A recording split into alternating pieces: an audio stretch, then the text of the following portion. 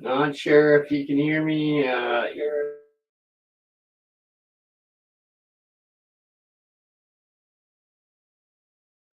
All right. Well,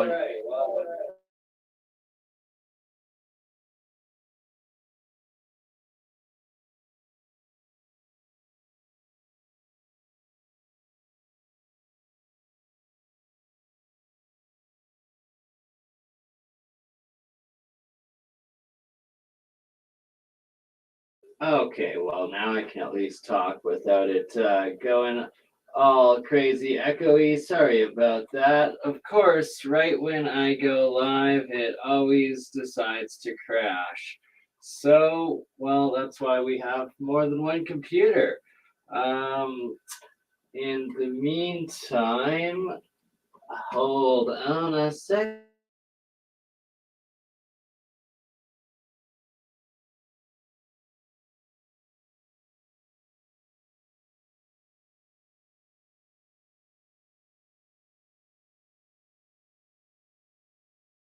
While we share this screen instead. Hope everybody's had a blessed solstice. Oh, right here. This is a underrated picture that hopefully is showing, and it is the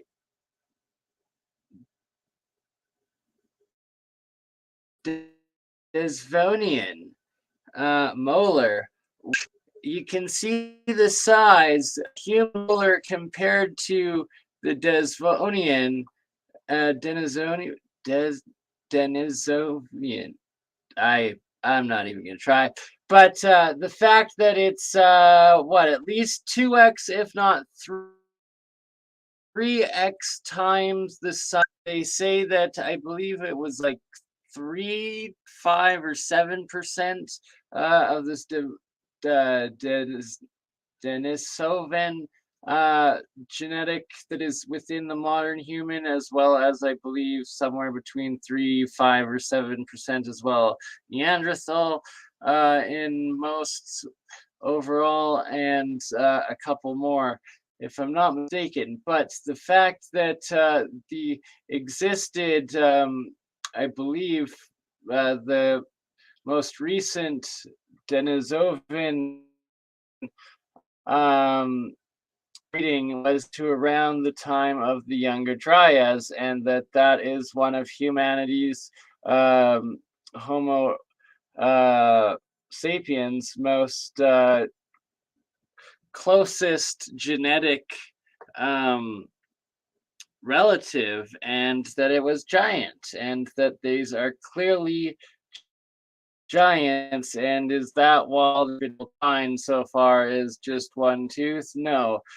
About this pheno group of hominids all over, and that it's documented widely within the modern human gene. And thank you, Tranquil Vortex. SOV of Ian. There. CJDV, Chris, my alien Kiwi, and Tranquil Vortex, my Aussie sister. Both of you, I guess it is the longest, second longest night of the year. Right now, pretty dark over there, cold. The tip of going into winter uh, in the southern hemisphere. And I will be doing an episode of several Australian pyramids that I found and got pictures of, as well as New Zealand, and several megalithic sites in New Zealand, and Egyptian sites in Australia with different um, hieroglyphs, petroglyphs, and geoglyphs coming up. And I'm gonna get back off of Bert and Ernie and get back to loading the main program with computer with all the 2,500 photos.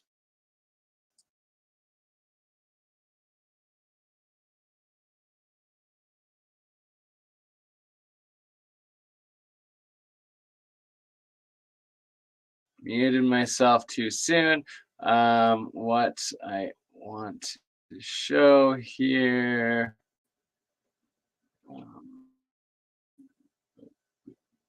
You see the top that I'm currently running off is super slow. My second fastest, here we go. Made what we're going to be covering, the Nunavut Pyramid. This is Nunavut, Canada. And shout out to Elkman Ryan, my fellow Canadian brother, that had the original map that we started looking into this yesterday on Shem Jacobs, Tartarian Truth channel there. And myself, this Nunavut island pyramid, and I'm gonna be doing a whole probably 20-minute deep investigation into the Nunavut pyramids here in the island throughout the stream, but also there's several other different. This is the Faroe Islands pyramid, and then there's these two in, as well as Pyramid Lake in Nevada. This is, yes, Pyramid Lake in Nevada with Sphinx and all, and that it's actually shown itself to be quite the step pyramid as the waters have dried in recent years. And that you can clearly see that is a pyramid, no doubt about it. And there is the Sphinx also area. Then we have the border, I believe, of either France and Germany or France and Switzerland or something here. These mountain pyramids, pretty close and similar to the Bosnian pyramids. We have this unburied or still buried Egyptian on the Giza Plateau, fellow missing pyramid. We have the Wyoming Mountain Pyramid, and we have several others. But we're going to be going in depth today. We will also be doing in the look at, like, that is real. That's epic. The Giants, no, this one is Garden of the Giants, or Giants Garden, or Garden of the Giants, I believe, Colorado. Very fascinating place. And the Goblins of Arizona or New Mexico, I believe. And all sorts of Myanmar, Burma, and explaining Faram Foundation's geoglyphs and how geoglyphology works, and that in the center of all of these old cities, they have the geoglyph mapping marked right out with these angles and roads from the central points, and we'll get deep into that. But first off, we're going to be covering this guy right here, the Nunavut pyramids. And sorry, just got to hop back onto the computer.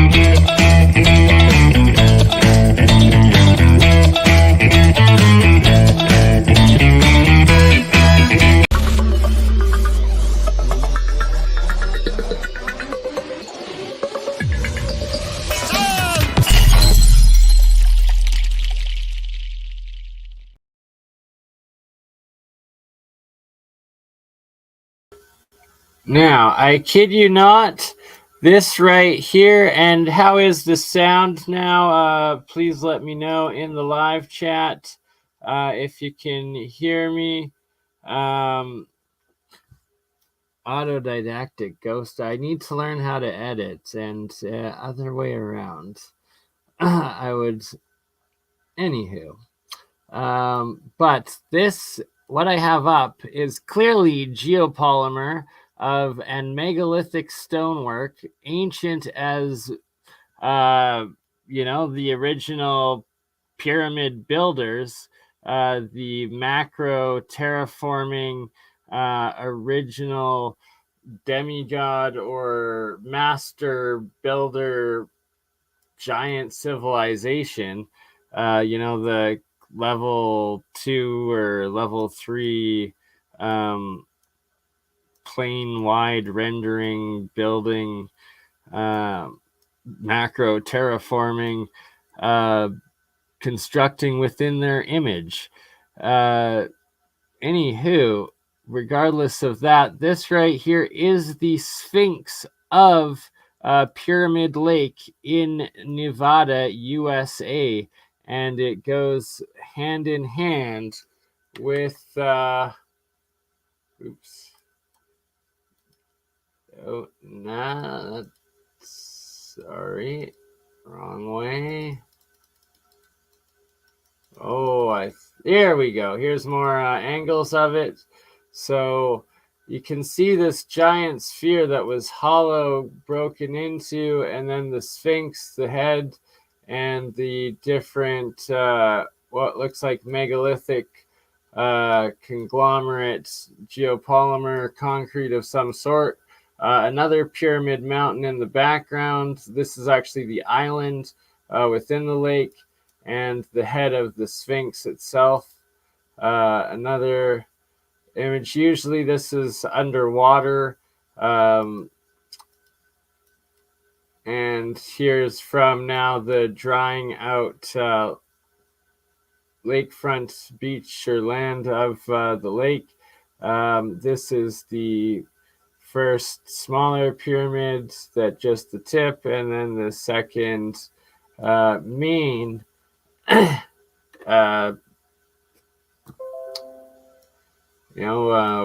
just speechless. It's a giant step pyramid, just like the rest. That fascinating stuff. I would just wonder what else is beneath.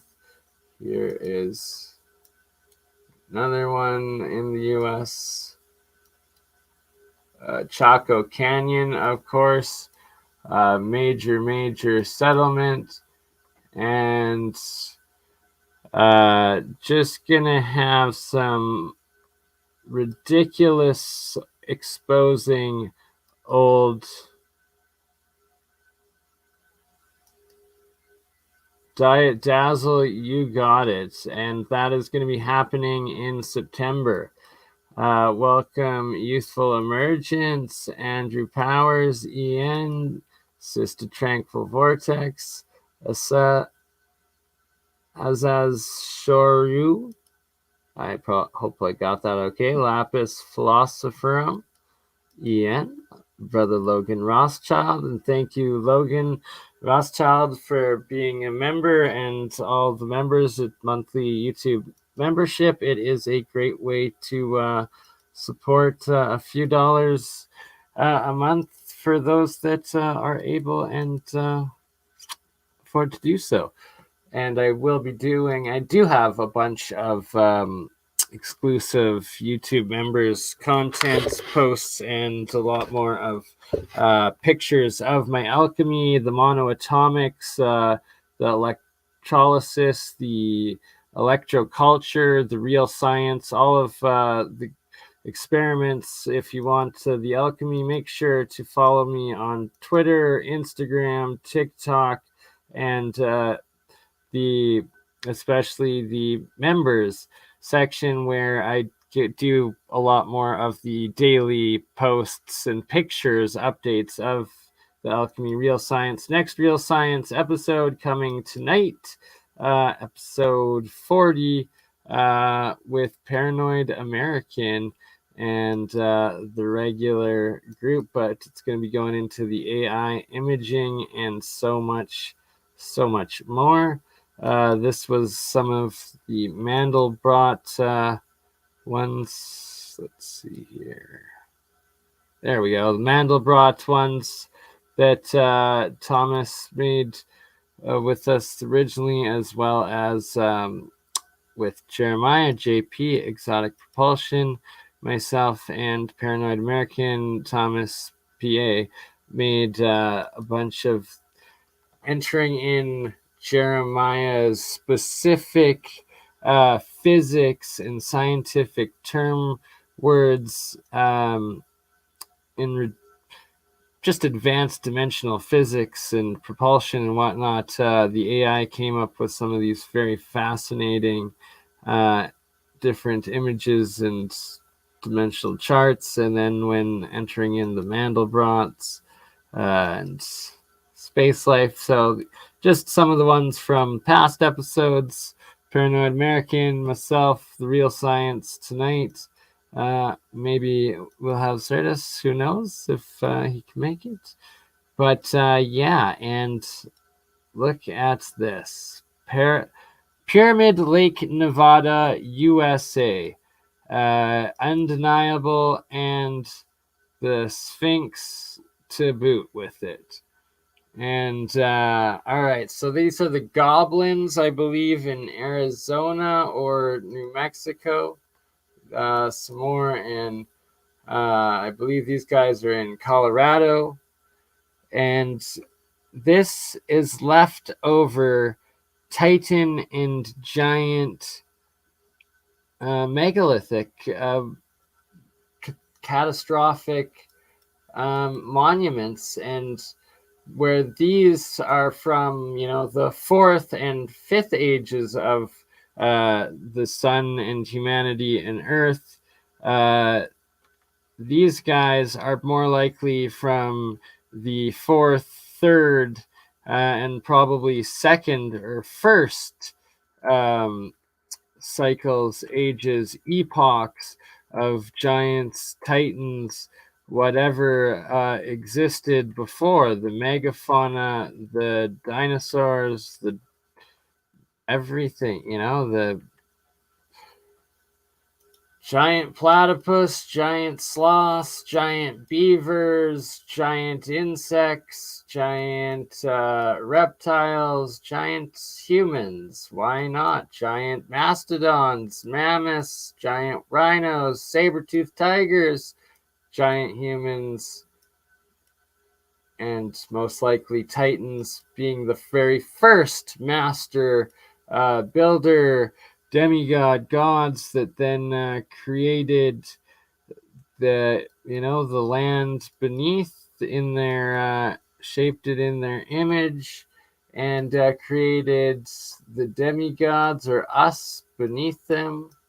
And they cycled out. Maybe they're still in planes above or in this plane, below or above. The Jack and the Beanstalk, the giants. Just rewatch that. Can't get over how it said them giants are above the land, between heaven and earth, right? That they existed in a realm above us and descended down. Gonna have to do some Sumerian and Babylonian and Book of Enoch readings, Old Testament, take a new look at it all. This is one, I believe, one of the monuments in the Grand Canyon, but it could be anywhere pretty much in Southwest America. Canada Dummy, good to see you. So I get a 50-50 with him. I'd like to see, he's put a lot out there and he's trying, but we'll see what comes of it. And I do have questions for Mr. Greer. I'd love to speak to him sometime. I can attest to the one time I tried the CE5. I did experience a massive, extremely slow, beyond bright, ridiculously, like, just large and slow moving flaming fireball that went across the entire night sky directly between the two stars that I had shone my laser pointer flashed on back and forth while astral projecting myself, my consciousness up through the CE5 thing. And then when I stopped the laser, that this big burning thing happened. And believe what you want. That's something I live with. And I have yet to be in the right environment and point in my life to take it to the next level. And it's like, when you had a first experience like that, why risk not repeating it until you're ready to actually have it repeat in such a way? This is in Siberia. Massive, unexplained mountains of organized megalithic stone. This one called the Nest. And there's similar sites really all over the world. All right. We're getting deep into it here. This guy, Egyptian bead, where was it found again? I think North America. I will be organizing all 5,000 or 4,000 pictures that I've collected and labeled over the last week here. This is from Klaus Donna's collection, into about 10 different organized folders, and then doing specific videos on each topic, including the biogeology, titanology, and giants, pyramids and ley lines and alignments, and another primary water and mines and mountains segment, as well as cathedrals and castles, antiquitech, megaliths and dolmens, and I forget what else. There are very, very many.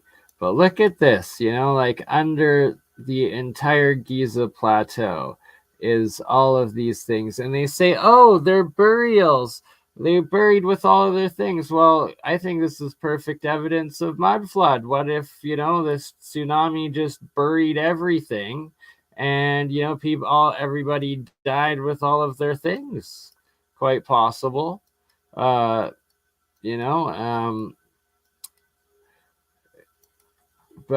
all of these are not natural.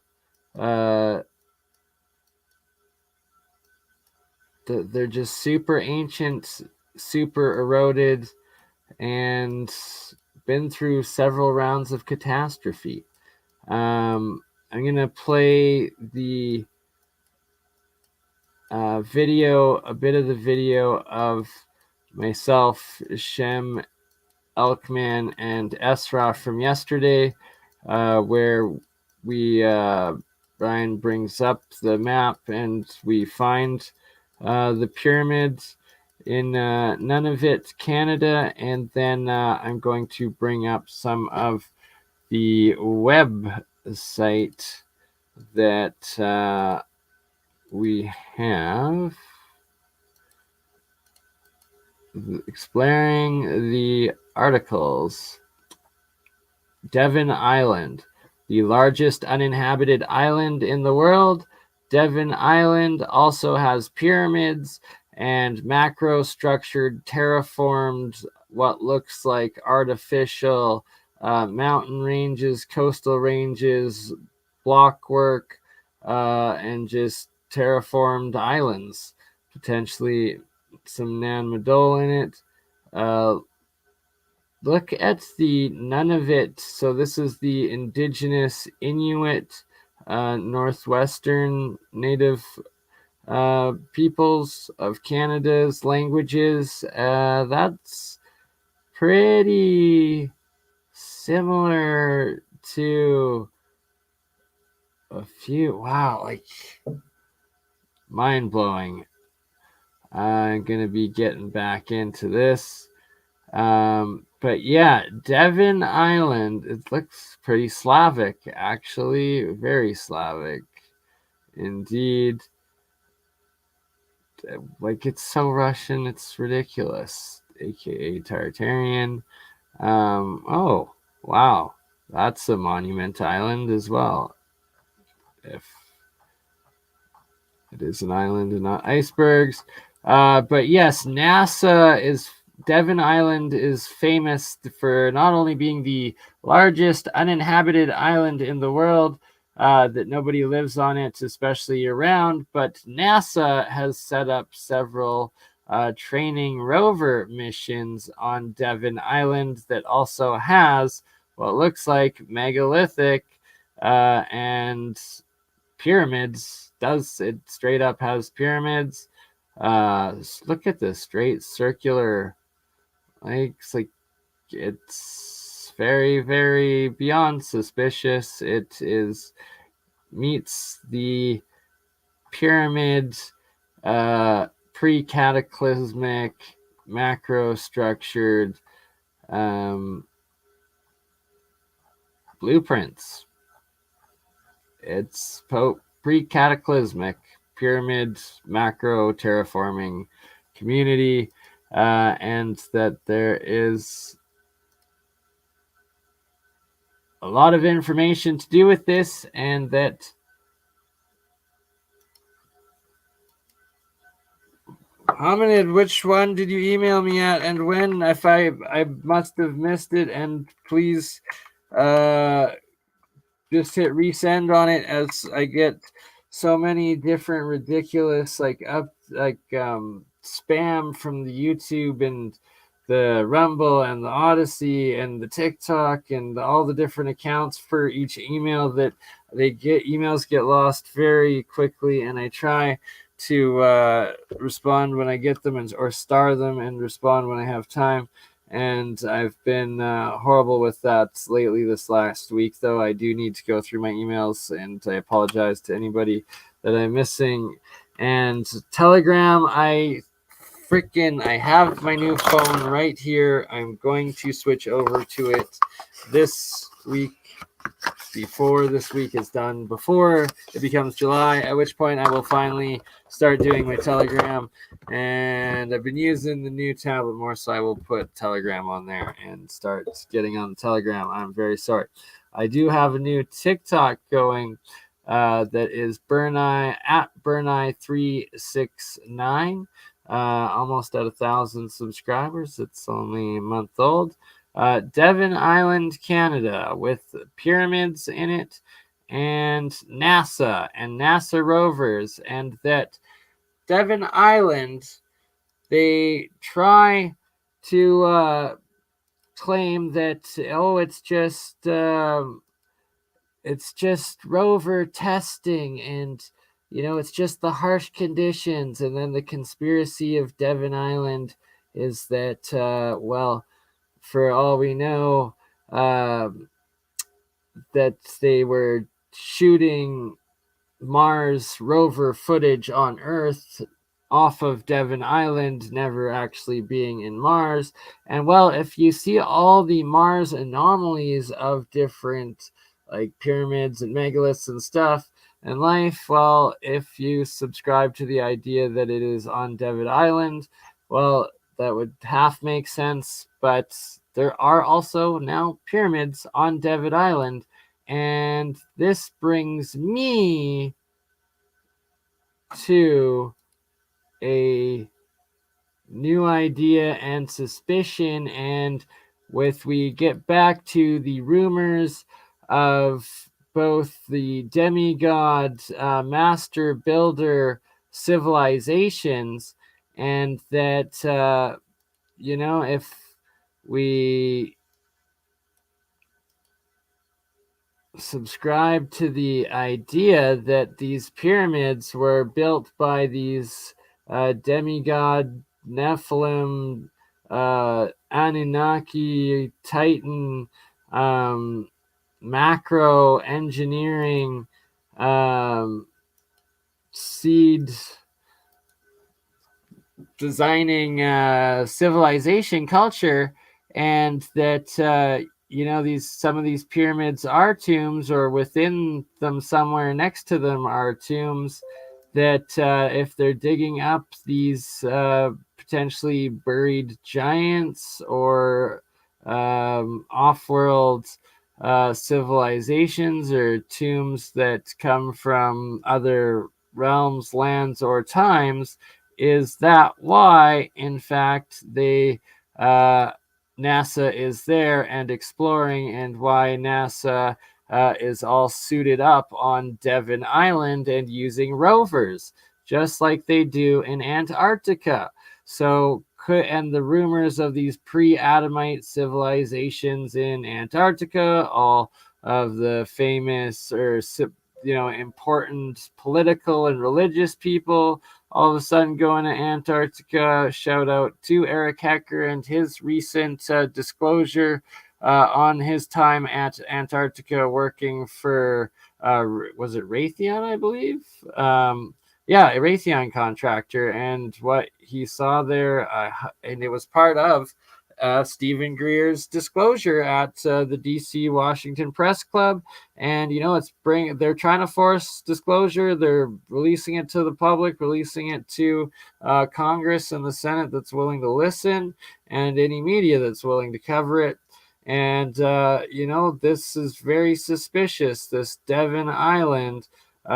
Just like, is this what they're actually doing in the summers, going in like uninhabited island, but look, barely no ice, no snow at all light and pyramids, and very, very sus, very, very sus indeed.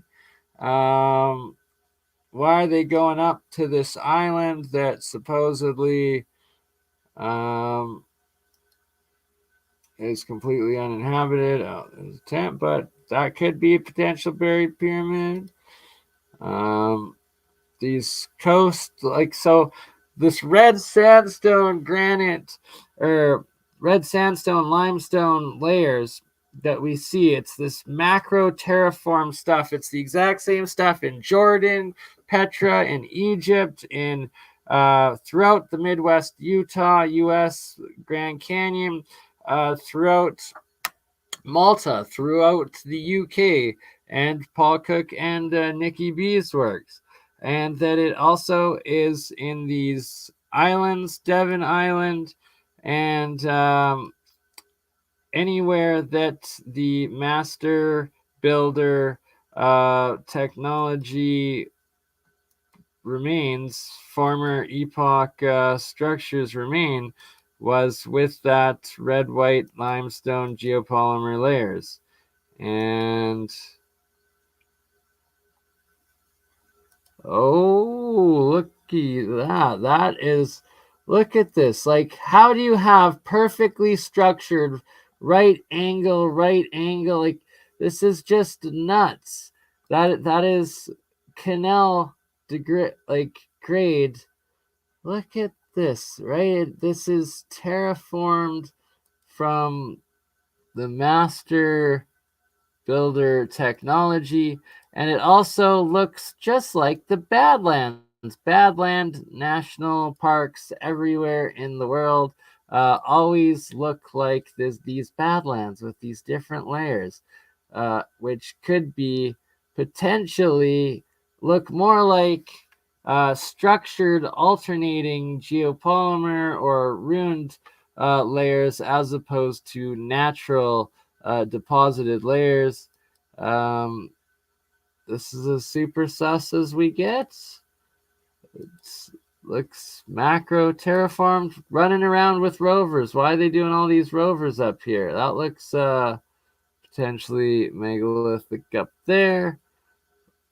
Like, oh wow, why are you going around in suits? Why what's the biohazard up here?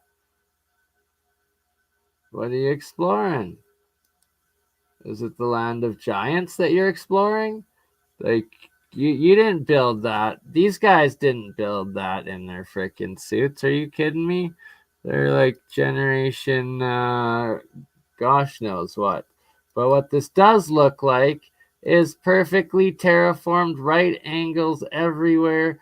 And just like what I'm going to show today in Iran, what I'm going to show in Saudi Arabia, what I'm going to show in Afghanistan, what I'm going to show throughout continental US, what I'm going to show everywhere, what we are looking at Devon Island Valley, Canada, in the northernmost islands. It doesn't matter where you go, you get these pre-cataclysmic, macro-structured, terraformed design. Like, look at these. These are more of them crazy walls. What is special about Devon Island? Well, how about them the massive walls? I say that's pretty special about Devon Island. And how about the pyramids in Devon Island? Yeah, they're definitely pretty special too. Just fascinating, and it really does bring up that idea of Anunnaki or Nephilim, giant titan, demigod, pre-Adamite master civilization builders, right? Like what are these? Data set from Devon Island. That looks like just what is going on in Devon Island? What really is going on in Devon Island? And not just Devon Island. Look at this, another pyramid mountain on Devon Island. They really are. Just blows me mind every time.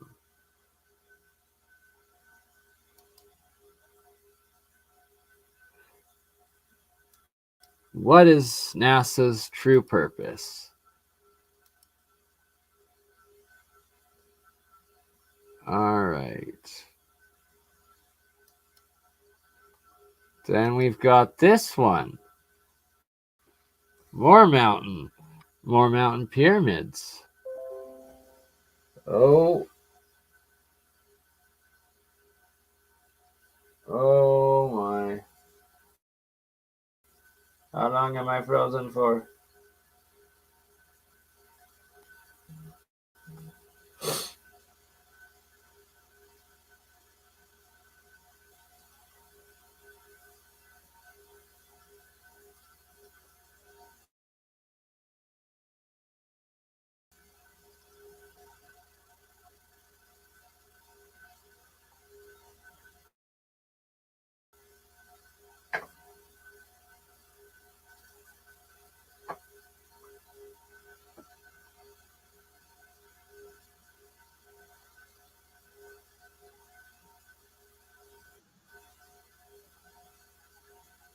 Ooh.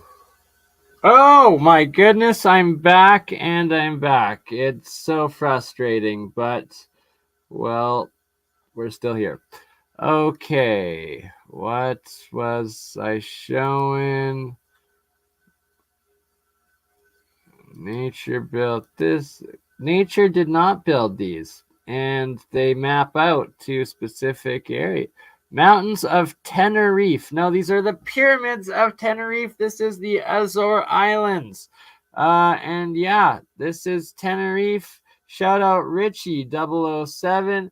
And look at that. What is this giant Titan skull carving in the background behind the giant step pyramid? How many do we have to see around the world? Nature does not build these. Also in Tenerife, look at that. Look at that. That is a sphinx. That is a sphinx in Tenerife.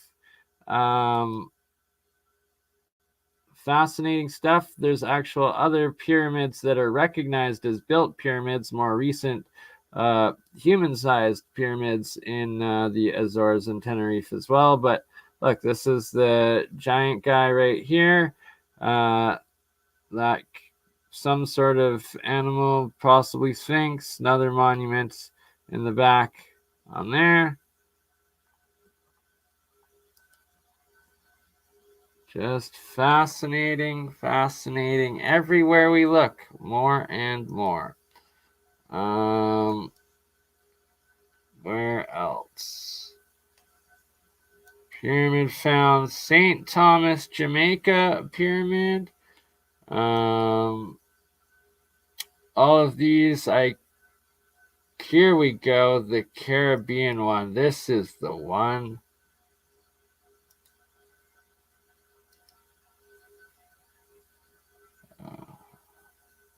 Aha. There we go. But back to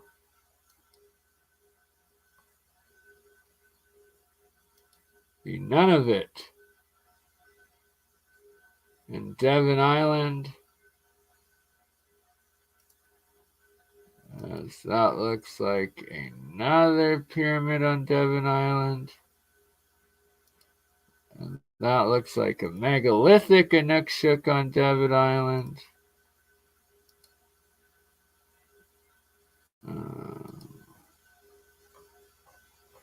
And of course, they'll tell you NASA made the stuff. I guess you guys didn't see that, did you? Oopsies.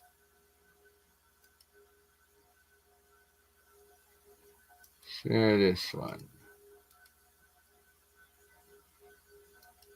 Here we go. And this is what I was looking for all along.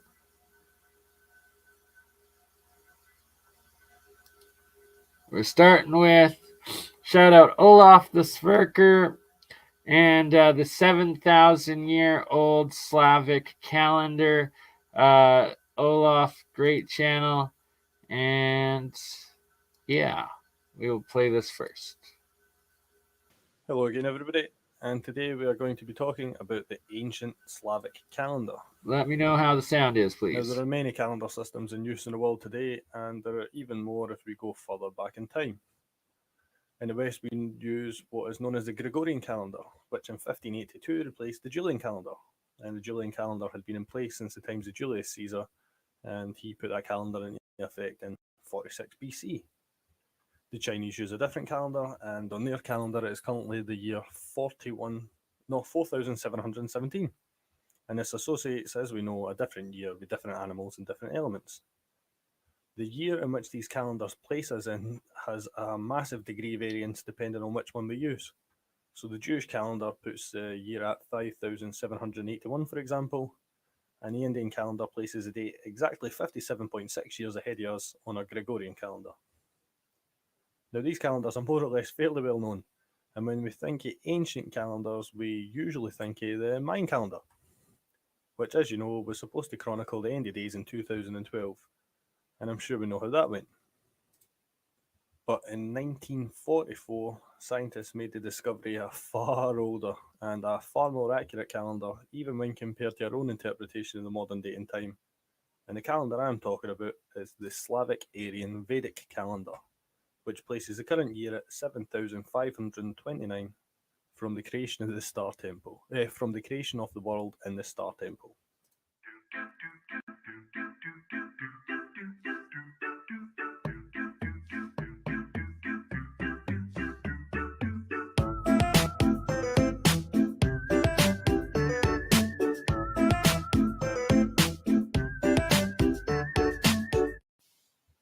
Now, the full date as of recording this video, as far as the Slavic Aryan calendar is concerned, the full date is the year 7529 and the 9th summer in the circle of life on the 35th daylet of the month, which is known as Tritanic. This calendar was in use throughout Russia and Eurasia until Peter I, I refuse to call him Peter the Great, had a reform, and he converted the entire country to Christianity, and as such changed the date to be counted from the birth of Christ as opposed to the creation of the world in the Star Temple. Now, there's very little written about this in modern times. However, if you go to Peter the First Wikipedia page, you can see here, in 1699, Peter changed the date of the celebration of the new year from the 1st of September to the 1st of January. Traditionally, years were reckoned from the purported creation of the world, and after Peter's reform, they were counted from the birth of Christ. Thus, in the year 7270 of the old Russian calendar, Peter proclaimed that the Julian calendar was in effect, and the year was 1700. Now, although we knew about the existence of this calendar because of Peter's reform, there was very, very, very little written documents until in the 1940s scientists began the translation of these documents here, the Slavic Aryan Vedas, which were golden tablets that needed translation into Russian. They've still not been translated into English, and as today, only one of them has actually been translated into Russian. Now, as we can see here, there were still some accounts of the true date. In fact, there was a few, despite the censors going about and destroying any evidence of this calendar having ever existed. One of the best ways of controlling a people is to take away their history, and one of the best ways to take away their history is to deny their most significant event, and it's usually a significant event that these calendars start their count from. This extremely complex and accurate calendar requires no adjustment for leap years and runs in perfect cycles.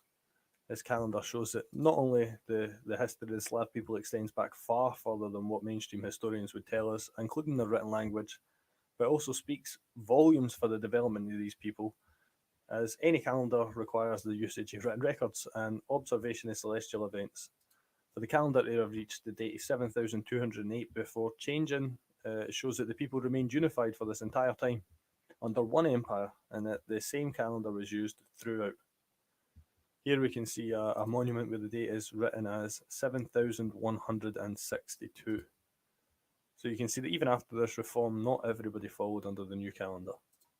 Now, I am not getting into the etymology of words because I'm sure there is many people that study Latin that would argue with me. However, the name for this calendar as we know it is Calyadi Dar, which when translated means the gift of Kolyada. Kolyada being the person that designed this calendar in the first place. Now, this sounds not only like extremely like the modern day word of calendar, but so do many Indo-European words when looked at from an etymological perspective. And without going into it here, I believe that this gives us a true hint to the root of many of our modern languages today. This is the Nikolsky Cemetery in St. Petersburg, and again you can see the date written, although it's not very clear, 7180. You name a single other race, a single other people, a single other country, nation, whatever you want to call it, empire on the face of this planet that has a history, a written, recorded history stretching back nearly 7,500 years. It's the oldest calendar that exists on the face of this earth, and it makes the Mayan calendar look like a baby. So going back to the date in which this calendar begins, this will require a video in itself, but I kind of just throw it out there without explaining it. The creation of the world in the Star Temple. We must ask ourselves what this means. What event could have been so significant to the people at the time that they began a new calendar? They started a count from that date and stuck with it for over 7,200 years until the calendar, along with their history, was stolen out from underneath them.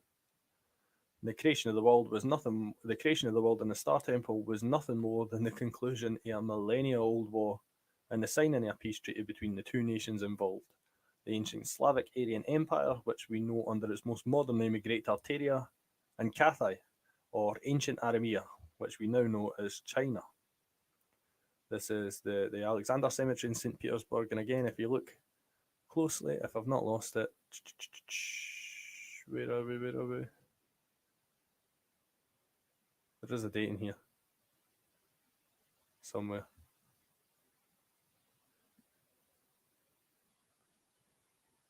Okay, I can't see it, I'll show you here.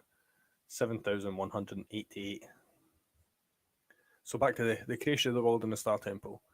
Asura, the Prince of Rasenya, as it was known at the time, we still speak about Asura today. However, we know him as the Hindu deity Hanuman. He ruled in Belvodai, and Aramean, the ruler of Aramea or ancient China, created peace. That is, they concluded a peace treaty between the Great Race and the Great Dragon, according to which the defeated Arameans built a wall. This wall we know today as the Great Wall of China. The wall at the time, however, was called Kitai, which when translated means key, great, and Tai wall. And this also explains how on all these ancient maps we see China referred to as Kathai or Kithai. It was a high fence or fortress wall. China at the time was known as the Great Wall or the Great Fence. The Kitai Gorod in Moscow, for example, is not named because of any Chinese connection. It's named because of the Great Wall that surrounds it, the High Wall. You can see here there are numerous examples of this day extending further. This is the Orthodox Cemetery in St. Petersburg, again, 7,388. They are putting the date out there. Now, the symbol for this victory, the signing of this peace treaty, is still known today. Like any or most Christian iconography and Christian mythos, it was pinched and stolen for the pagans, pinched and stolen for the people that came before them. And this symbol, the victory over Kathai, is the symbol of St. George. It's a white knight on horseback striking down at a dragon with a spear. This is Arca-sign Hardy's drawn from the 17th century, and what's that in the top left corner but a griffin?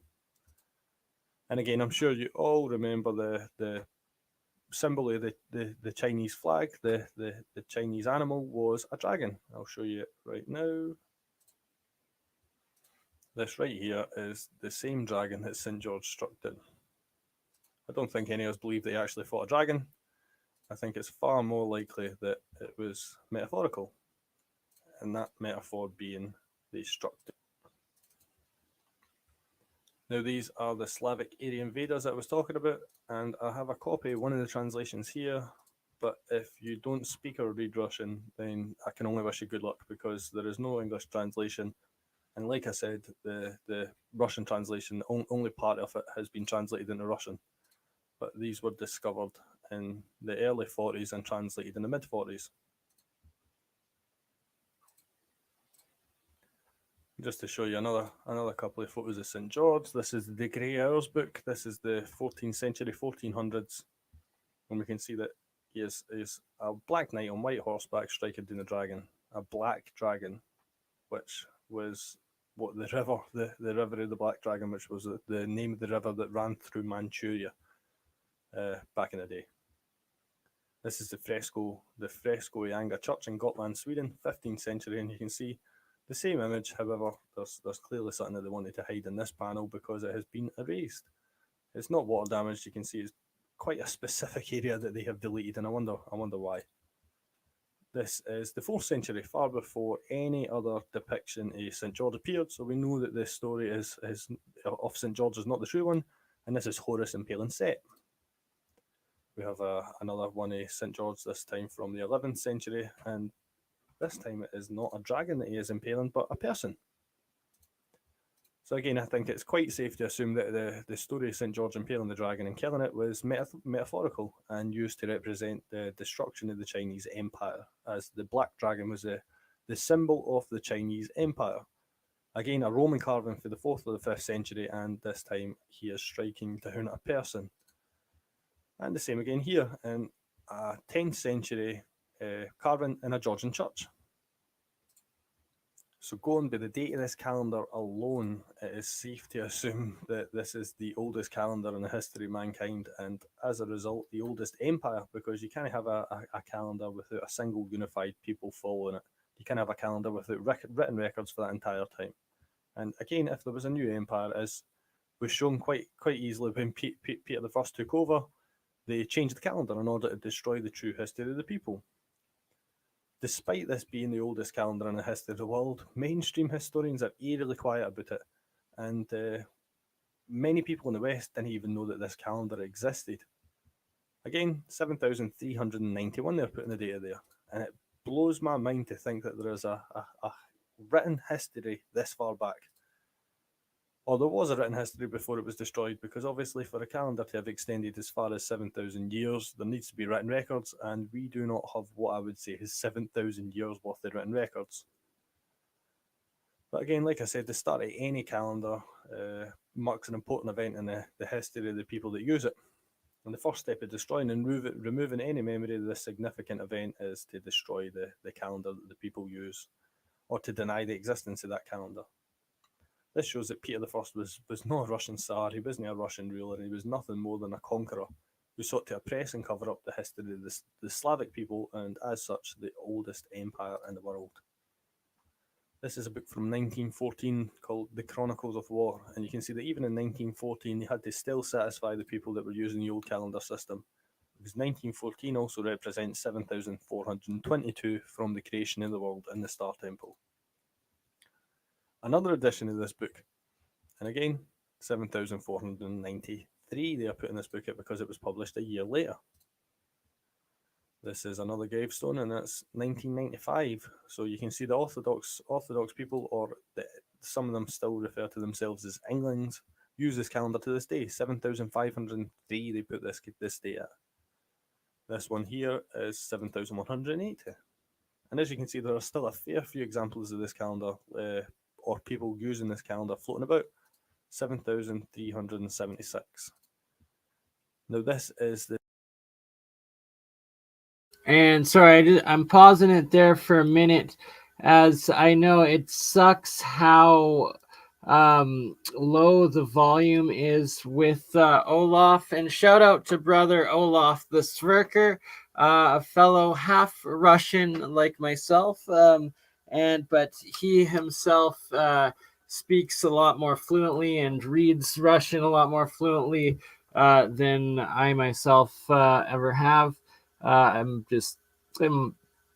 need to work on it to get anywhere with it. But anywho, and he's also half Scottish, thus the Russian-Scottish accent, which can also be a little bit difficult at times. But once you listen to one or two of his videos, you get the hang of it quite well. And the description for Olaf's channel is in the YouTube and Facebook and all the video descriptions.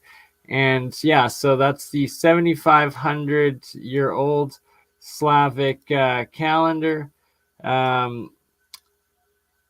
Just fascinating stuff. Olaf's channel, absolutely epic. I'm still in touch with Olaf through both email as well as Instagram, and we will have Olaf on at some point in the future. Sadly, he's lost his computer was the main thing, but with how well Streamyard has evolved, and just from a cell phone or something, get him on to talk sometime, hopefully soon. And this is because of the new pictures that we have, or that I've come out here with, the Great Wall of Tartaria, all of those battery star forts going throughout Russia, Siberia, and Ukraine. It was both Olaf the Sverker's video that I first saw it on, as well as, oh my goodness, Colin Gimli's channel as well. The first two that I'd ever seen working on this. And also shout out 13th Monkey Mike, also doing excellent work on all of the Google mapping the different forts, walls, and anomalies of the world. And yeah, I'm going to play this one here for a little bit, and then we will get back into the 2,500 different real photos and what I've got to show, including but not limited to, in Colorado, Giants Garden, or the Giants Garden of the Giants, I think maybe. It just fascinating. It's just like in Montana's megaliths. in giant playground and sage wall there, just like in Siberia's macro megaliths. They're macro megaliths. And what I've found in Alberta, several sites that I'll be going to, including Cypress Hills, Alberta megalithic site, the Mystery Saskatchewan stone megalith stone site. Shout out to Wandering Wolf. I was in his live stream, live chat the other day talking with him. He just did excellent video of that and drone exploration of that site, as well as the Sage Wall, and now a third macro megalithic site in North America, but on the other exact opposite coast of Canada, out in Nova Scotia. And he just did that on-site video and live stream and drone of Nova Scotia megaliths about 2 days ago. And right, okay, I keep getting off topic. Before we get, I promise I will do more Olaf the Sverker and the full wall videos of Olaf here. But first, shout out to Elkman Ryan, aka Lazy, Shem Jacobs, aka Tartarian Truth, and Asra Sarah, aka Mindful Exposures, and what led up to, well, what's leading up to this right here, the discovery of the Nunavut Devon Island Pyramid, as well as several others. Shem Tartarian Truth's been going groundworking on all the mounds and pyramid works in his local area community, and finding the maps and exploring so many sites, just epic, actual, legitimate archaeology on boots on the ground by Shem, as well as Ryan's been doing the same over in Ontario, as well as Esra in Oregon. So we'll play some of this and what led up to it.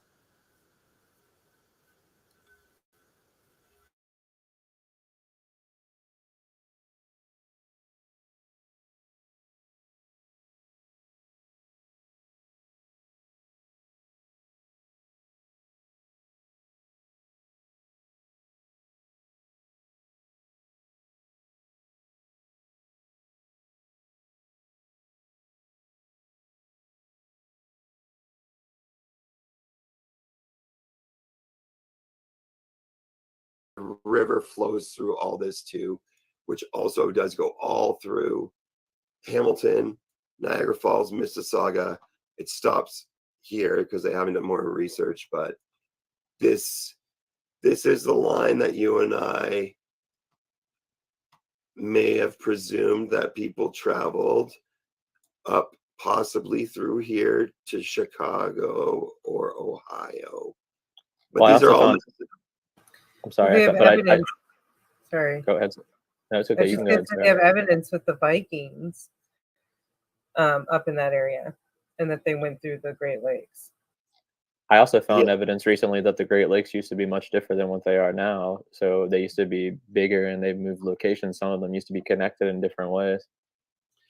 And a lot of the long houses, and so I'm gonna share two screens really quick. But like, this is the Mastodon and Mammoth findings. So these are big fucking teeth. They're real. They exist. They're all through Ontario. A lot of people don't know about this, but this ties a lot of stuff together, has a lot of connotations. I won't get into it right now, but this is all from University of Waterloo. The other thing I want to show is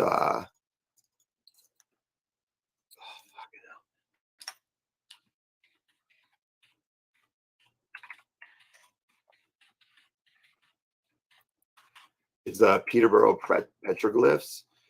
When we talk about like Vikings and Native Canadians and stuff, this is like a real interesting one.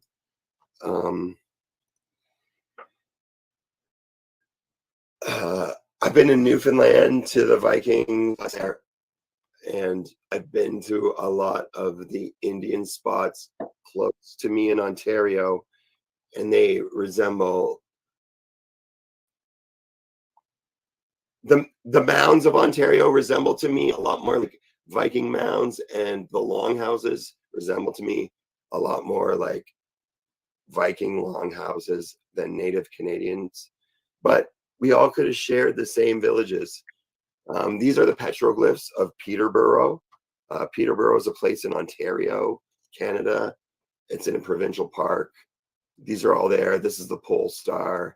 I've tattooed myself with lots of these things, and I've tattooed myself with lots of the Hamilton mounds. So I do care about all this stuff. I've done a lot of research on it. And Well, for your the point, way I found people really were buried in Hamilton mounds were more like Vikings, because there's a few of them where it's depicted with their heads shoved up their ass. And there's no way Indians are burying their kin with their heads shoved up their ass. Well, on The your only point about the Vikings, real quick, is the Greenland settlement of the Vikings, they completely disappeared. So it's more than likely that these people from Greenland who were Vikings made their way over to America, which they called Vinland, back in the correct. late. And I don't want to get in the whole Vinland whatever, but like it's possibly in Newfoundland, anywhere from Newfoundland down to Florida, whatever. Lots of people say different stuff, but like this is in Peterborough and it's a Viking ship. You find these Viking ship petroglyphs, the exact same ones in the Grand Canyon in Colorado, everywhere. It's got the turtle mounds, it's got everything. All I'm saying is I respect everyone.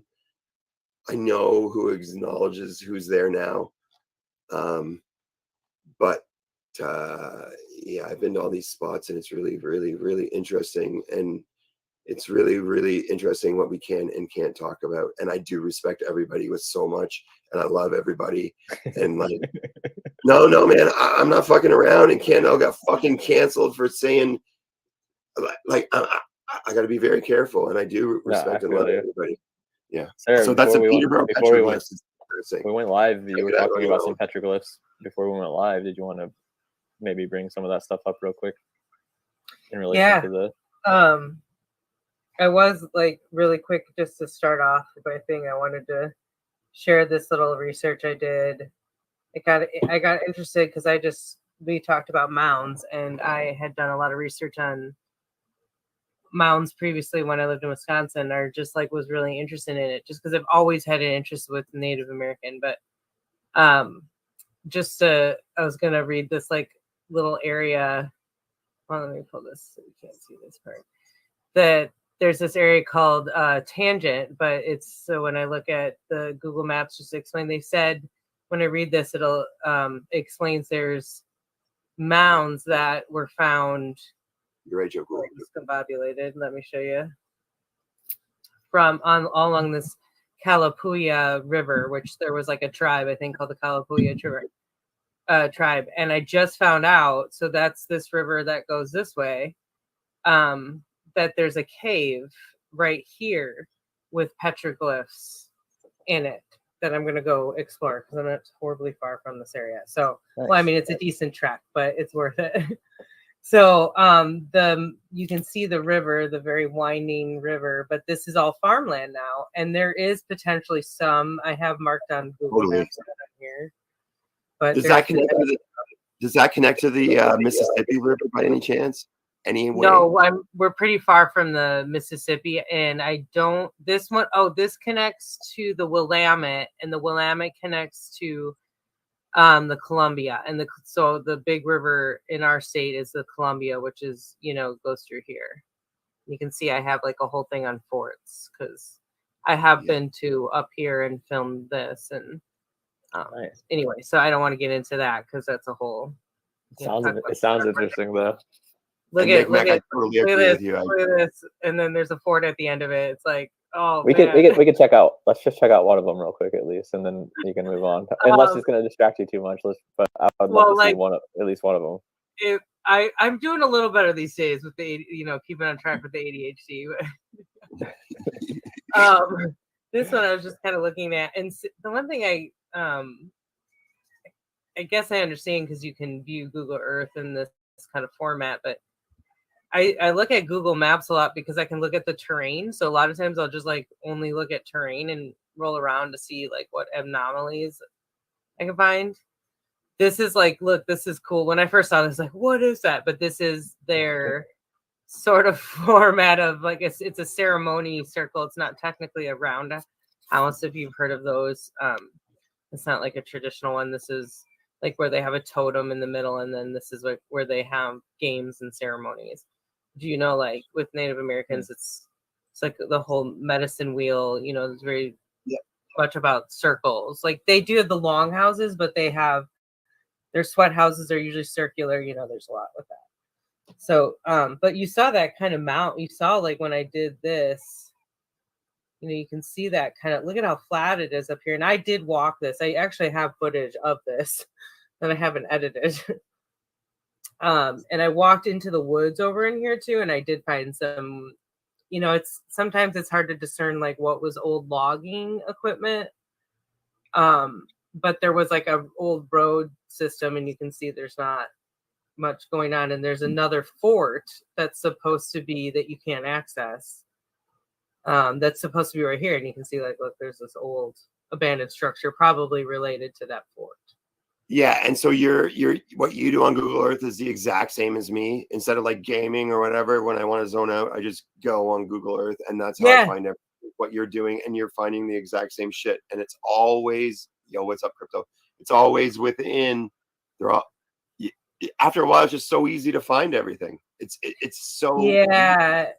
Dude, I'm so bad at Google Earth. It's pathetic how bad I am at it, but I'm trying to get at it. I don't use Google Earth enough. I definitely use Google Maps like a lot, and then go, why am I not on Google Earth? But I think it's good to do both because you get the different perspectives. But I know you're no joke. Like I deleted like all video games and started because like I just sort of become hyper obsessed about absorbing as much information as I can. So I found if I need to just like dick around, like this is what I do. But yeah, so that's the one. Then there's not a lot of artifacts left in this site. And it was supposedly like used military. It's almost always military.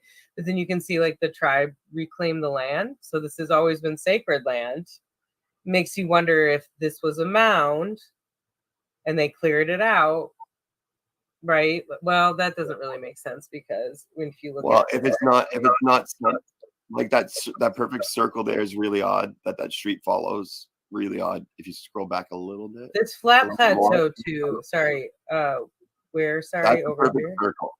A little bit more. Scroll. Over here, this way. No.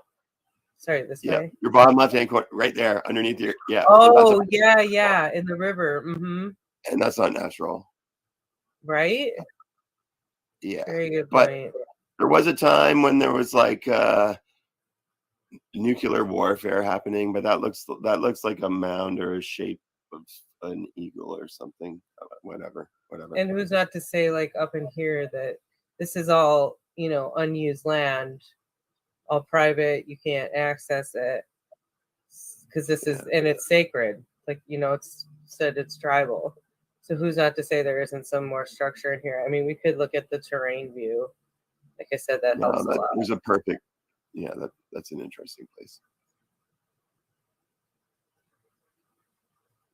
I mean, it's pretty wild in Oregon. Like we still have some of the most remote areas. I go off on these back roads all the time. You won't run into anybody. Hey, Bernie's here. Yeah, I sent you a link, Bernie. If you end up joining, we're probably gonna be going for, I guess, like maybe 30 more minutes. I'm guessing. I don't know. So let me I could always like at this point with if you want to get into the fort stuff, but no, let's get back to the petroglyph. Sorry, go ahead. Say that again. Let's get back to the petroglyphs before we get too sidetracked. We'll come back to the forts afterwards, maybe. Yeah, that's a good idea. And I could always do a whole thing because there's a house I found up in this area where it's off site of the actual what was supposed to be the fort. But if you look at their yard, you can see that the way their landscaping is designed, that it's like straight up the battery formation that you get with the star forts. And when it's like I randomly saw that too, and it was like it's somebody's private home, but you can street access it to. So I'm gonna try to get some footage of that. Okay, so anyway, the tangent thing, just to finish on that's the mounds that we were talking about that ran along this river all the way through here. And then I also just mentioned that there's this well-known petroglyph cave that I'm going to be exploring and getting footage of over here. So that was, and there's obviously, you guys can see how much this has been ridiculously heavily farmed, but like, look at that. So let me read this really quick. Tangent is a railroad speak for something like 20 miles of straight track, and tangent is right here, okay? Which is how the rail line runs through this town. The city webpage has interesting comments about the original inhabitants. I quote them here. It is believed that the first people to inhabit the tangent area were the mound builders, whose earthen mounds line the Calapooya River from Albany to Brownsville, which is, I was showing you, here's Albany to Brownsville. When the first settlers arrived in the area, the Calapooya people used canoes as primary means of transport and thrived on rich natural abundance of the area as fishing, hunting, and gathering people. Of course, that would change when the trains came through. So I just thought that was interesting, specifically because they called them the mound builders. So I just wanted to share that. So now let's get on to Heart Mountain, which is one of my favorite places. Now, the mountain builders thing is interesting because that's what they call the Adena people, which I guess the only reason they even call them the Adena is because some property in Ohio, the guy who owned the property, I can't remember his name right now off the top of my head, he's the one that came up with that name. So it's not even the actual name of the civilization, but they were called the mound builders. Fascinating, but I'm sorry, continue. No, that's good. And I had not heard that, especially like I was kind of not expecting to find anything in Oregon specifically, just because of our terrain here, even though like Eastern Oregon, which is high desert, has some interesting mound type structures. But anyway, so I had no idea. I had no idea there was a cave there. So that's because I wanted to look that up because you got into the mounds, and I just thought that was fascinating. So we just lost our friend. No, he'll be back. He'll be back. All right, cool. Okay, so there's no petroglyphs.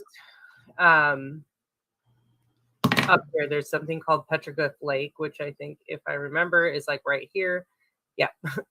And the other thing is that within this vicinity, there is one of the most famous petroglyphs areas.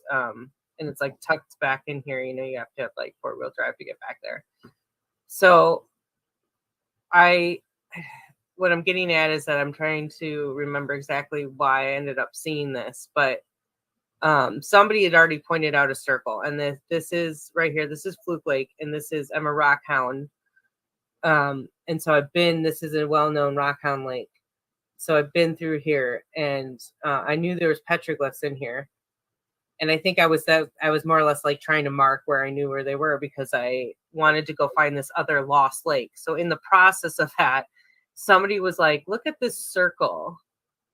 Look at this circle next to this. Oh. This is where there's petroglyphs. Oh. And then look at there. And you can see this is worn out. You can see this, the weather has worn this area, from enough precipitation, because this is a high desert, on and off, rain and non-rain. And okay, so then look, it's all over here. So they just showed this. They're like, look at this one circle, and I'll show you. I found so much.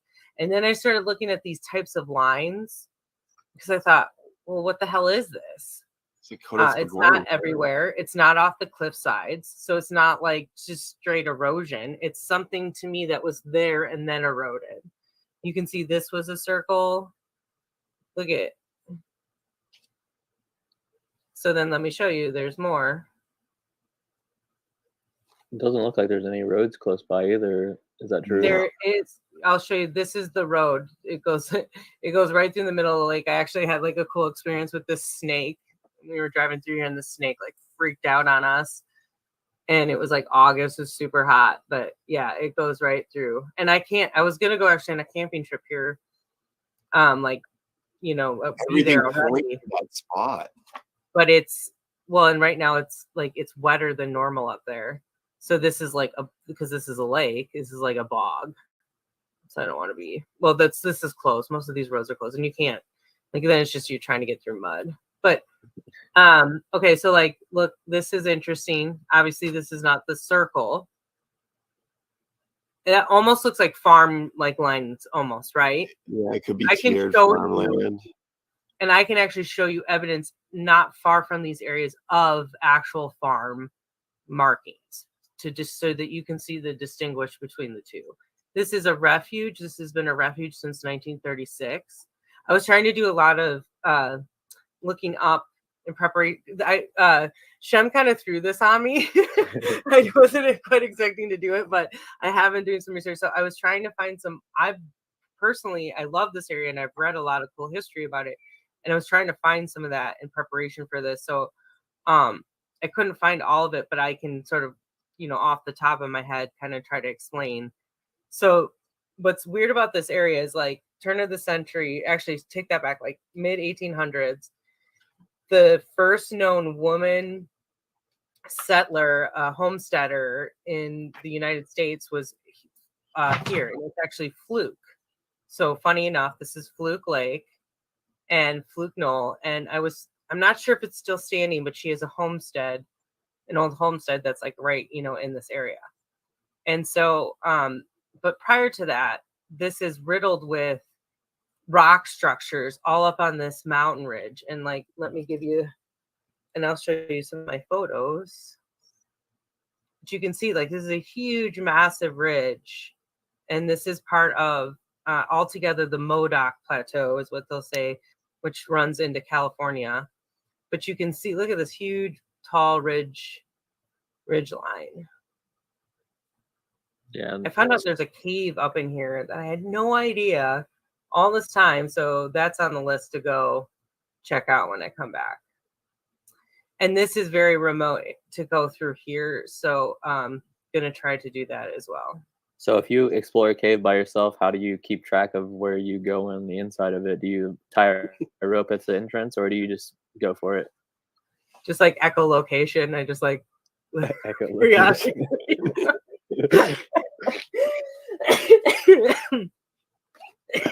Amazing. I've been wondering because like there's some caves I found. And I'm like, I don't know if I can go here by myself. I want to have someone standing outside, maybe have like a rope or something just to find my way. Or by yourself, everything's like a little bit like if I slip, am I fucked? Totally. And you're always in the middle of nowhere. There's no one anywhere around these spots. My biggest thing has been animals. Like that's been my biggest concern. And until recently, because like my two encounters were kind of weird and bizarre, and like they all went like way smoother, and like my nerves and everything after this last one was like, oh, okay, this might become more common. I can handle this. So anyway, but caves, like I get nervous. I mean, don't get me wrong. And this, like, it's taken me a while. I did this lava tubes in Mount St. Helens, and they're really long, and you have no light for miles, and then you get to this one point and you finally get an opening in the cave. But I actually did start to get a little claustrophobic. So, you just wear your spelunking hat and you mindful of the bats. You're incredibly brave. Okay, anyway, let me show you. I'm going to stop this really quick and just pull up my photos just to show like the area a little bit. I have some cool shots of some animals. Nice. You want me We to love segue our into animal a friends. important poem? Yeah. Bring up the unicorn phone this time. Oh wait, hold on. Sorry, let me get this. There we go. So Shem really wanted me to do like a lot of Pride Month shit. So I learned a lot about this and unicorns. But if anyone can help us with this one, so this is a cool map. This is a map that I own. My mommy gave it to me. It's got I don't know how to do this. It's got Gog and Magog on it. The giant Gog. Tell them about the weird poems that are like all throughout it. Like read one of the weird ones. Yeah, I'll read about unicorns first though, because we're limited time on unicorns. To the zoo.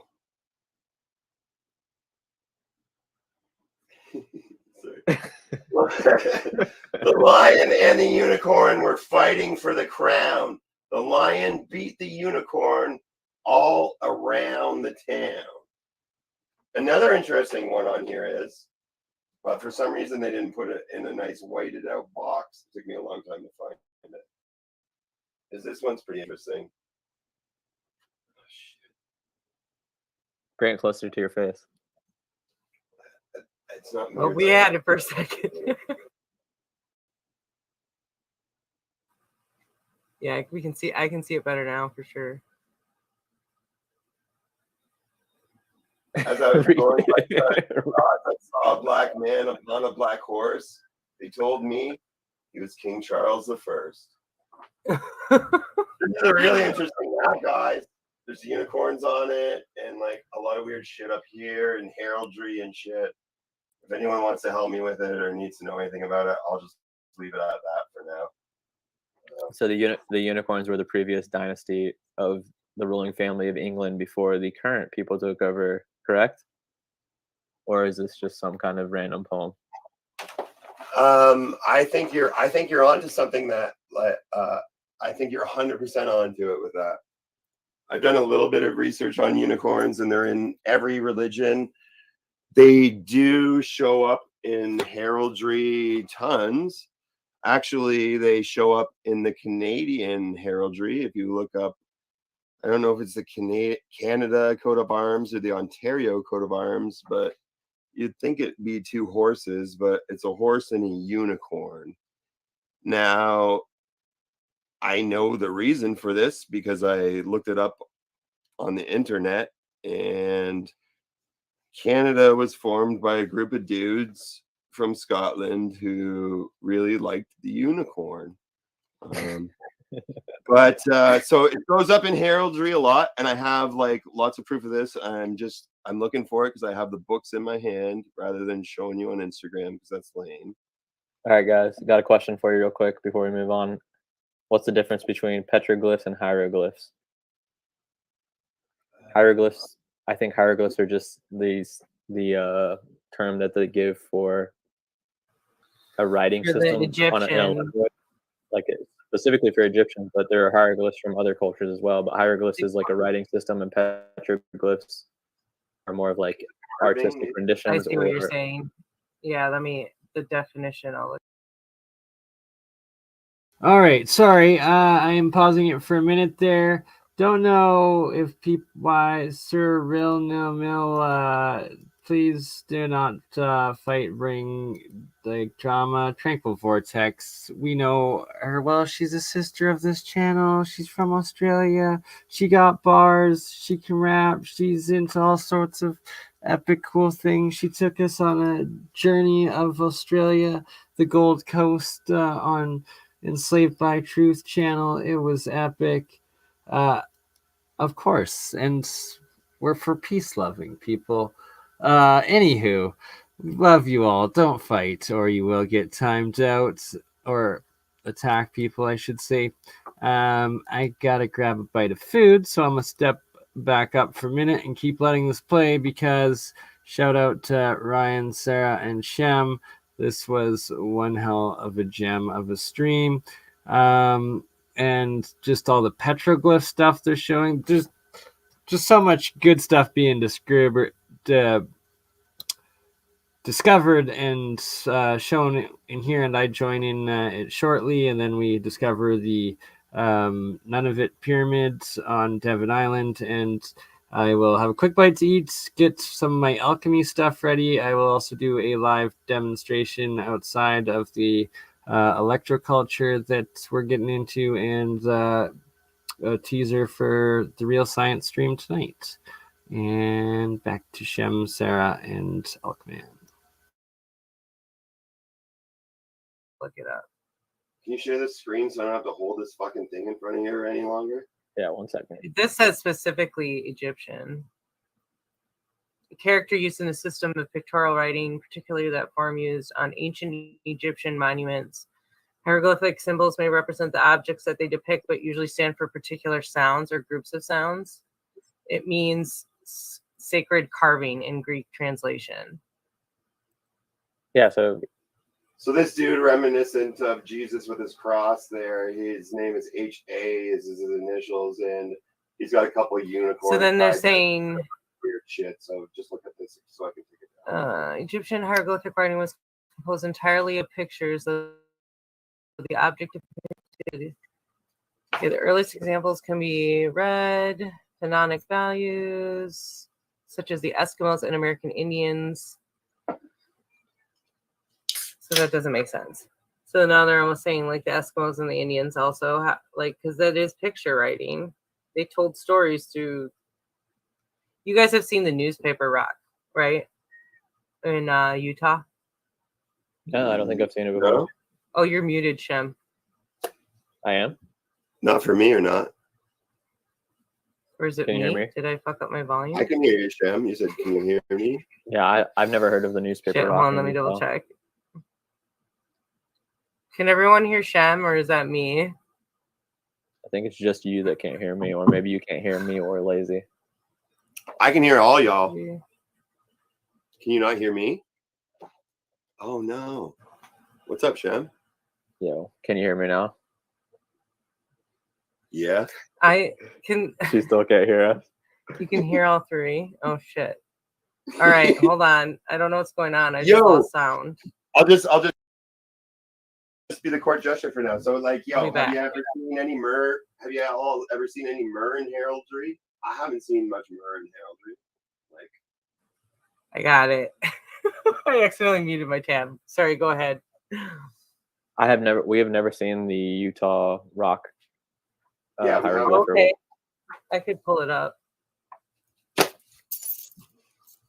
Verizon commercial. Can you hear me now?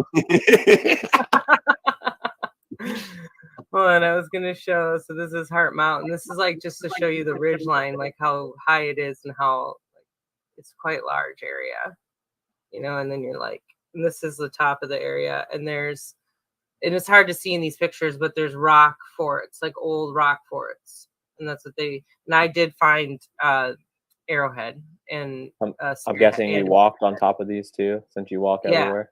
You have no fear. You're like, go what are you doing? I'm like, go to the woods. Oh yeah, and like, see, this is even actually this right here is remnants of it. I'm like on the outer edge of what was one. I'm probably at the top of a part, but these rocks here are very familiar. Like you see them more stacked, you know, like more like walls. They're very dilapidated. There's not much left of it. But yeah, you're up in the see. There's a ridge line with some trees, and that's like the same thing. There was rock wall right in here, right there. Random It was question. really cool. Have you seen in the John Levi videos how he shows like the random brick walls all throughout Utah? Have you come across anything like that? Oh, no, but you know, you have to keep in mind, and I have not done enough of like, oh, you know what? Actually, now that you say that, there are areas that are on my bucket list, and they are remote as hell. And like we could look up pictures, but they're totally. It looks like you're in Utah, and there's vast, you know, like you're talking about wall type rock areas versus like the problem here is everything is so. And this is on the edge of the high desert. This is actually pretty high desert, but I think my theory with a lot of these areas is that you have a ton of coverage of vegetation. There's so much growth, like things grow so fast here because it's like a rainforest in so many different areas. So I feel like a lot of those areas are covered. You know, it's been covered in thick vegetation. This area, I don't know for sure. But anyway, do you want to see? Do you want me to show you the newspaper rock really quick? Yeah, go for it. Yeah. Yeah, I got it. It's on my bucket list to go see Utah newspaper rock.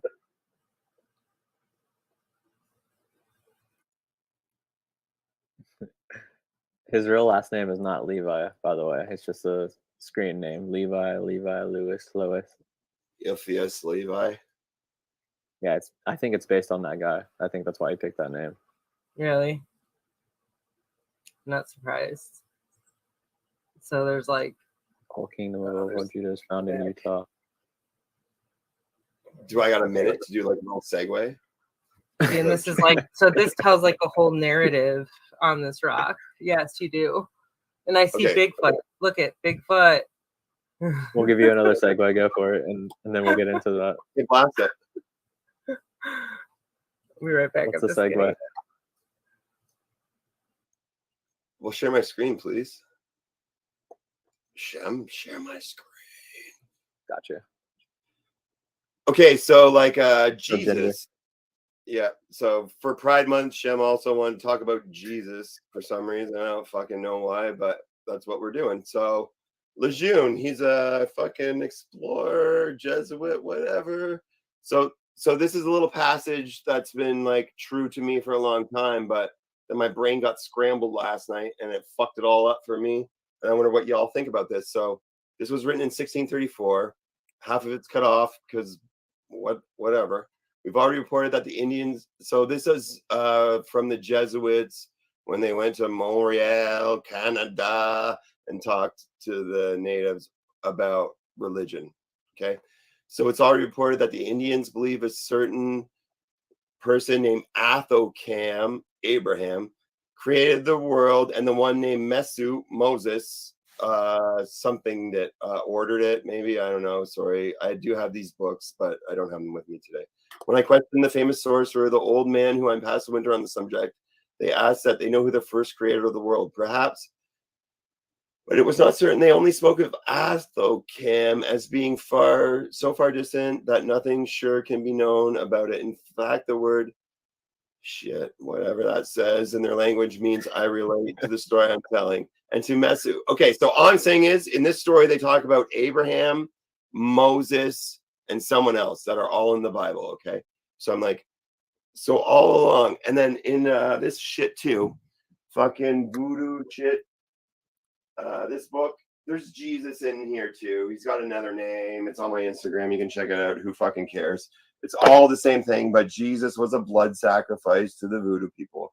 So in all the religions, every single religion except one that's not a religion, it's a type. I'm not going to talk about it now, but so all the religions, we all found it's the same story. So I'm like, yo, maybe this is fucked up because like Native Canadians are talking to the Jesuits when they arrive here about Abraham, Moses, the Ark, all this shit. So it can't be like too far of a stretch.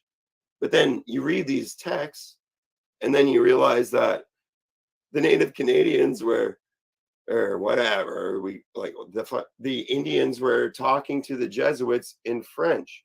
And then you read the text further and they've already traveled to France and come back. So when they're taking the French on the tour of Canada, they've already gone to France and come back because they were taken by another group of people. So all I'm saying is, Jim, a lot of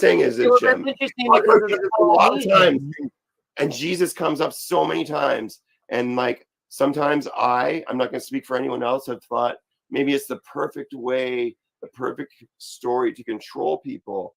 And then I'm like, no. If the Native Canadians were talking about Jesus way back when, before the French were here, then like there might be something to it. The Mormons talk about it. Well, the American Indians talk about it. But here's the thing. I agree that it's probably. I'm sorry. Go ahead. You're about to make your main point, and I'm about to interrupt you. I'm about to make my revelation. So last night I'm sleeping, and I know that these two guys, the sorcerer and the apostate, were taken to France, and they came back, and they're the guys telling this fucking story. So are they not just worried for their lives that they're going to be slaughtered unless they tell the story of the French Catholics as they were told to when they were fucking stolen and taken to France? So that's the thing. I always thought this was like a true story. I've got all the Native American books and the lore and history, but then the first documentation of it is written by the Jesuits from France, who had already stolen these people, taken them to France, and now they're back teaching new French people the history of Jesus from Canada. So I don't know. I think. What does it say at the bottom there about the flood? Oh, It's a story of Moses. I don't have the book with me. I've got it at another library. I'll bring it and we'll talk about it next time. I do have this full text, and it's just a story of Moses and Abraham and of like the old Bible. But the names are so close that there's no way that I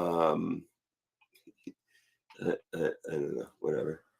You guys, you can read it for yourself and figure it out. But my brainstorm yesterday is that these people telling these stories had already been to France and been indoctrinated with what they had to say, because they have to insert themselves into the story or they won't exist anymore.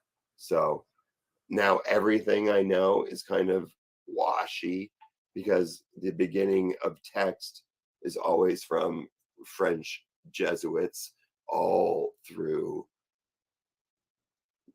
Upper Canada, Lower Canada, America, Mexico, whatever.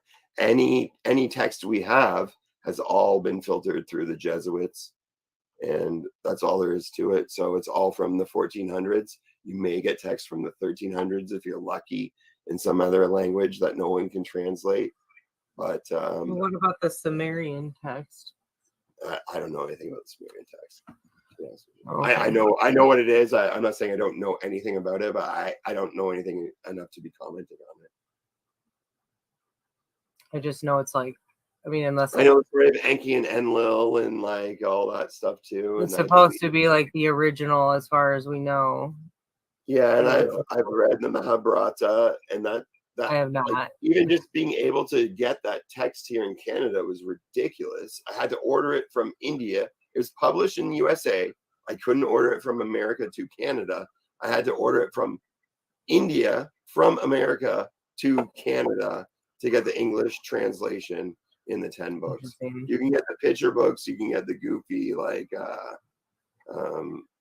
Precious Moments version of the Mahabharata. You can read the one chapter that everyone talks about that I'm not even going to fucking mention, because it's just taking one chapter out of the whole fucking book. But that's where it's at. That can't even be classified as a religion anymore. The people just have to say it's a belief in a group of people, because they'll be persecuted if they talk about it as a religion. But the only reason for that is because the big three religions called them all black mages and sorcerers, because they believed that God was everything and God was in everything, and that they were everything and one with everything. So if you have that idea in your head that you're everything and you can control everything and you are one with everything and you accept everything as you, it's very difficult to be controlled. And I do believe that's why that has been disappeared and no one can talk about any of that stuff. Yeah. I've talked to Shem about this, but I'm really into the Shaolin monks.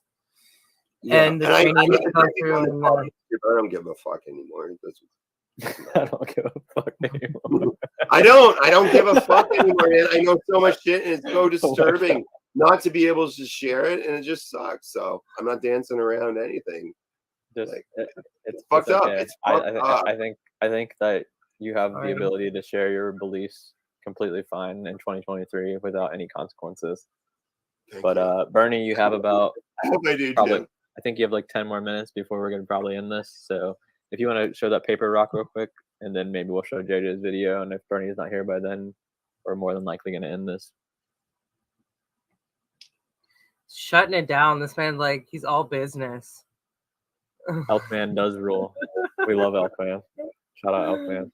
Thank you for sharing all that with us. I can't get into my crazy theories about religion right now. I'm working on, or I guess not even religion, just reality compared to what religion is. But so if anyone wants to have a fucking even trip, about it. anyone wants a trip out right now, go to that Canadiana.ca and type in poor houses. And they talk about selling cadavers to anyone who wants to buy them from poor people who they will kill for you. It's fun. Well, that's the interesting and that's connection. Before Canada with Canada. And that's when a certain group who like the unicorns and the horses were making stuff in Parliament. And all this stuff right now is on that Canadiana.ca website. And I don't understand it. Sometimes I think it's like sus. It's super sus. Type in Tartaria on there. Type in anything, and you'll be fucking schooled. Let me give you But some context about the buying the cadavers of stuff and all that. There is ever since the beginning of time, from all the research I've done, which I could be wrong, it seems like there's a group of people who have been in charge of trading and commerce from the very beginning of recorded civilization. They came up with this idea that they could use other people's children as opposed to their own as sacrifices to their god, right?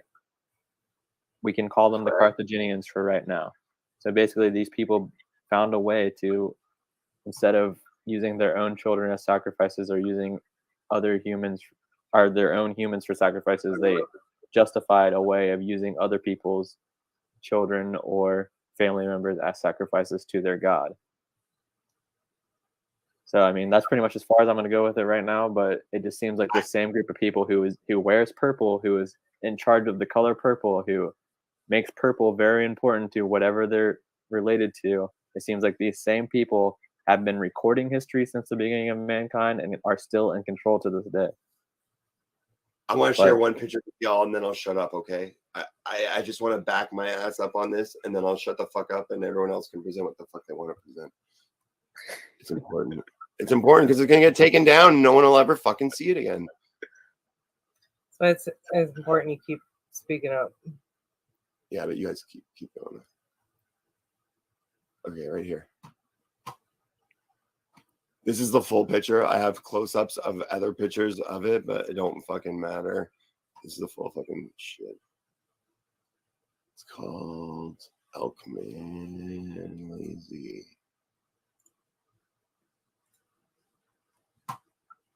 I don't know how to zoom in on Instagram, okay? But if you guys can see I don't think you this, can.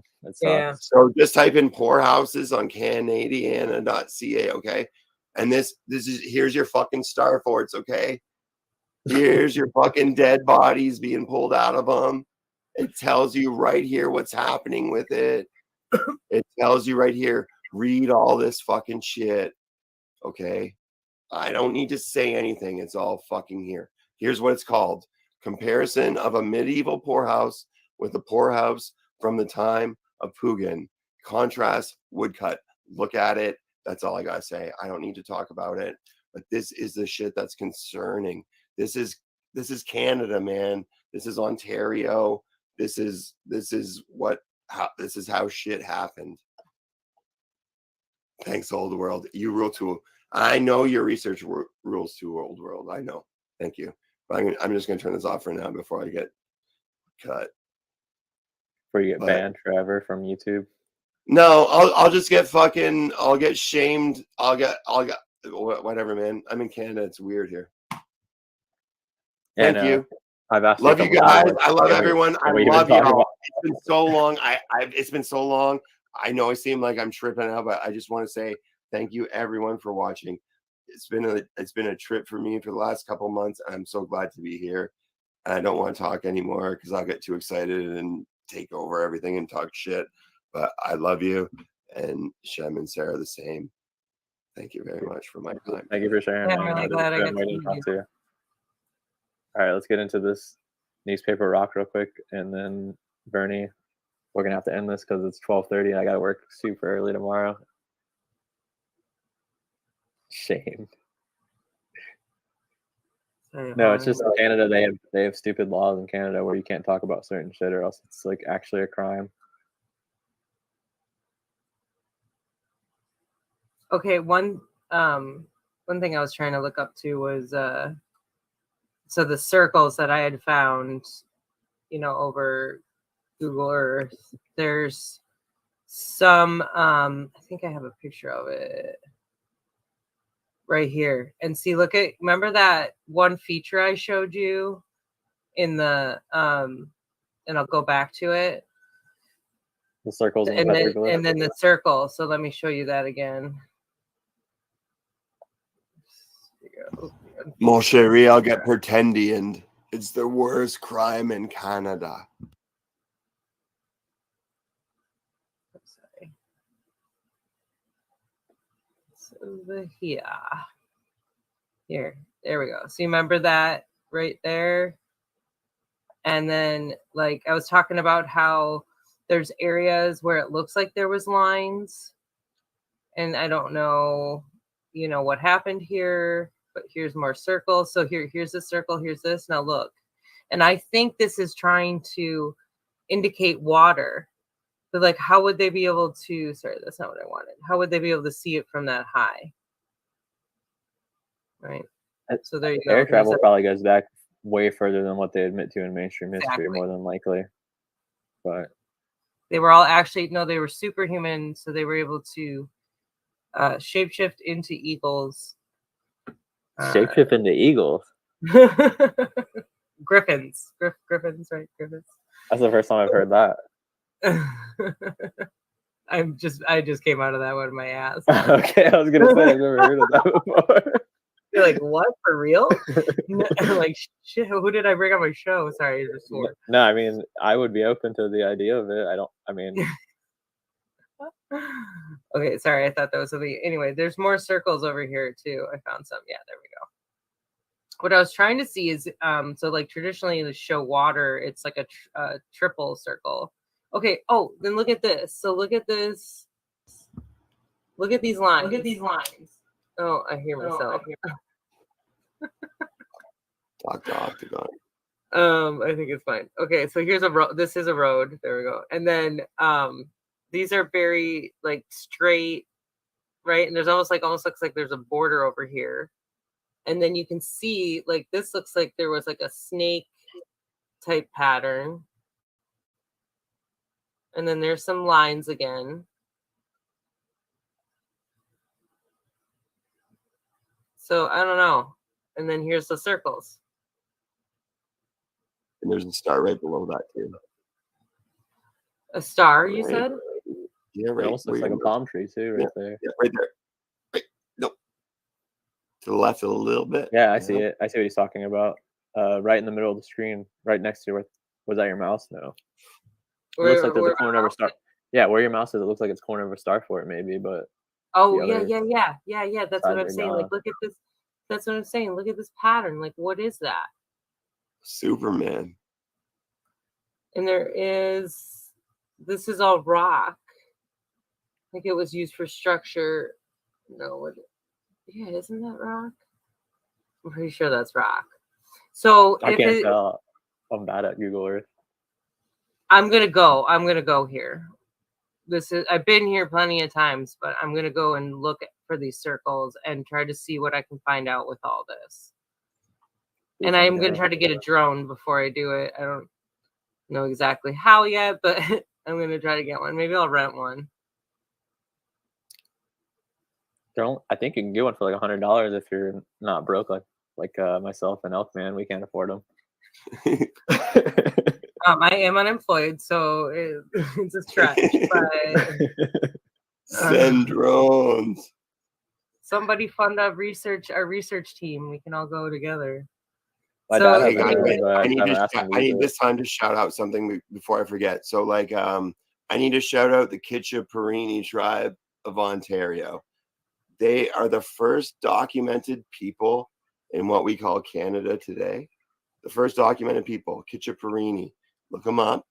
They're the first documented people in North America, and they're not considered Indians or First Nations. They are among the Six Nations considered, but under the government of Canada, they're in all the documents, and they are not considered Indigenous or native to Canada, even though they're the first people of contact. So I just want to shout out to the Kitcha-Perini tribe of Ontario, because that's some fucking bullshit. And everyone who looks into it will understand why that had happened, which I cannot speak about. But I love y'all people, and I totally understand. Sorry, I just had to do that. I've been wanting to do that for a long time, and it's some fucked up shit. It's really fucked up shit. It's really fucked up shit. There's a channel on YouTube real quick related to Canada. It's some like interesting stuff. There's a channel called APTN News that I found on YouTube that kind of talks about what Elkman's talking about with this undocumented tribe. Sometimes they update with news about these people. So I think they are starting to get a little bit of a voice, at least, thankfully. But Yeah, and the chief Yeah, of I that tribe right know. now is awesome, but she's just cut off every communications possible, which I totally respect her for. She released her total documents of why she did it, and she's genius, but at the same time, it's difficult because when you need to contact these people and like discuss things with them, it's just impossible. But I totally understand why that has happened, and it makes sense to me. But yeah, man, check out the Kitchaparini of Ontario. shout out to them. All right, Sarah, is this the rock here? Shout out. Yeah, this is Newspaper Rock. And I was just like circling, like, look at these guys. What is this? Is this Ant-Man, Antler Man? Because they show, they show, you know, look, deer. And then they show this right next to it. And then we got this guy over here with the horns. And there's this guy over here with the horns. And like a baby, a baby one. And there's plenty of deer, and like there's the bighorn sheep. So that's Weird. really interesting. How big is this rock? Let me show you. There's like a better. It's pretty big. There was like a far away shot. Like this is kind of give you an idea, like the overhang, and then where was that big shot? Had some of the same stuff as the Here. petroglyphs. Yeah, look at this. Yeah, see. Oh, wow. There we go. And so, like, what they tell us about this rock is that this was like the stopping spot to leave messages. That's why they call it the Newspaper Rock. Have they done any? Do you know about any dating work that they've done on these carvings by any chance? No, but I could probably find that really quickly. Yeah, let's check that out real quick just to see, because I'm just interested in finding out when they say some of these carvings are from.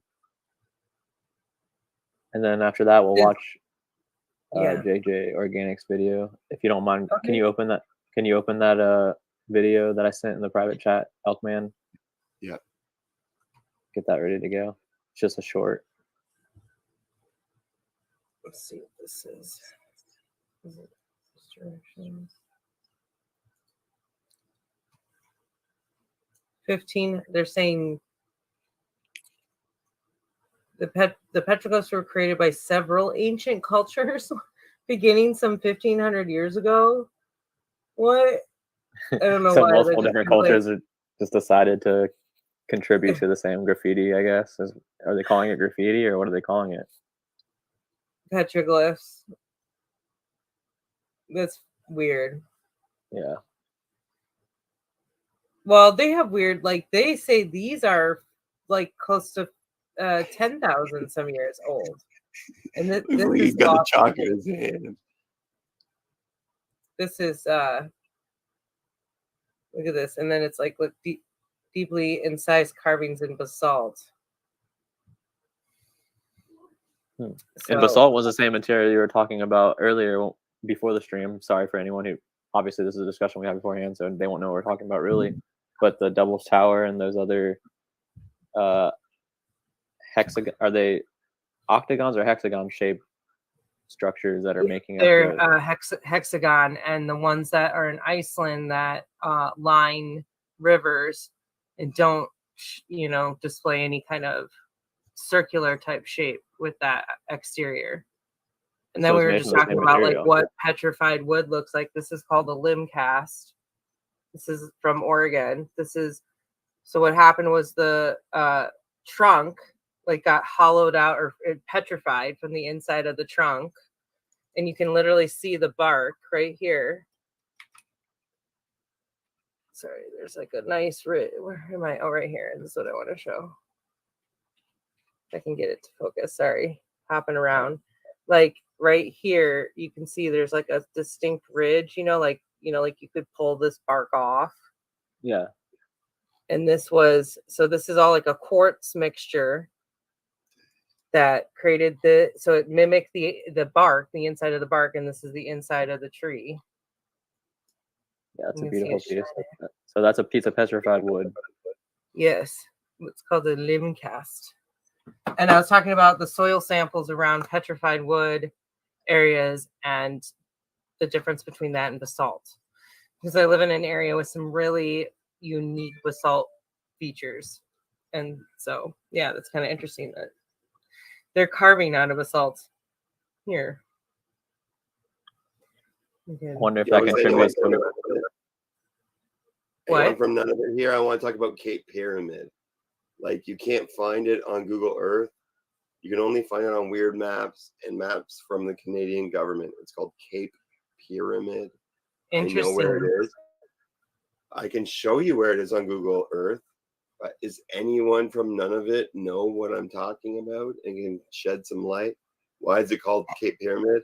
I don't want to share the maps I have. So someone please enlighten me. I'll dig them out right now. But if someone knows more than I, please share something about Cape Pyramid, please. we can maybe I can start investigating into that too in the future.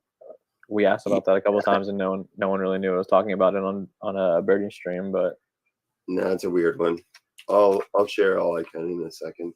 Where did is you that have it? supposed to be? In Ontario, you said? No, it's in none of it. I'll show you y'all on a map in a second. I've Okay. with proof. I don't share anything unless I have proof, and I do have proof of this, unless it's been scrubbed. But it's not Scrubbed. Well, now you make me want to sidetrack and start talking about star forts. There's like so much. You can show some star forts while he's pulling that up real quick. But yeah, So yeah, there's like, and this is cool because you can see an aerial view of the batteries here. So, and I do have footage of this, but I'm gonna go back and get better footage. Look at these mounds. Like, I know they're structural. They obviously have bunkers in here. Like, what if they were? Like, and they even call this Fort Stevens Earthworks. I'm sorry, it just makes me laugh. earthwork. And where's the battery? There's another one over here. Here we go. And you can see like that structure really clearly.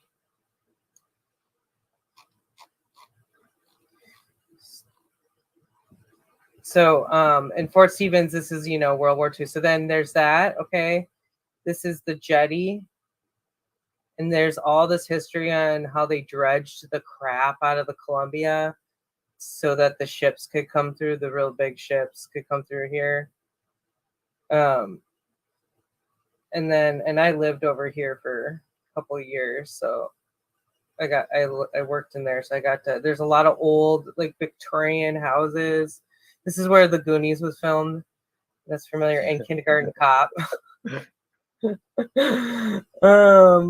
But it's like the one, like people go here like specifically to go to the Goonie house. It's like the thing. Anyway, that was cool. It was cool to work there. But anyway, so as you can see, the structure, there's a fort over here and a fort over here. So you can see that, and this is a very weird peninsula. This is actually the longest running beach, I think, in the US or something like that. You can drive this whole thing too, like a huge chunk of it actually. And then look at, there's some rich ass mother effer who has a giant lighthouse. It was supposed to be like a resort, but it's just like a giant lighthouse in the middle of this island. What is that? Sorry, that distracted me. ADHD. Okay, where is that house? Oh, is it right here? Yeah, look at how huge it's like a lighthouse. Oh, it won't really show you the height of it, but it's big. You can kind of see. Oh, Bernie's here. Bernie! Okay, good, because I'm done talking. Can I share one thing really fucking quick, guys? Yeah. So yeah. it was deleted from. Sorry, I was on mute and I was fucking tripping out. It has been deleted from my Instagram, so y'all can see this for your fucking selves right now. Canadiana.ca/view/QMMA.0 1002/1. Okay. National Topographic System. Wait. Share the screen. We can't see it. Oh, fuck. Right? I'm like, let's see this. Fuck. So Wait, hang on, interesting go on. now. And I thought Huh? it was shared. I'm tripping out here. It's gonna. Thanks for joining us, Bernie. Appreciate it. There we go. I got it separated so I can like see what's going on here.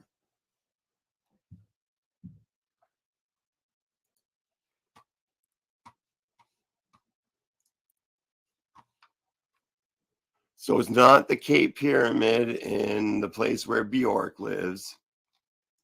And this is not going to be around for very long. So read this, okay, yo?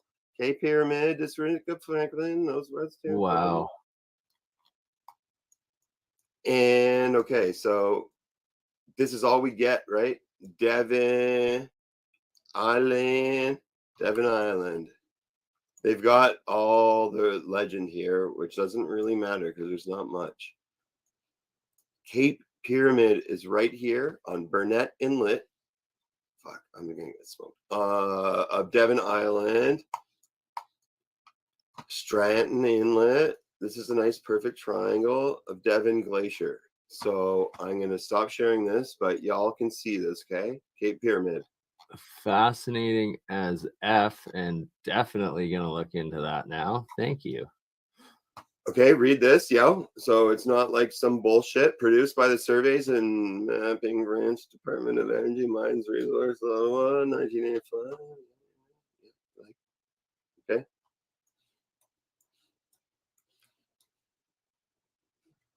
Okay.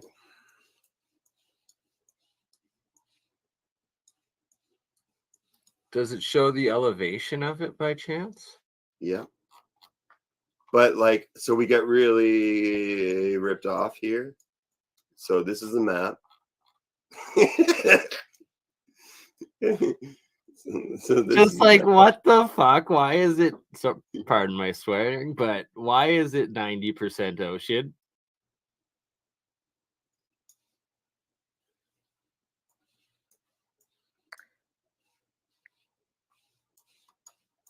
So are you just like I guess what is the I think there's what a are you pyramid insinuating around here? Yeah, I'm You insinuating that think there's a that there might be a pyramid. pyramid around here? Yeah. Interesting. Have you looked at this on Google Earth at all, or is it just like a missing Yeah, I location? can show you it on Google Earth, but you cannot find it by searching for any of these words on this map that was published by Apparently, CBN Devil GOBT. Island is where they do the Mars and astronaut training. Oh, I see. From what You're I've saying Googled. that Cape Pyramid is not possible to be searched for. Correct. Interesting. Yeah, I wonder I'll why. pull it up on Google Earth though. I know where it is on Google Earth, but there's not much to see. But it's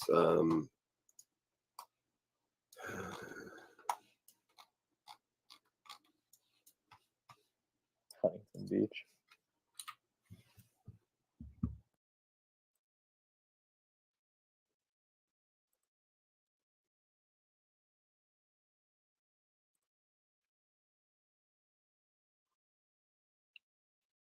Ugh.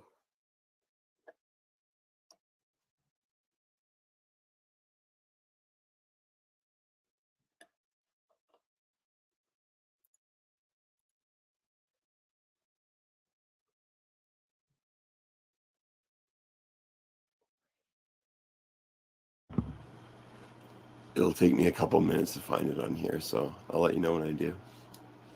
Okay, so while you do that, I'll just show this Thanks. Archaeological Atlas of Ohio, I guess. This is the book we were referring to earlier,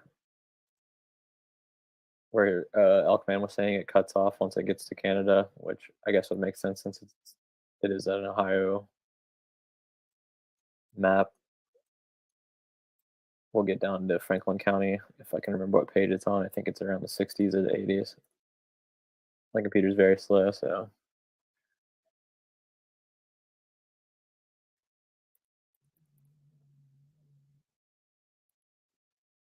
basically this book is just documenting different earthworks and mounds all throughout Ohio. It goes by the county, but for some reason, when you see these diagrams on some of these pages that show the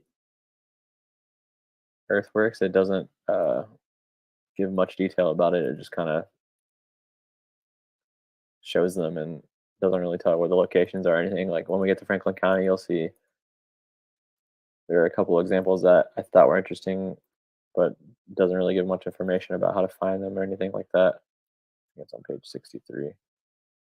They're just like, oh, they did exist, but we probably destroyed them. And if they still exist, you're not allowed to see them. Yeah, that's how a lot of them are. Although I did take a different route. I was driving down to a city called Grove City, and compare if I can find Franklin County on here compared to the map on here, it did seem like one of these large structures could possibly still exist. I was looking off the highway. I was on 71 South, and I looked to the west of the highway, and there was a giant, which they're going to claim it's a trash dump, but it was, I don't know. I don't know why they need so many trash dumps if it is a trash dump, because they have like 15. Well, they covered over it, but It's like quarries, similar thing that, you know, there's like quarries that just sit empty too, but potentially to cover up old artifacts. I've got the location pulled up on Google Earth. Okay, just real quick, since I found this, real quick, I'll show. So this is Columbus. This is Franklin County. This is the area of Ohio that I live in. As you can see, it's massive. I'm on the west side of Columbus out here. Anyways, I was driving down this area right here on 71 South the other day. And as you can see, this, I don't know if you can see my mouse, but right under this word that says South Columbus, there's a structure that looks like it has a dome on the top, and there's a red rectangle at the bottom of it. So right off of 71 South, I looked right in this area, and there's a giant structure that they potentially might say is a trash dump. I don't know for sure if they do. I don't know what just happened. Of course, I went to a different page. So I think maybe this structure could still exist, but obviously it's completely gated off. You can't get inside of there because it is a public utility. I'm going to drive down there and see what I can find, but regardless, you see how many mounds there are heading south here on 71, and I've seen a lot of these. They're now golf courses and private property, but on the highway you can kind of look out and see some of these structures that appear to be mounds. But we'll get to Lazy Elkman real quick. Just wanted to share that while we're waiting for him.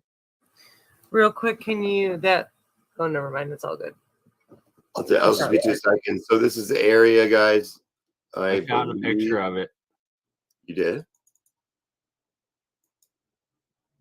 Nice. You want to look at Bernie's? Well, show your thing real quick, and then we'll look at Bernie's picture. I'm just going to show y'all where the area I think that place is. It's right around here.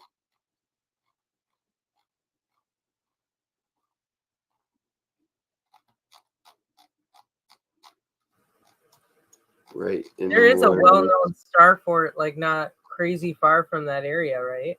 Yeah, the original Hudson Fort is, but okay. There's another one. There, I don't know. It's around here somewhere. This is totally doctored. Whatever. Bernie's found something. It could be any of these. It's really weird. You cannot find it on maps. So all you have is those few little slivers on that map that I just shared, which is the only version of it, which will probably be gone tomorrow. But tomorrow, it does look like they bought the fuck out of this place. Like, Google's just watching everything you do. Reminiscent of something interesting. Boom, there it is. All right, so this is what Bernie found. So how did you find this? I Googled or DuckDuckGo or no, Googled Devon Island, Canada. That came up, and then I put in pyramid to start it off, and then I went into images, and this motherfucker popped right up. Whoa, sweet, dude. That is definitely a pyramid, and like what's crazy is that there's actually what seems to be Oh, am I gonna get? Did I download it? Probably it's not should. gonna go. Shit, sorry. What looks like Doesn't exist Starfordish or anymore. like mega terraforming, like these walls and stuff. They go straight back, and it's also straight and angled and shit. It's nuts. And then it looks like there's a couple other pyramids too there. Did I get the picture? Smaller ones. Very, very fascinating. It would be interesting to see if there's any depictions in old books about this as why they called it Cape Pyramid. So maybe someone drew it when they got there. You know what I'm saying? Well, because it's Pyramid Yeah. Island, or because Cape with the pyramid. But yeah, it looks very Starfordy or more so actually the Grand Canyon-ish and esque, as well as the Siberian ones. The whole area is probably filled with it. Alaska is rumored to be filled with pyramids. I bet they're actually, man. Well, I saw a video the other day that was talking about how Alaska could have possibly been the North Pole in the past. Like, I was blown away by it. I've never heard that theory before, so I can't really discuss it, but it shocked me. Did you see at the top of this, Elkman, it says Nunavut Pyramid? Right? It's got to be it. Good luck finding it on Google Earth. Yeah, that's pretty crazy. Good job, Bernie. For some reason, Google wanted to work. And All right. it's also saying that NASA does their training up on this island, and it's the largest uninhabited island in the world. Yeah, it's Mars. So if you ever seen pictures of Mars, it's called Devon Island or Devil's With the red filter. Island. But I never said that. I don't know who fucking told me that. But it's right around there too, and everything happens on there. If you drop the little man on that island, you can see photos of stuff that has happened there before too. It's interesting. Right? Was that the only picture that came up when you searched for it? No, several above the pyramid itself. Yes. Probably a bit of a bitch to get there. Oh, no doubt. Just need some sled. All right, well, Cool. ladies and gentlemen, I think we're about ready to end this stream. If you don't mind, real quick, Elkman, though, I do want to check out this short from JJ Organics. It's of Venus, so it's in the private chat. If you don't mind opening that up and just playing it real quick, it's pretty Happy solstice, everyone. funny and awesome. Yes, happy solstice. Is it the camera, like a cell phone video, or one with a car dashboard? It's a short. It should be right underneath, or it should be right above the message that says BRB. Okay. Hold it down. Exactly. So when that's up, we'll watch that and we will call it a night because it's getting late. This is an unexpected log stream, but that's what happens when you have a good time, right? Right? Props on a 2-hour stream. Wish Shit, I love you guys. I'm so happy to be here. I love y'all, and I'll see you as soon as I Dude, can. this is long overdue, Elkman. We've been trying to do a stream for like a month now. I know. See you, Ryan. I just talked There. bullshit. We didn't even get to talk about gay unicorns or gay Jesus or anything. Fuck.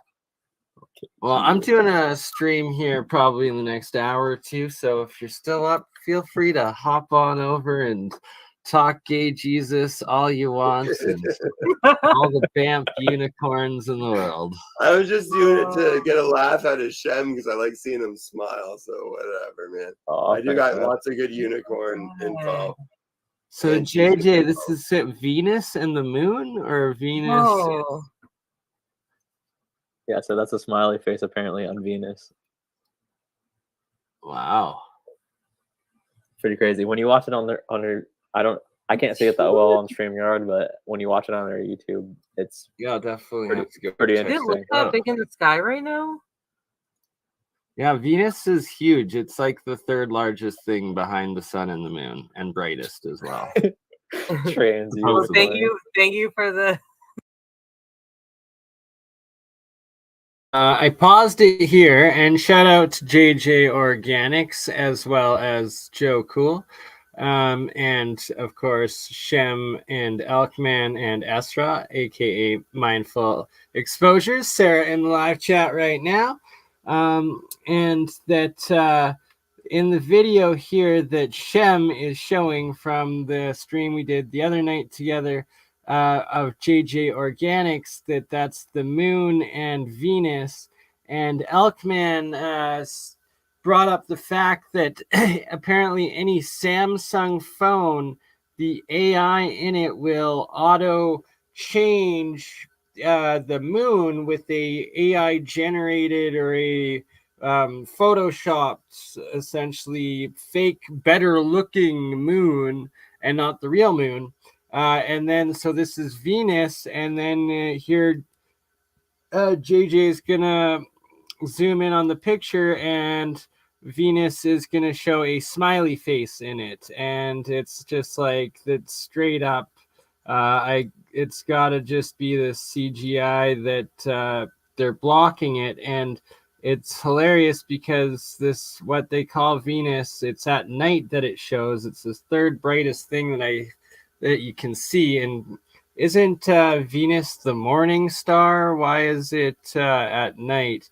And I've been tracking this thing for over a decade. I call it the Death Star, or Nibiru, aka Planet X. And it's back in 2016, there was the Parade of Planets, where Jupiter, Saturn, Mars, Venus, Mercury were all in alignment in a row in a straight line, all visible at once in the night sky. And then there was also this thing, and it was bigger and brighter than all of them. And it's been getting bigger and brighter and weirder every year since. It's visible all across the world, super bright. I think it's what some people might even mistake as the second moon, or maybe it's reflecting it. Maybe it's a fake sun. Who knows? But yeah, it just goes to show that the smiley face you're about to see in it is just auto-generated. They won't let us actually look at it.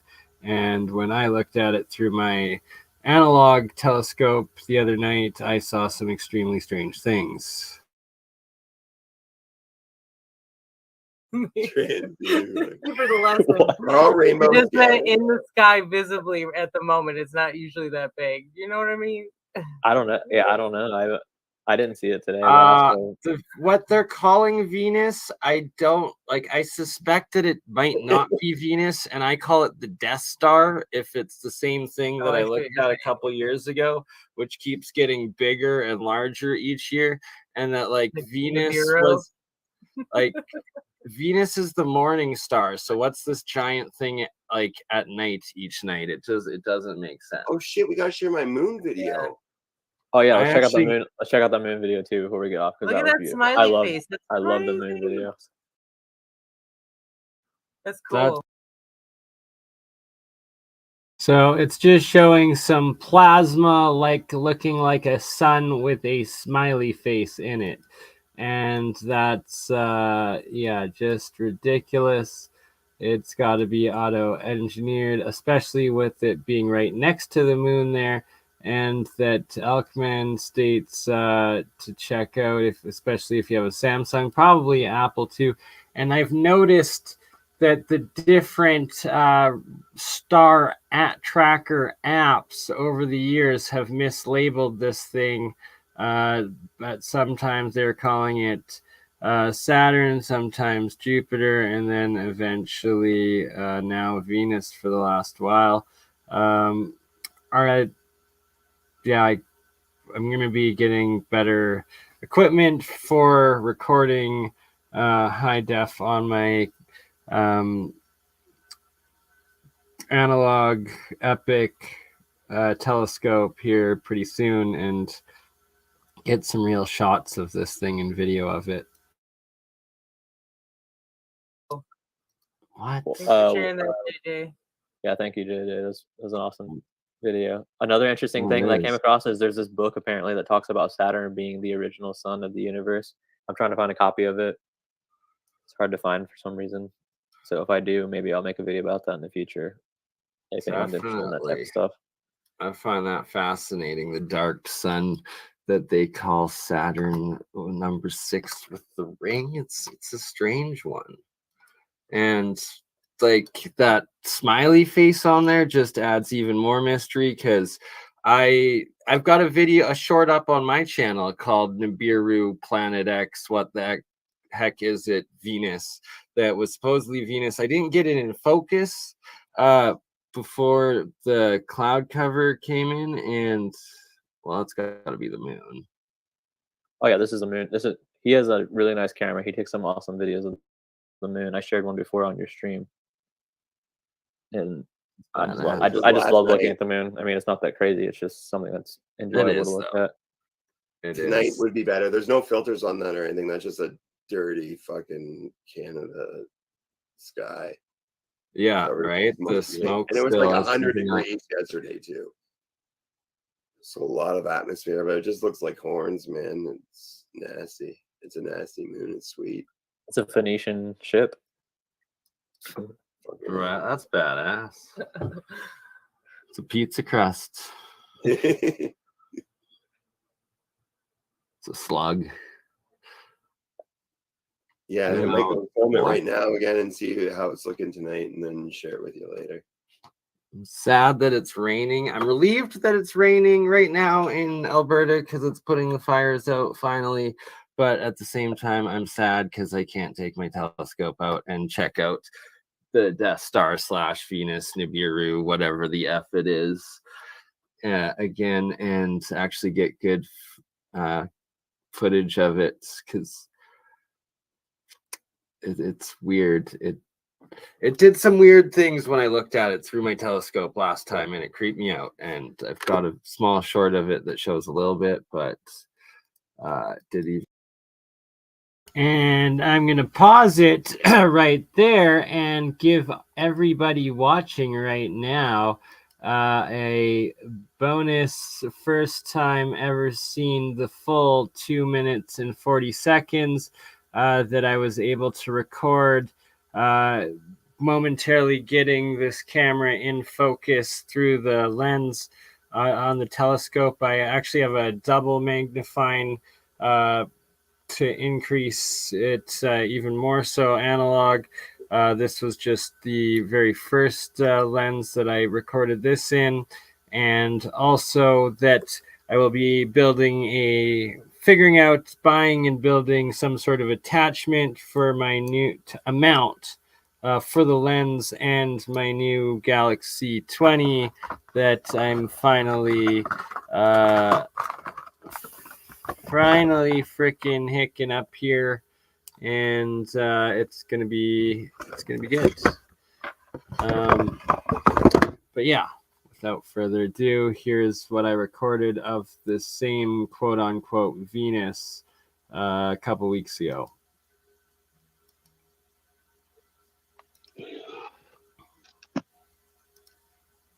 Sorry about my huffing and puffing. It was forest fire polluted.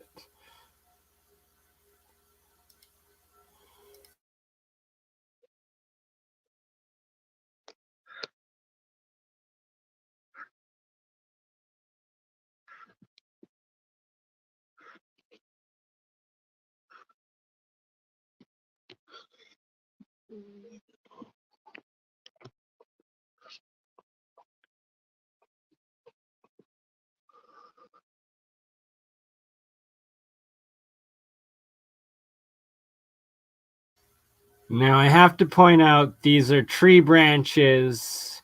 It's not something on that Death Star, but you do get a bunch of movement in the background of whatever this Planet X thing is as I try to focus it, and that I was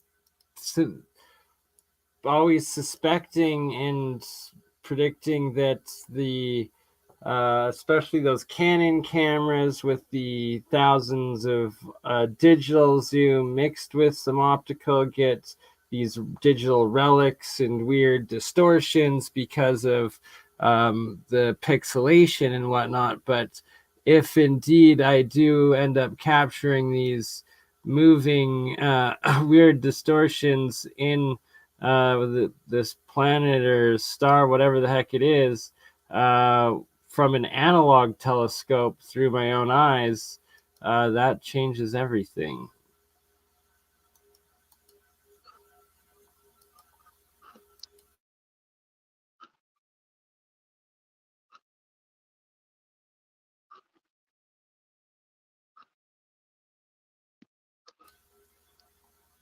And also, so once I have a mount, then it's like I'm not hand trying to focus the angle of the cell phone into the lens, right? Constantly balancing the cell phone camera lens into the telescope lens. The attachment places it perfectly on and then zooms in and focuses through the analog telescopic lens, perfectly giving a full, constant, steady video and focused image, which is going to be absolutely epic. That I should have that up and going by September. There was a comment there that I would be out hiking or at the geoglyphs. It's that I'm still in the process of now this month, after last month, having to help my mom move her out of her old place, get all of her stuff into storage. She's currently staying out of town at my aunt's.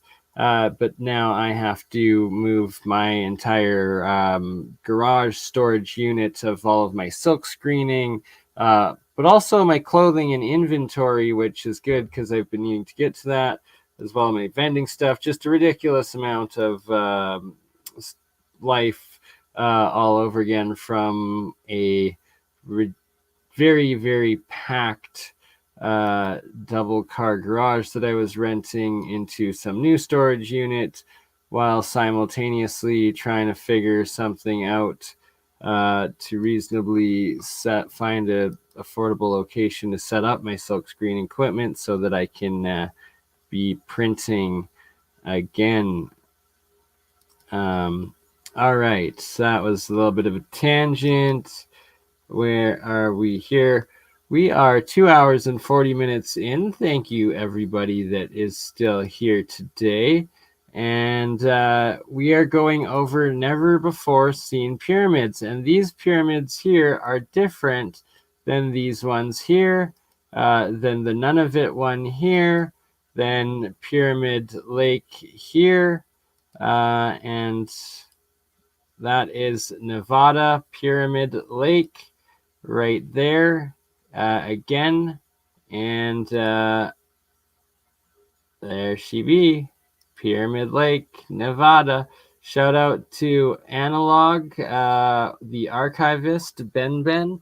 Has done a very good episode, both on Nevada ancient history, that he does this state by state, and then a focused video on Pyramid Lake here, and that these are some epic new images of it now that the lake has started to dry up. And also in the photo selection here that I've got showing the Sphinx or Sophia, whichever it turns out to be. Here we have, I believe, the Pyramid of the Moon at Teotihuacan in Mexico City. And we have Nunavut, Devon Island. And this Devon Island Pyramid, shout out to Elkman, aka Ryan the Rocks, my fellow Canadian, putting Ryan Elkman's channel in the live chat. Make sure to subscribe to Elkman, who showed us the map of Devon Island, of this Pyramid Bay or Pyramid. No, what was it? Pyramid Point? No, something. some geography term on Devon Island, and then the fact that whatever NASA does, shout out EBT, Enslaved by Truth, he suspects that the NASA is tasked with going to the Arctic lands, the ice lands, whatever they are, inner Earth, moorland, ice walls, whatever the heck it is, or ancient, demigod builder, pre-Adamite ruins and civilization, whatever it is. I suspect it might be that, and that is why they go to this place, which, let me pull it up again here. Devon Island. Come on. My computer's gonna crash, but it's not. We have faith in it. What is it doing? Come on. And to stream. This. Not that. Stupid. Why do all antiviruses and anti-ad blocks just turn into more ads and viruses? It's quite ridiculous. Okay. Not the mountains of Tenerife. We went over to the pyramids of Tenerife in the Azores. What's special about Devon Island? Let's see. Is this the one that we went through, haven't gone through yet? What the hell? Is this Chat GPT? Why the heck did this happen? But look at this. What is this? Look at Devon Island, where NASA claims to do Mars rover testing. What are these giant walls? Like that how can that be explained? What the heck is that? Where did it go? Are you seeing this? Like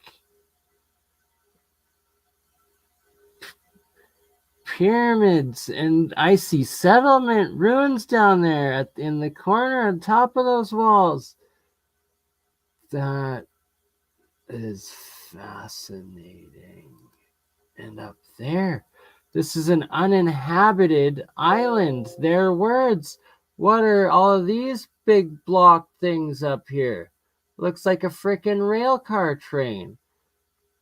But no, it can't be. It's uninhabited. Are you seeing this up here? My mind is. It needs to be more investigated, I do believe. All right.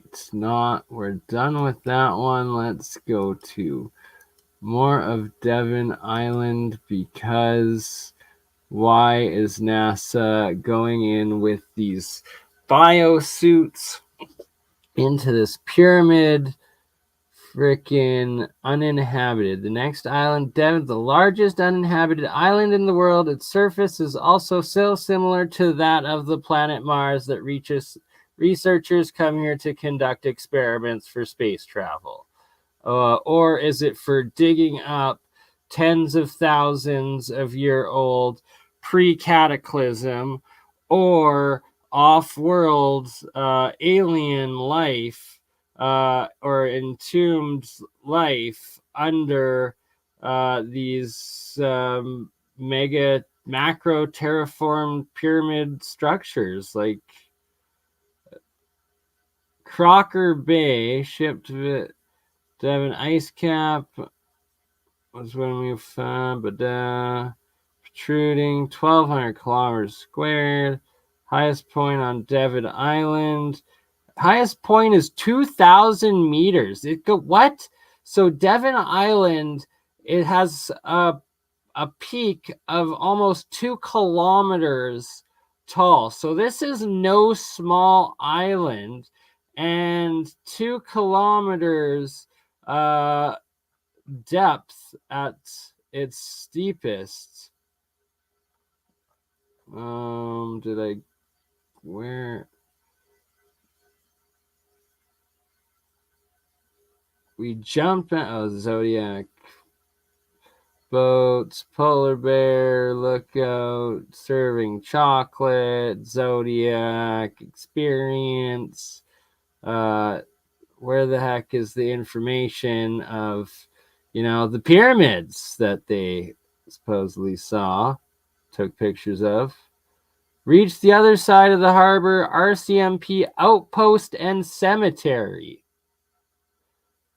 Okay, so they have cops and a cemetery on this uninhabited island that also hosts NASA and pyramids and macro terraformed structures with this ancient, like, Slavic / Arabic native language, like Inuit, Tartar, Turkish language. What is this? Like, wow. Hudson Bay whiskey bottles. Look at that. That is megalithic wall. Look at that. Behind this is megalithic structured walls, and then wood and walrus hides. Like, that's mind-blowing too. Surmak Nation. Uninhabited, but apparently not.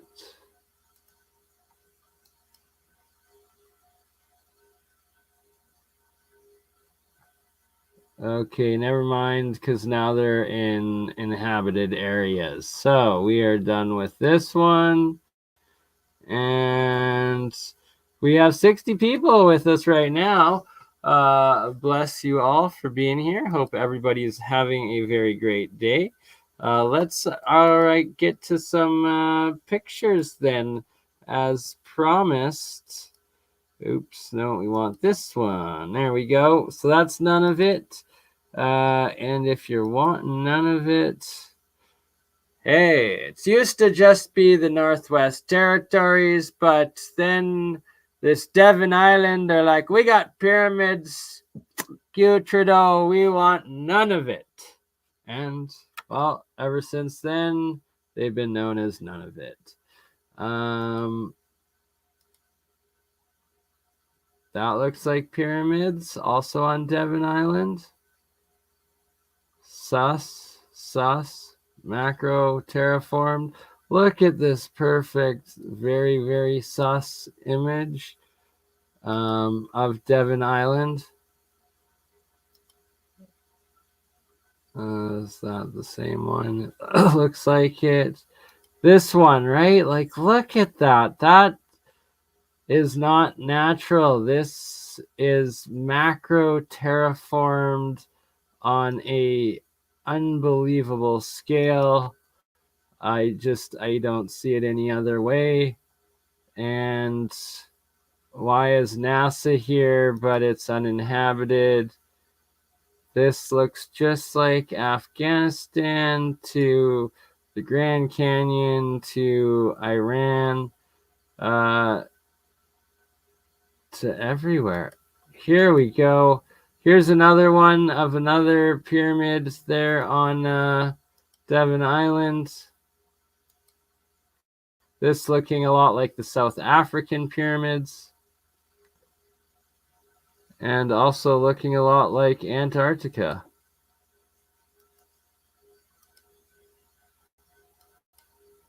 Everybody else. Oh, I thought I had that in a much larger picture. Lame-o. Sorry about that. But yeah, so that's another Devon Island pyramid. And just look at that. Look at this. This is macro terraformed mega structures. Like, this is Star Fort style pyramid, pre-cataclysm macro building. Like, it's terraforming. It can't say it enough. It's everywhere, and I keep stressing it over and over again because I'm going to show you places in Iran, places in India, places across the world that are recognized as human civilized that are identical to this, and you know, it's all coming out. This is none of it. We want all of it. Not none of it no more. Look at this. What do we have here? Is it gonna load for me? Share this tab. Whoa! What do we have there? This guy. And this one. And this one. This one. Just almost so much to like Antarctica, but also the Grand Canyon. Like, what is that one?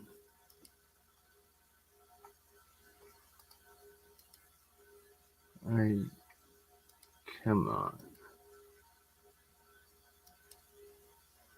No, not gonna let me save this. I don't think. No. HTMLs. Oh yeah, I gotta buy these. I guess good thing I am just showing it instead. Like, look at that. Could be another Sphinx or pyramid. Also, all of this is on Devon Island. All of it on Devon Island. And I suspect, you know, a guardian here. Probably some sort of... Yeah, look at that. Definitely. Former macro structures. And this one. One of the pyramids in the back. Looking like other pyramidal over here. Just mind-blowing things. And they claim uninhabited, only glaciers, yet NASA's there. What is NASA actually doing? And what is being discovered in these lands of pre-time? The time before time, the time before our time, the epoch of giants and giants playgrounds and giant gardens and the class 2, class 3 builders of worlds, technology societies and demigods. Like, oh no, I closed the one that I needed to share most. Darn it. Well, hold on, horses now. This is Devon Island. We are going over. You crazy mother. Yeah. It's just Bernie. Hey, Bernie, just like last week, huh? Weekend at Bernie's.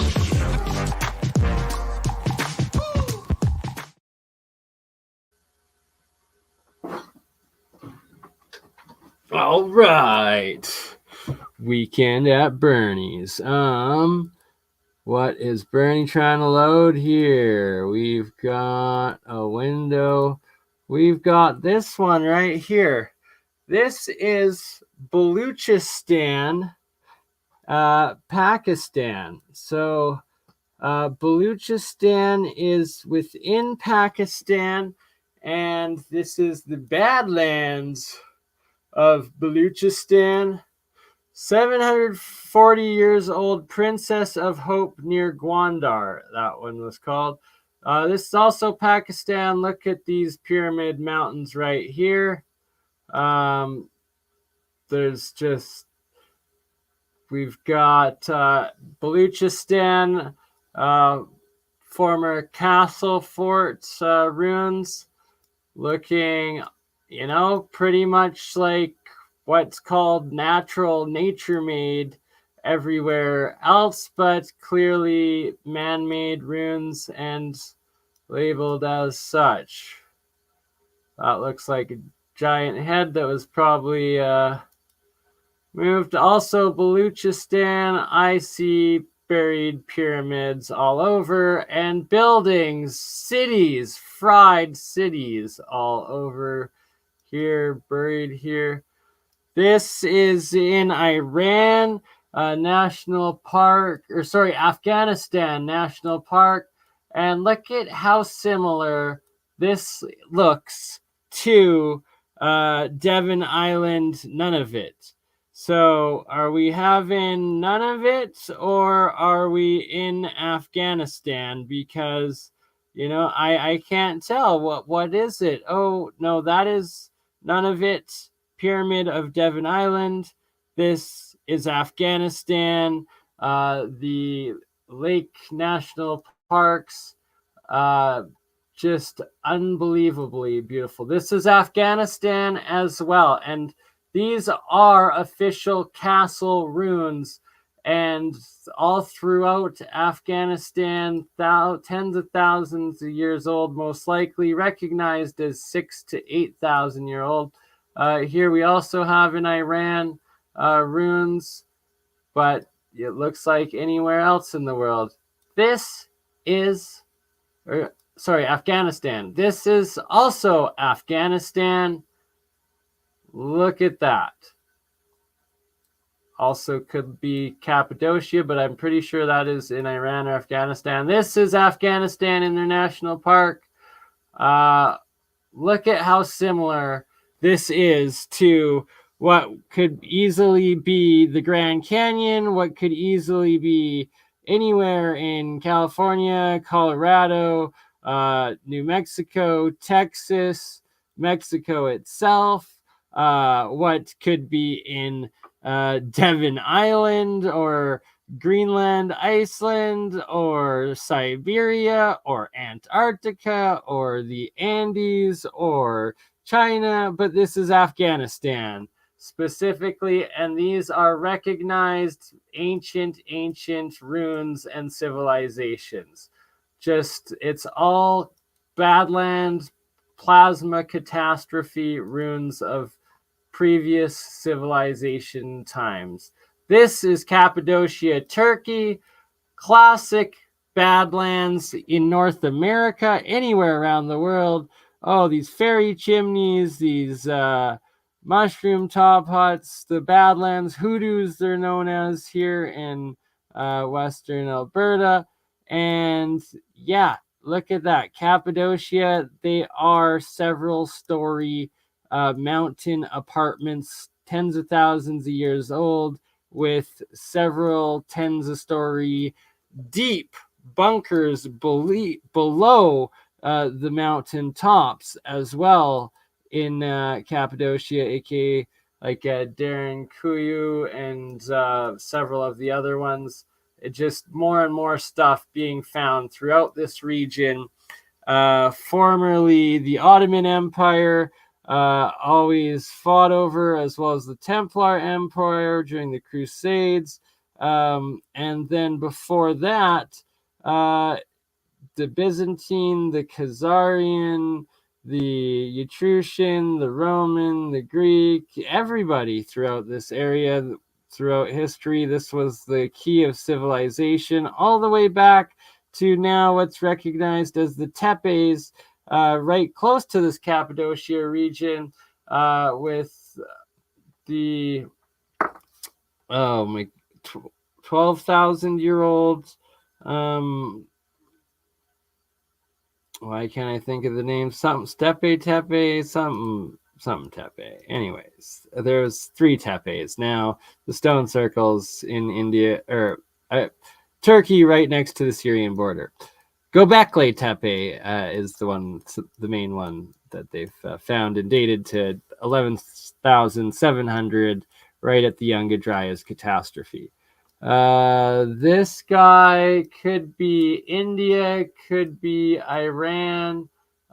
Just absolutely epic. It's classic Tartarian style as well as giant Titan style.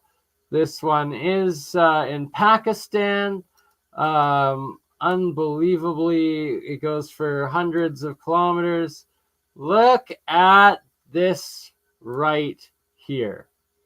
This is former Titan. You can see the face right here. The macro terraforming builder, first or second epoch civil grand cycle builder civilizations.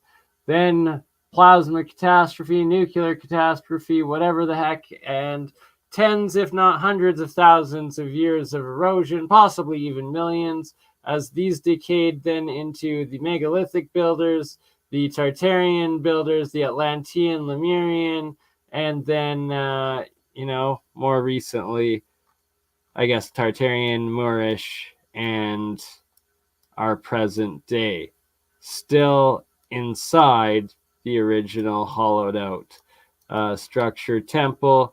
And a lot of these, all mounds basically, and pyramids, claim to be burial places of kings, giants, titans, and demigods, right? So lots of them most likely still buried in these places, and why the locals don't expose them to the public to, be destroyed. This is Yemen, pyramid on top, very similar, easily could be anywhere in the United States. Yemen as well.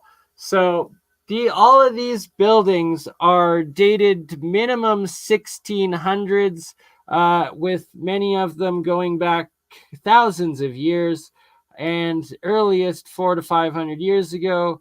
And we will go to one city in Yemen. This is also in Yemen. Look at this macro structure on top. And so like this macro structure would have been the home of giants and titans. Then, we come along 1 or 2 epochs ago and finally start building or re-inhabiting. And here we go again, another angle of it. Look at those Titan giant guardians in the background, and easily more apartments all throughout Yemen. This is every mountain range in Yemen, coast to valley. Everywhere in Yemen is multi-story, ancient, high-density apartments throughout all of Yemen. We're told Yemen is the poorest country in the Middle East, and it is under war, massive, aggressive war by Saudi Arabia, but that essentially was U.S. colonialism against them. Since they made peace with Iran, the war in Yemen is supposedly stopping. But look at this, these just like the Grand Canyon sort of things, but this is in Yemen.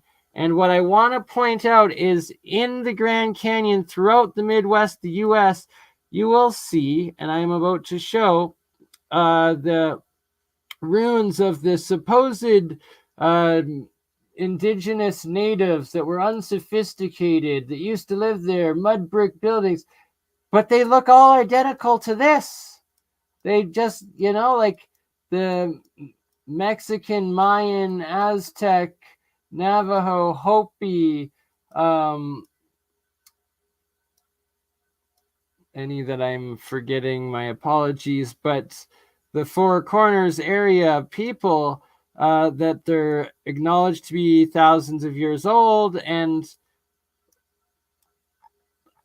I bet they had these mud brick apartment buildings just like this in Yemen throughout the Americas. And this right here is the walled city of Shiba, Shibam, Yemen, and these buildings are recognized minimum built in the 1600s and 10, 15 story mud brick Yemeni ancient condo towered walled city. This is what everything looked like. This is the Bronx. This is Nevada. This is also Yemen. All of Yemen's mountains are terraced for agriculture, just like South America in the Andes, in Peru, Bolivia, what they're now finding throughout the rainforest of Brazil. Brazil claimed to have no civilization, yet every mountain is terraced, just like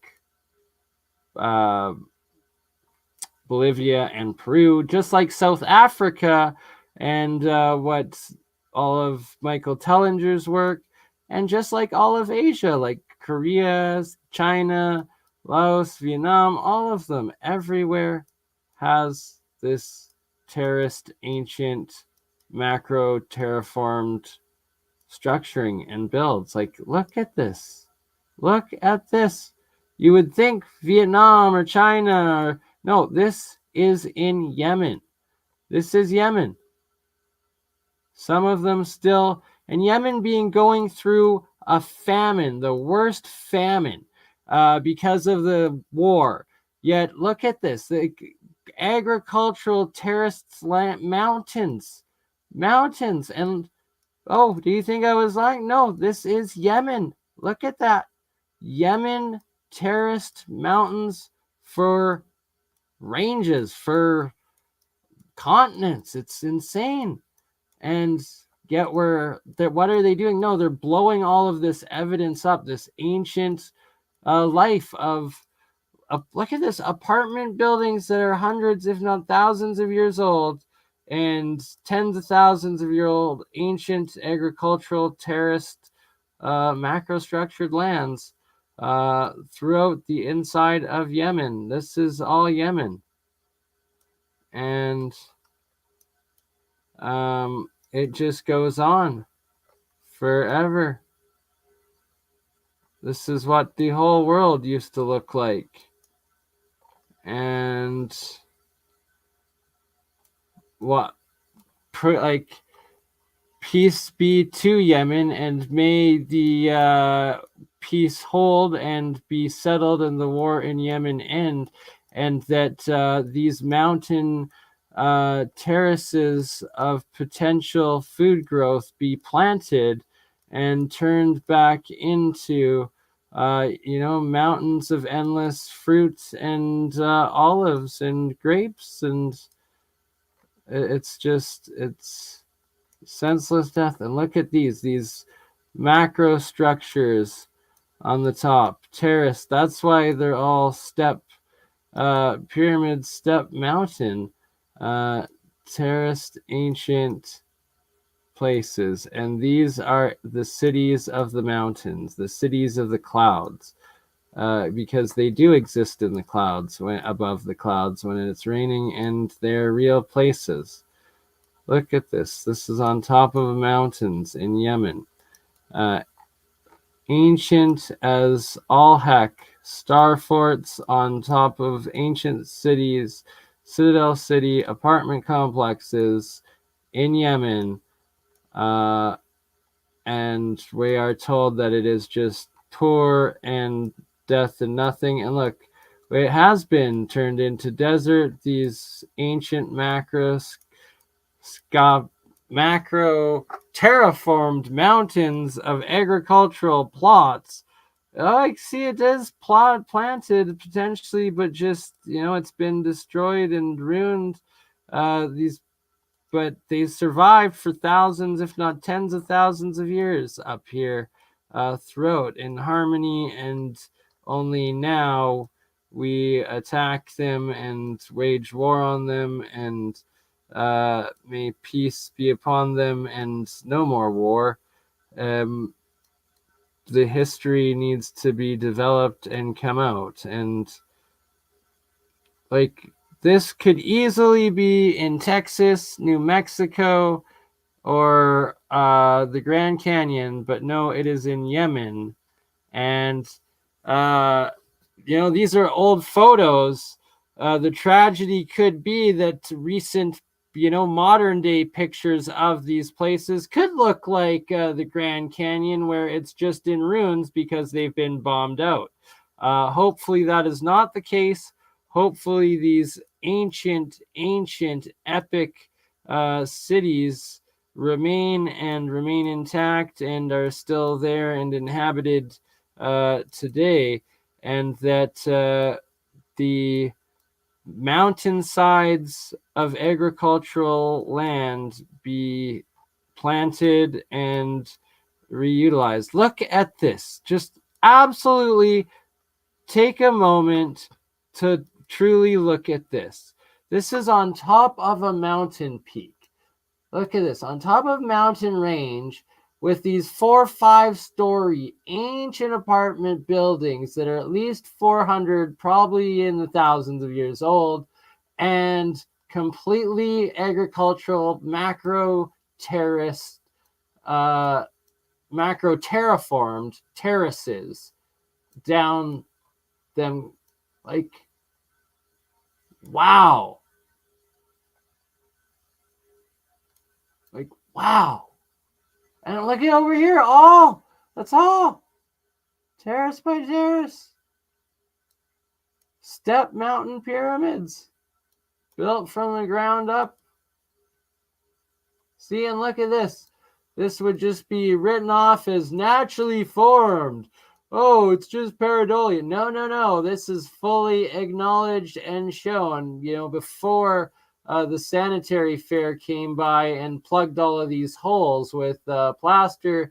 No, this is remnants of previous civilizations before our time. The land of the giants. Why did little man have to build all of these giant walls and castles? Was it to keep out the giants, or was it the giants trying to keep out the little drone slaves gone wrong? Well, who knows? One or the other. But look at this. Yemen again. And forests of palm trees.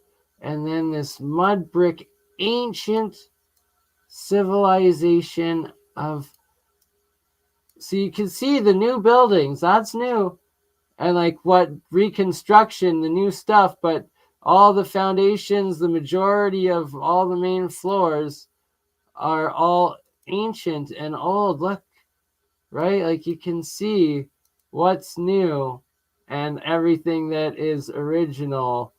And can't miss. There's the Titan right there. We've got the Titan on the side and on the back. And you got megalithic construction, Tartarian, Moorish. Right, so you have the master builder, original previous civilization, then the demigod giants, megalithic, then Moorish Tartarian, and then modern us, the greatest that have ever been. YOLO. YOLO, that's all we can do.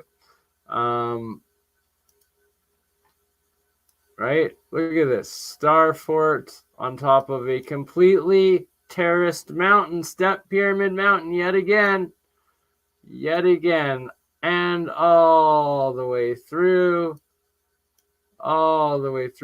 So Afghanistan, Pakistan, India, and China, Laos, Vietnam, Cambodia, Jordan, Saudi Arabia, Egypt, they're all like this, all the way down to South Africa, all the way to the Andes. Everywhere we go, it's like this. Turkey as well. Look at this. We got apartments all the way up to here. Oh, we got a face right there. We got, a couple of the Guardian Titans, and then castle walls. Look at that. Those are former Guardian Titans and the Moorish Barbarian. Look at that. Those are all former. You can always see the faces and the giants. whether they're biogeology, flash fossilized, more likely, I believe, carved as relics or terraformed from the master builders. Look at this. Like, how? Where did all of it come from? Where was the industry to build this? The engineering. It's the master builder races and demigod languages, pictographic, hieroglyphic, godly knowledge and script and symbology language, higher dimensional language. Look at this. This is ancient. This isn't new. This is all ancient.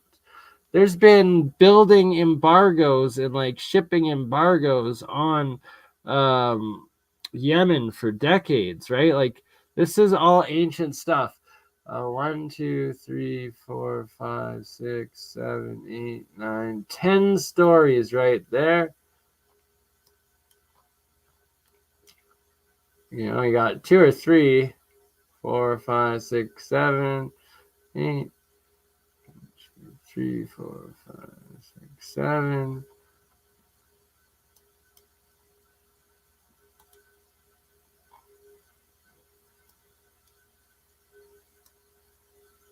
Like, what was this? Who built this? Where did it go? And what they tell us is just not so.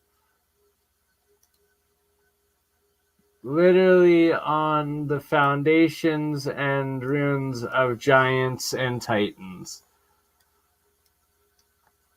It's all a macroscaped, shaped, built world. Like, look at this massive thing that's hundreds, if not thousands of years old. This is recognized as at least 400 or 500 years old, more likely in the thousands. Shibam City, Yemen. 1, 2, 3, 4, 5, 6, 7, 8, 9, 10, 11, 12, 13, 14, 15-story buildings. 15-story buildings from minimum recognized 1600s. They were constructed, but most likely much older than that. Oh, this is the ancient hydraulic systems of the cities of like Iraq, Musra, and also in Iran. Was it Tehran? No. Some of the most ancient cities in the world have these in the Middle East have these crazy underground aquifer plumbing things. They're more advanced water systems than what we have in our urban days. And that's the thing. Look at this. So this is a battery star fort, classic star fort, walled city. This might be Shibam. I'm not sure. It could be a different one. I think it is a different one, actually. But in Yemen, and look at that high population density, concentration. These buildings were built at least 400 to 500 years ago, minimum recognized, most likely way more ancient than that, but still to this day lived in, occupied, presently nonstop occupation, and that they are sanitary, healthy, fine living. And they claimed that there was no power, no plumbing, no water. No, this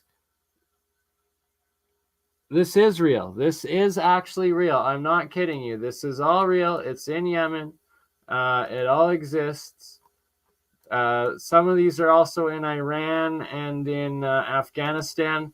That's why they're blowing up why they're putting wars on it. Look, this is it. This is And look at the ruins, all the ancient ruins all behind it, like what used to exist even more so. And I believe this is flooded. No, this is just desert, or yeah, desert outside of it. Outside the wall city, more. And yeah, this is Yemen, the poorest Middle Eastern country, and population going through hunger strikes, even though, look at this, this is Yemen.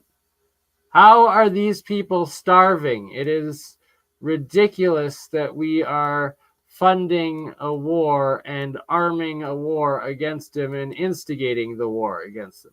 And look at this ancient water source in one of these Yemen mountain cities, and that it looks just like the Andes ones, and in Peru, Bolivia, these terraces, agricultural terraces.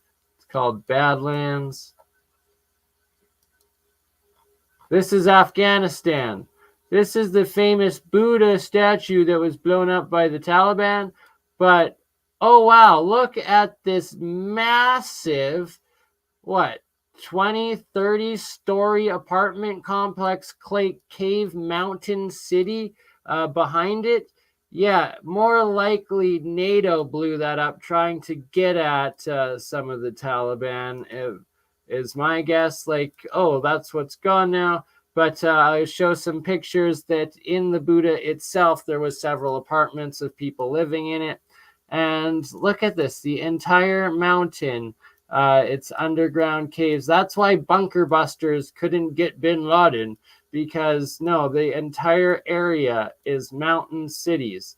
So are people starting to understand now, from Afghanistan to Iran to Syria to Turkey, the whole world through, it is mountain cave cities, and Yemen, China, Tibet. So up here you can see that there's rooms in there's room in there, entrance there, and one below them as well. Yeah, you can see here up in there that people were, and there's rooms everywhere. This is 60s. The 60s Soviet Union fashion show in front of the Buddhist Afghan ancient carving relief. So while the Soviets occupied Afghanistan, the Soviets held a respectable fashion show, women fully clothed with headscarf, in front of the Afghani, supposedly Buddhist. Like, is he even Buddhist? Who knows? But see, look at this. They live up in here. These are rooms. Those are passageways. These are windows. Like, it's huge. And I think a bunker buster was used on this bad boy more than the Taliban blowing it up. Because, is this a bunch of weapons back here that NATO blew up, and that's what destroyed this mega freaking 20-story apartment building that the Taliban were living in?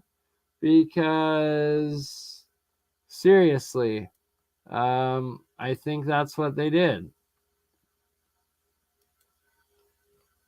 That looks kind of pyramid-y.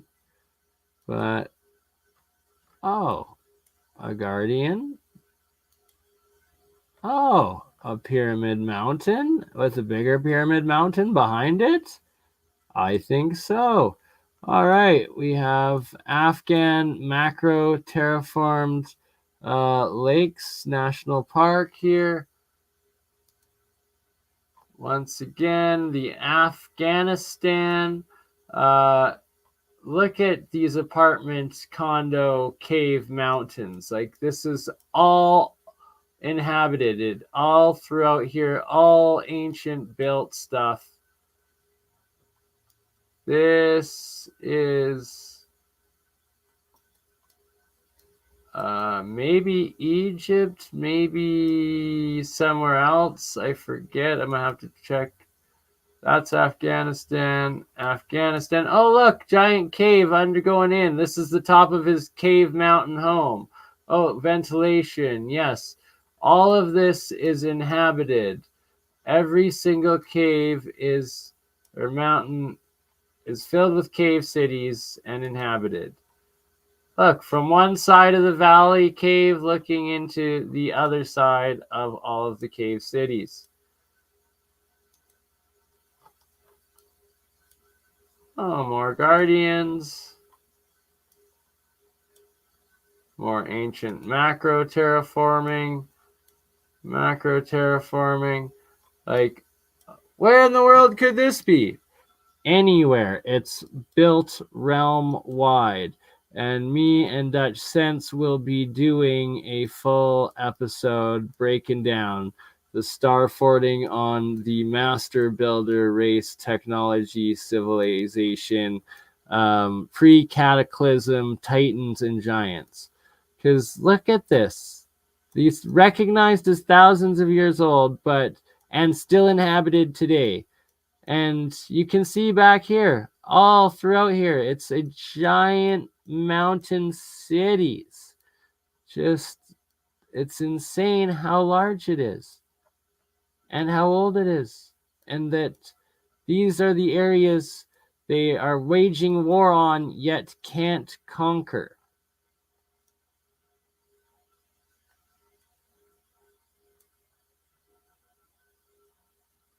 So 90-degree angle on that last reservoir. Like, look at this. Ancient macro terraformed,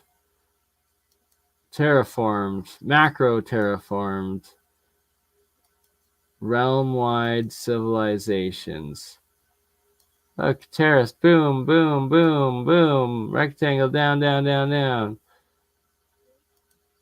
This is the Middle Earth that J.R.R. Tolkien was talking about. The land of elves, dwarves, giants, and orcs and goblins maybe, but now it's all humans. We've taken over. But is it any surprise look at this, a guardian right there, a guardian right there, going into another ancient freaking valley crevasse city, underground city. Oh, macro starfort, bastion starforts, terraced mountainsides, 90-degree angles everywhere. This is in Afghanistan. Super ancient, crazy tower along the river. Pyramid, I believe. Where is this? I don't know. Pyramid Mountain. Pyramid Mountain. This is a pyramid mountain on the Giza Plateau that they're trying to claim as volcano, but in fact is definitely just what they like to say a mound. But no, that is a pyramid that needs to be excavated without a shadow of a doubt. This is here again, and it is 1000% a step pyramid with the ancient building. It's just so large that it's so large and so game-changing and macro in size and scale that if they were to excavate it, it would completely rewrite history, and there's probably a giant buried below it. This is in, I believe, Wyoming, another pyramid mountain, straight up stacked pyramid mountain. Megalithic. We've got this one from Antarctica. This one from Antarctica. This one from Antarctica. This one from Antarctica. Not sure where that one's from. buried top of one. This one, I believe, is Europe or Alaska. That one is from Antarctica. These ones are in Siberia. These two, I believe, are Siberian. This one, I believe, is in Alaska. The U.S.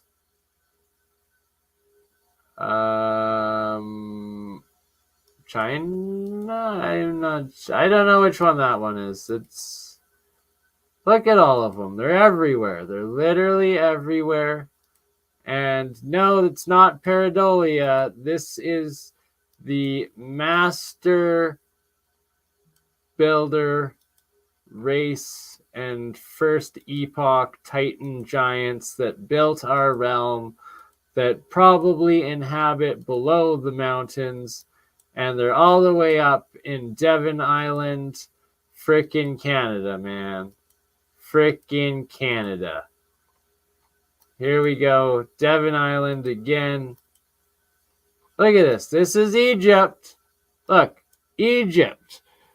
Recognized, undeniable brick eroding step pyramid in Egypt. Looking pretty close to these things. Oop. Like that looks cleaner. More megalithic, more ancient, more quality.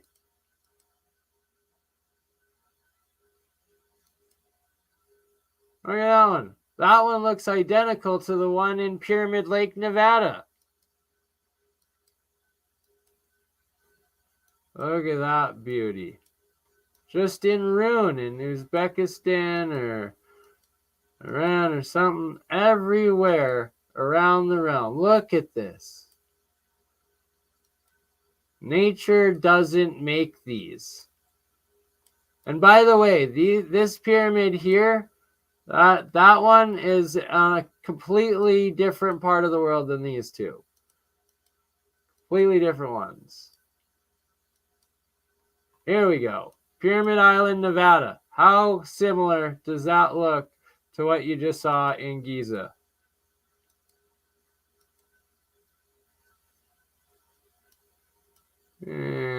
Interesting.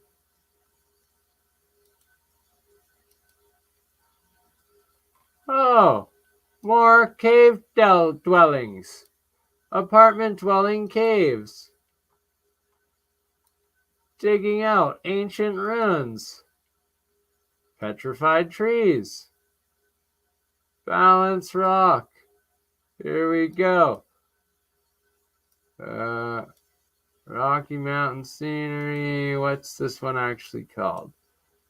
Giants what now? Like, look at this. This is Titan macro megaliths. This is all in Colorado and Montana.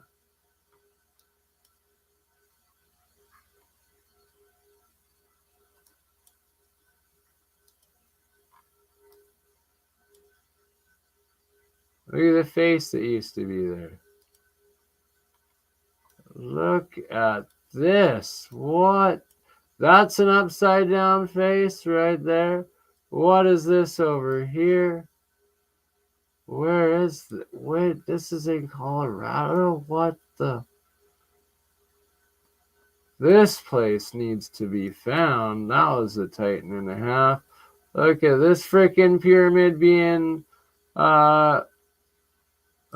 should be getting dug up and researched.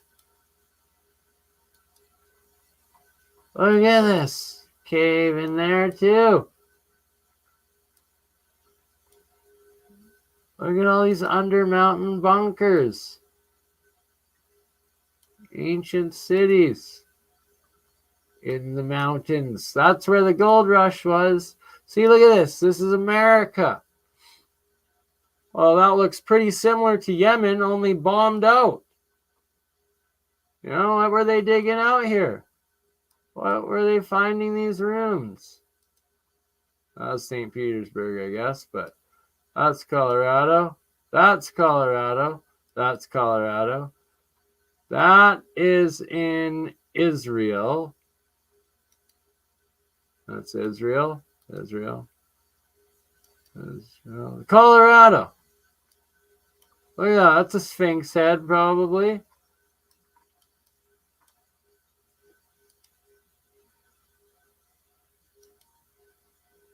Look at that massive Titan tree. Titan tree. Pyramid there. Look at the holes. Oh man, this is like Cappadocia back in the day. Look at the star. So look at this. There's the carved stairs and everything into this giant balancing rock in Colorado. Look, two of them. I see a face on some of the angles of this thing. Right there, I see it a bit. And right there, I see it a bit. Right angle. From the right direction, you definitely get it. Another pyramid in a lake. Oh, look at how deep the Moai go in Easter Island. And look at the macro, megalithic, geopolymer, polygonal, interlocking megalithic work that is going on here. Like that is from the giant builders, from the original builders that could terraform worlds. Pyramid behind, step pyramid. Look at it. Look at this step pyramid coming out. Sorry, bastion pyramid. We got pyramid mountain separating France and Germany or Switzerland or something. Square, square, square. Yeah, right.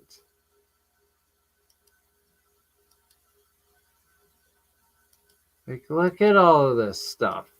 The world is not what they tell us.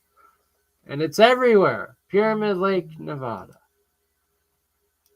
This, well, looks like it could be Yemen, but no, that supposedly South America, or the U.S. This is the U.S. Colorado, Utah, New Mexico, Arizona. This one somewhere further up. Nebraska, maybe. Oh. Look at this guy, Titan, right there. Parks Ranger watching you, making sure you don't see, oh, what is this over here? This giant castle. What's this giant structure over here? Structure. Park Ranger, and you're not allowed to have your drones, and they're gonna frickin' chase you away with an Apache helicopter. At least that's what they did to Rex Bear. Shout out, brother Rex Bear, but that's the facts, people. These macro structures are hidden in our faces. Boom. Temple of Isis. Oh, look at that. Oh, wow. Giant gaping entrance. Oh, look at all these other carved out entrances and apartments in it. Oh, wait. No, they went in and sealed it all up. Wonder why they did that.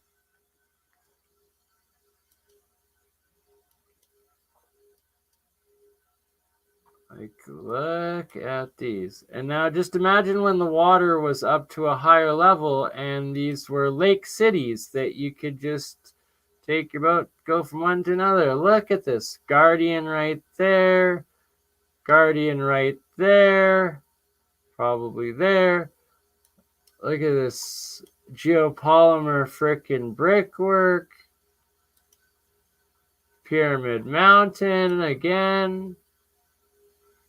Probably like perfect solstices and equinox alignments. And the equinox, I bet it's right on top, both the sun and the moon. Pyramid Mountain, Nevada.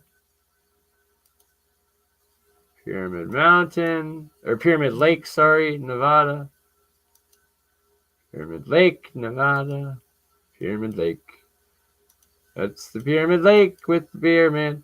Oh, Arches National Park. These are not natural. These are like, that's a stone ruin of a giant's house. Like, these are the doors of giants. You're living in their former bombed out houses. Look at them. These are guardians. Look, that's a person in person. Like, it's just, these are called the goblins. Oh, yeah. No, these are melted castles, melted ruins, melted homes, destroyed ancient places. Lovelock Cave, where giants were found, bones of giants found in Lovelock Cave, documented by the natives.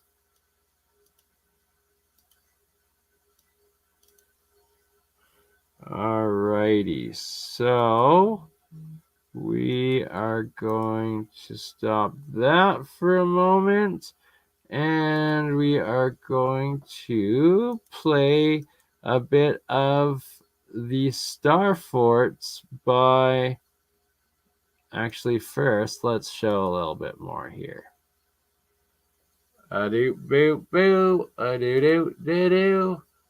Hope everybody is having a very blessed day. Some definitely look melted, right? Like plasma catastrophe, vitrified, right? When superheats, overheated, melted, chemical reactions. Like there's all sorts of either nuked or plasma catastrophe, as well as fire and like ice, erosion, water, all sort, everything over tens of thousands of years. All right, so historical, UNESCO, and the engineering water systems of this ancient city, that it's still mind-boggling today. They can't believe it. This is a horrible... Not zooming in, but look at this. This is like a 6,000 or 7,000 year old city still inhabited today in Iran or something. But like Iraq is just like this too, all throughout the Fertile Crescent that is Mesomerian,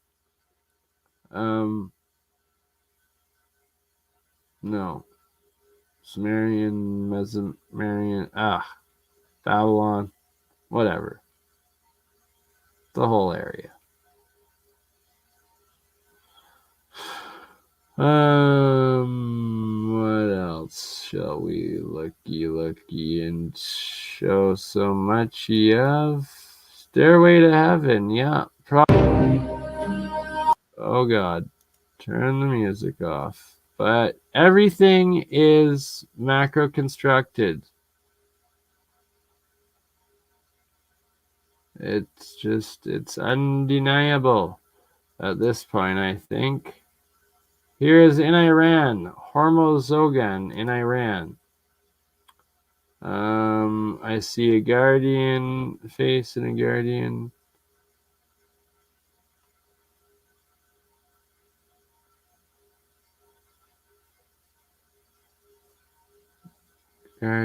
Guardian right there. I call them guardians. Oh, shoot, blocking it. But anyway.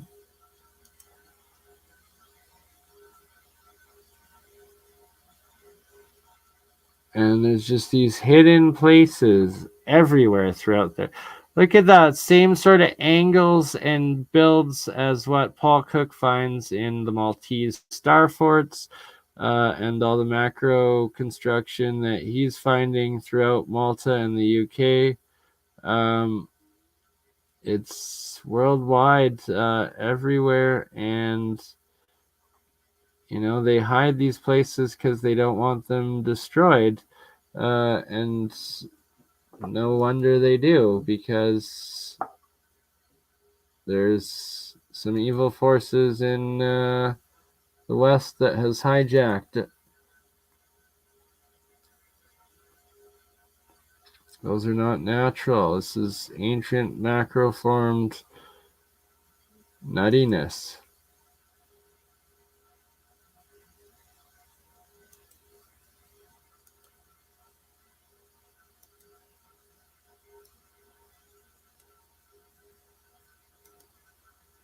So look at this. This is Utah. Look at that. Look at those guardians over there. Look at the red, quote unquote, sandstone and limestone. No, this is identical to what we're seeing everywhere else. Macro, terraformed, ancient, pre-cataclysm, giant Titan building. Oh shoot, I didn't mean to close that one, did it? Okay, here we go. This is it, the Nazca lines of Russia, geoglyphs and whatnot in Siberia. So just like they're in Montana and Alberta on a large scale all over the world, here are some in Siberia. So we've found geoglyphs terraformed throughout Siberia now and throughout Alberta, Montana, of course, Nazca, Peru, Bolivia, realm-wide, basically. Okie dokie. Now we shall play some more of Olaf the Sverker's Great Wall of Star Forts, Great Wall of Tartaria find, and it's pretty epic.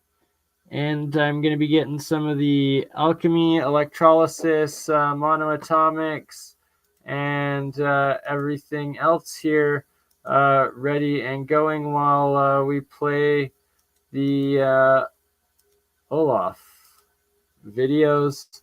And shout out to Olaf the Sverker for his finds, so much epic research and Tartarian real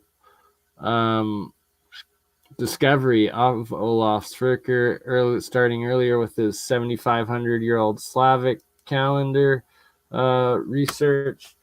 And it's not working on there, so I'm going to see if I can get it working on the other computer. Sorry for the delay.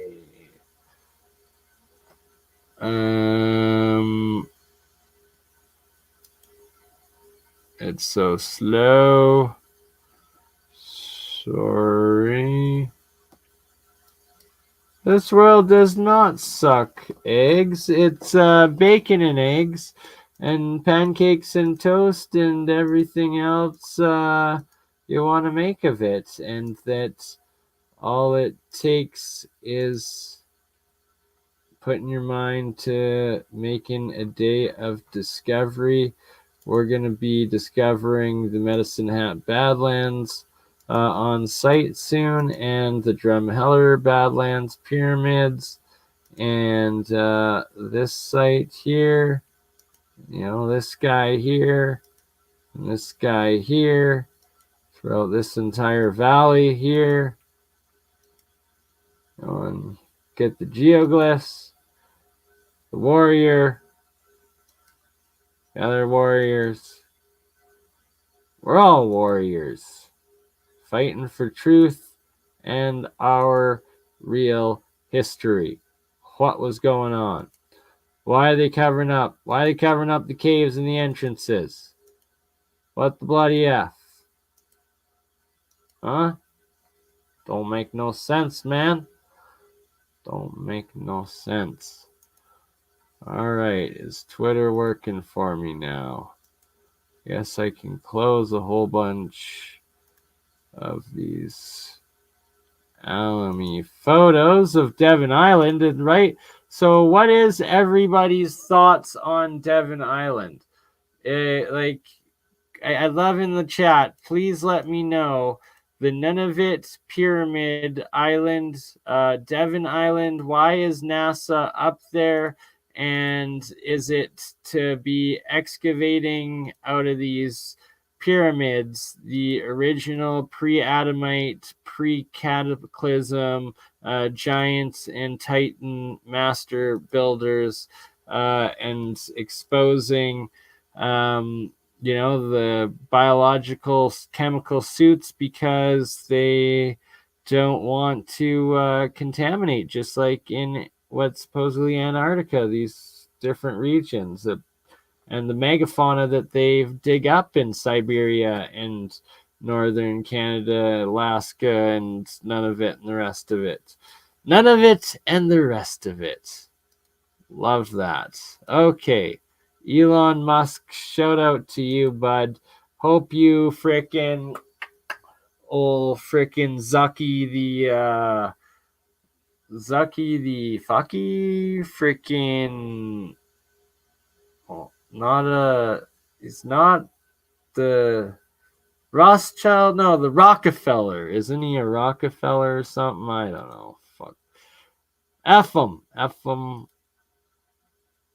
We're back to Twitter. That's why I brought up Elon. It's a Musk, not a Tesla, if he was honest. But hey, Tesla would sell better than a Musk any day. We're back to Olaf. Fifth time I've tried to start this video. What I plan to do today is I've loaded up my Google Earth account. I've got all my points of interest I've marked on this map here, and I'm going to use this as an attempt to freestyle a wee bit of content and see if I can maybe work up the bottle to eventually do a live broadcast. So I'm going to stick to firmly to the territory what we knew as Tartaria, and as you can see, there is quite clearly Star Fortresses, defensive structures, fortifications, cray posts, earthen ramparts that make up defensive lines throughout this area. And some of them are really obvious. And what I thought the day was I would just take a look at these ones here. And I'd go through all of these points that I found and give you guys a wee peek. If you get a kick out of this, if you guys enjoy this, let me know and we can go through and we will look at every single point that I have plotted on this map. And I think the location of some of these star forts, or the absence of the star forts, paints a fairly important story in itself. But before we get started, I just wanted to say thank you everybody who's these videos, subscribe to this channel. I didn't think for 1 second anybody else would. I was just trying something different. As a fairly unsocial person, I'm not too. Put myself out there is not something I've done often. And you guys have made me feel like it was a good decision. So I just wanted to say thank you.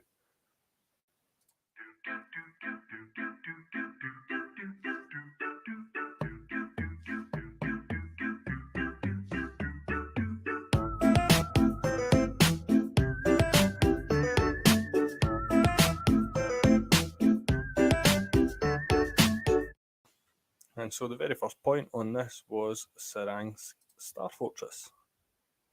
Now, what we are seeing today is not that spectacular to look at. You can almost just about make out the outlines of where the original fort stood. But what does it say? So, Serang's Mountain, this was an engraving by Mahiev in the 1780s. The capital in Mordovia on the bank of the Insar River. It was founded in 1641 as a fortress, and in 1670 the Serang's fortress was besieged and taken by detachments of Stepan Razin, after which Serang's became one of the strongholds of the Razin people. Pugachev entered the They're city with his gonna army fight and in attempted Vegas, to apparently. take it over in what is known as the Pugachev Rebellion. The Pugachev Rebellion, I believe, being one of the most important points in the history of the Empire of Tartaria. And next up on this, we are going to look at this right here. And I don't know about you, but you can clearly see the remains of a giant ancient star fort, which has they've made every attempt to cover this up and hide it in modern times. How such vast structures could be hidden so well is beyond me, but they clearly put quite a lot of effort into covering up all these star forts over the entirety of the globe.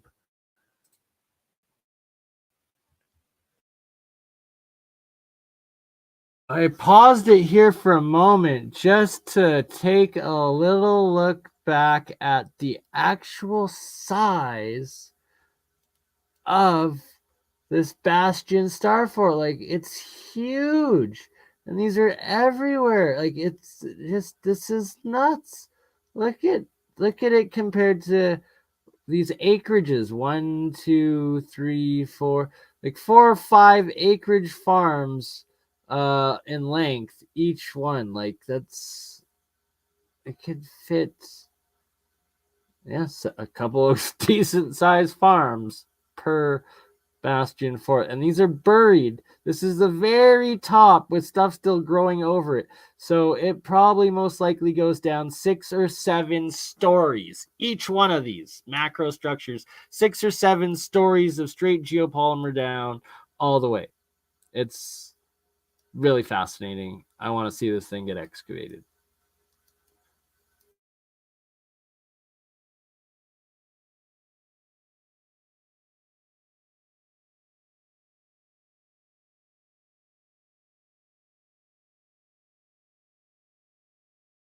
How such vast structures could be hidden so well is beyond me, but they clearly put quite a lot of effort into covering up all these star forts over the entirety of the globe. And as you can see there, these ones are fairly loosely scattered. This is in Saransk, this is over to the east, but they will form a sort of cohesive defensive line as we get further in. You can see here that they almost show a border, or like I said, a defensive line. So if we just look here, we will go one by one on all of these. Some of them are not that spectacular, and some of them are absolutely mind-blowing. And this would obviously be one of the less spectacular ones. Well, when I say less spectacular, it's still pretty interesting to me. We can see the remains of some structures here. The right angles are a dead giveaway, but as with most of these ancient star forts, what sits in its place completely obfuscates the true history of the area. We'll move on quickly. I've not looked at this Google Earth, this Google Earth in a couple of months now, so a lot of these I've forgotten about. But here we can see, covered up extremely well.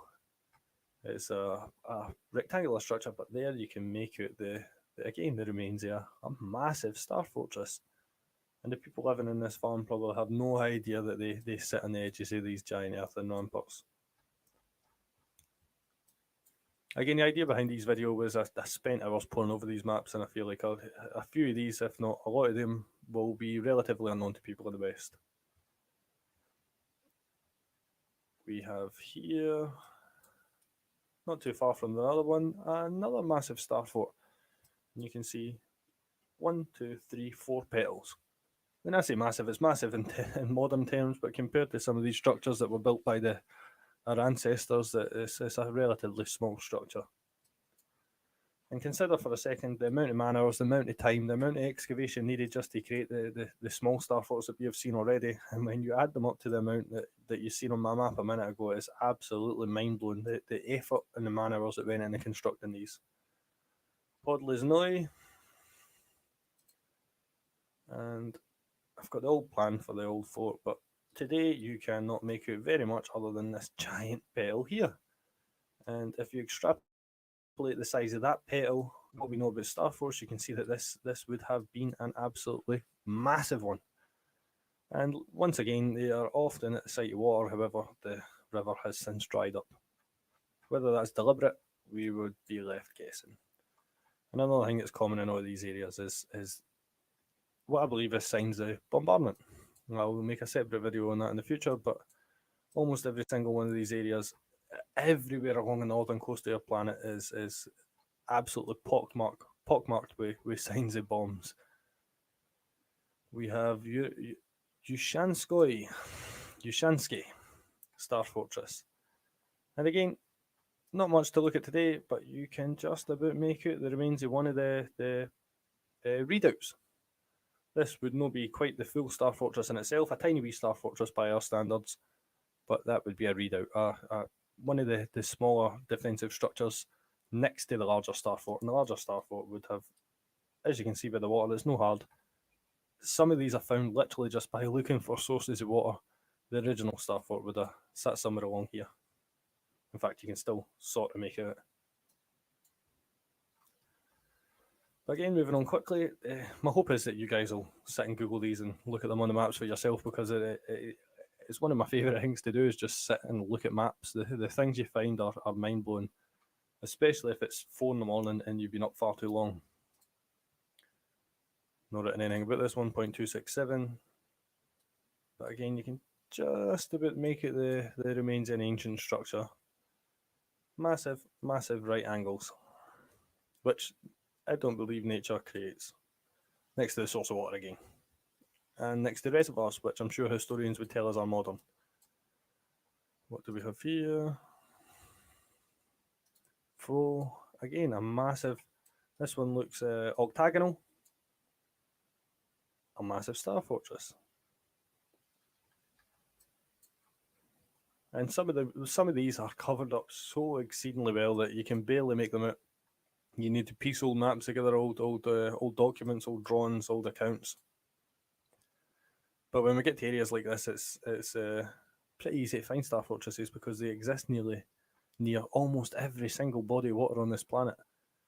And we have here an old wooden fortress, an old grey post, which today leaves us no many signs of its existence. We'll keep moving on. Like I said, I'll show you every single one of these so you can decide for yourself what is going on. 0.230. I had a couple of pictures saved there, but if we look today, we can see quite clearly not only a massive square star fortress, massive earthen mounds, which today hold nothing but trees. As you can see, nothing but trees. But a massive circle, which is almost perfect. And I don't know about you, but I would absolutely love to know the true history of these areas. I believe here, that's probably been another fortress as well. In fact, when you zoom out, it becomes fairly obvious that was nothing more than another fortress. And the same here. Another fortress, or the remains of another fortress. And I believe what we're looking at here is no big gardens, there are no farms or community gardens or whatever you want to call them. That's the remains of the old city. The remains of the old city that has since perished. And features such as this are, again, remains of defensive structures, which from the ground you would have absolutely no clue noticing. The same with these areas. Quite clearly, there once upon a time sat a body of water in there, and that was a moat. But we'll carry on quickly. I don't want to spend too much time on any single one of these. What is this one? What have we got here? Giant circles. And I have found hundreds of these over the entirety of the Eurasian continent. No history or explanation as to what they were, but you can quite clearly see for yourself the effort that would have been in creating these is staggering. Massive amounts of effort, massive amounts of earth that has been moved, and today it's just completely hidden. I believe features such as this, don't ask me why, but trees and vegetation love to grow in the earthen ramparts of these star forts, so these shapes are often dead giveaways of the areas of these old fortresses. And like I said, I would love to do a couple of live broadcasts. I'm working up the bottle to do it. If any of you guys have ideas as to what to do in these broadcasts, then I am all ears, because it's not something that I'd be used to. If any of you guys have ideas on how to do it, I don't know how I would go about reading your comments or anything like that. Please leave a comment. Please shoot me a message. I'm sure my email is in the channel description, but feel free to contact me at any time about anything. I absolutely love being in communication with you dudes. We can see here there remains of some form of structure with 6 points, 6 circles surrounding a massive central circle. And again, for a defensive standpoint, this makes less sense. I believe that once upon a time this would have been a technological structure.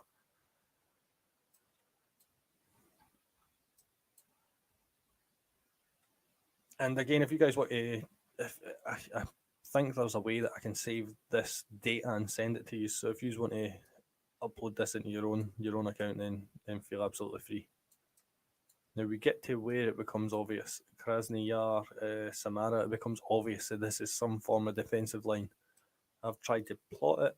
it sort of sits along modern day boundary lines, but it moves around again so much over the years.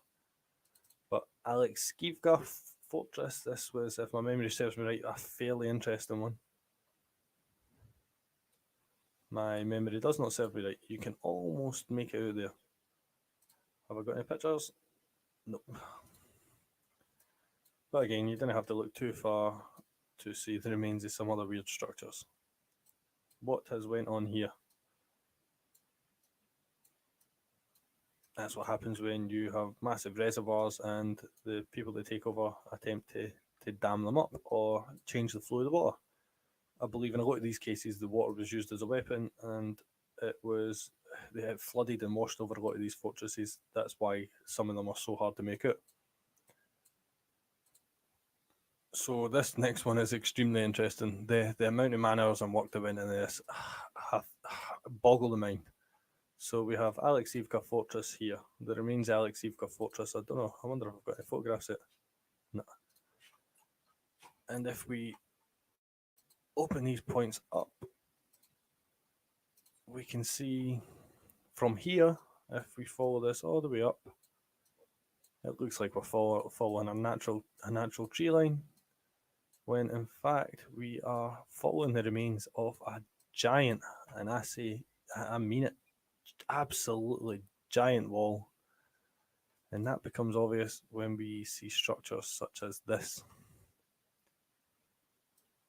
This is the defensive line, a massive ancient defensive line. That is a starfort petal, just on a massive scale, and it carries all the way up. As you can see here, there's another. Some of them are more visible than others. There's another, and another, and this was created in a time without tooling, without machinery, without electric batteries or DeWalt drills or diggers or dumpers or skid steers. There's another, mile after mile after mile, and another, and another, and it carries on this way for miles until we hit the next star fortress, which if we follow this up, we'll keep following it. There's another petal, and another, and we see strange structures all the way. But when the people in charge of history lie to us and tell us tales, we can't be quite sure what we're looking at, other than when we see common sense objects such as this. That is very clearly some massive ancient earthen ramparts. Whether or not these structures at the side yet were anything, we cannot determine. But we do not build walls on this scale today. There's another petal, and another. Absolutely perfect geometry, perfect straight lines. And like I say, how far has this went on for now? And we carry on following these petals all the way up until we hit the next star fort, which I will quickly go to. And here we have. If I can zoom in, you can just about make out the remains of another massive star fort. Now, what I've shown you has not been the most spectacular examples of star forts, but can you consider for a second the amount of earth needed to be removed, the amount of construction and work that has went into what we have seen so far? And as you can see, this massive wall does not stop. It continues on. There is another petal. And for anybody to tell us this wasn't an advanced empire that created this, they're barefaced liars. Where any modicum of common sense becomes blatantly obvious that once upon a time on this planet there was a single unified people, and because they were unified, because they worked together, we were able to create some amazing structures. As we can see, these petals continue. There is another. There is another. And another. And even more. Now look at how perfect the geometry of these massive walls are. If anybody can point me to a wall that compares to this in modern times, other than the Kitai wall of China, and again, even sort of pales in comparison, but just look at the scale of this. Petal after petal after petal, and these structures are perfect. And they join all these star forts up. Now bear in mind, look, petal, petal, petal, it carries on. is modern explanation for these structures whatsoever, especially not on this scale. One of the more amazing star fortresses is Krasny Yar Star Fortress. You can see that today this has remained in fairly decent condition. However, I believe this is only a part of what was once in this place.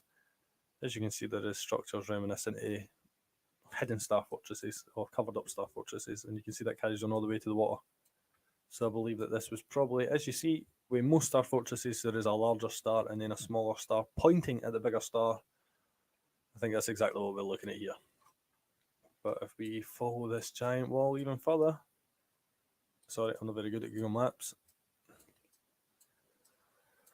Keep following our giant wall.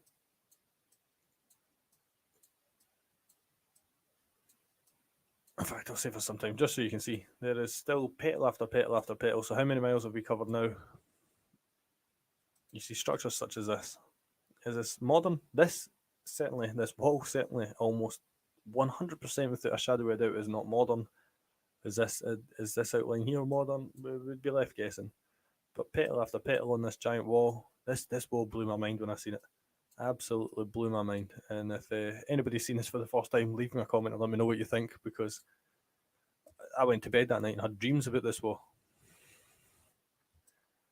We will just zoom it quickly. This wall carries on all this way until we get to the next star fortress. And just so you know, it's not the only fortress in town, but it is fairly clear that there's that wall, and here is a star fortress built onto the wall. Now, why mainstream sources, mainstream historians didn't want to give us an explanation for this, I don't know. Why the Russian government doesn't want to take credit for such an amazing history is beyond me. But that's the world that we live in. People make money, people have influence, and people control us for very particular reasons. If you ask me, I think the reason for this vast cover up is fear. I think they're absolutely terrified of being caught out. We can see here, not far from the wall, next to another source of water, is another star fortress that we can just about make out the remains of. Like I said, for some reason, trees love growing along the earth and ramparts of these fortresses. It's almost as if something improved the quality of the soil. If we zoom out, we will get to Chernovka. And what do we see here next to the water? But the remains of yet another star fortress. This is a fairly bad example, but you can just about make it out there. And it sits along the site of this massive ancient wall. We'll zoom it a bit again, just to get a wee bit of perspective. As you can see, this wall clearly forms some form of defensive line.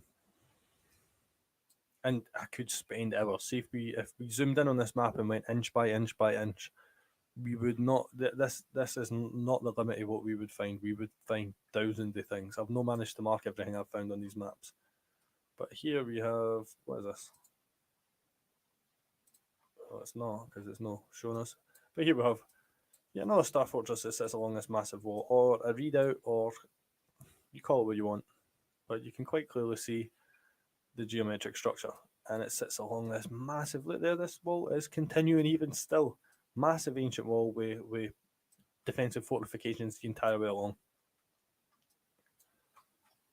How much earth are we talking about being moved now?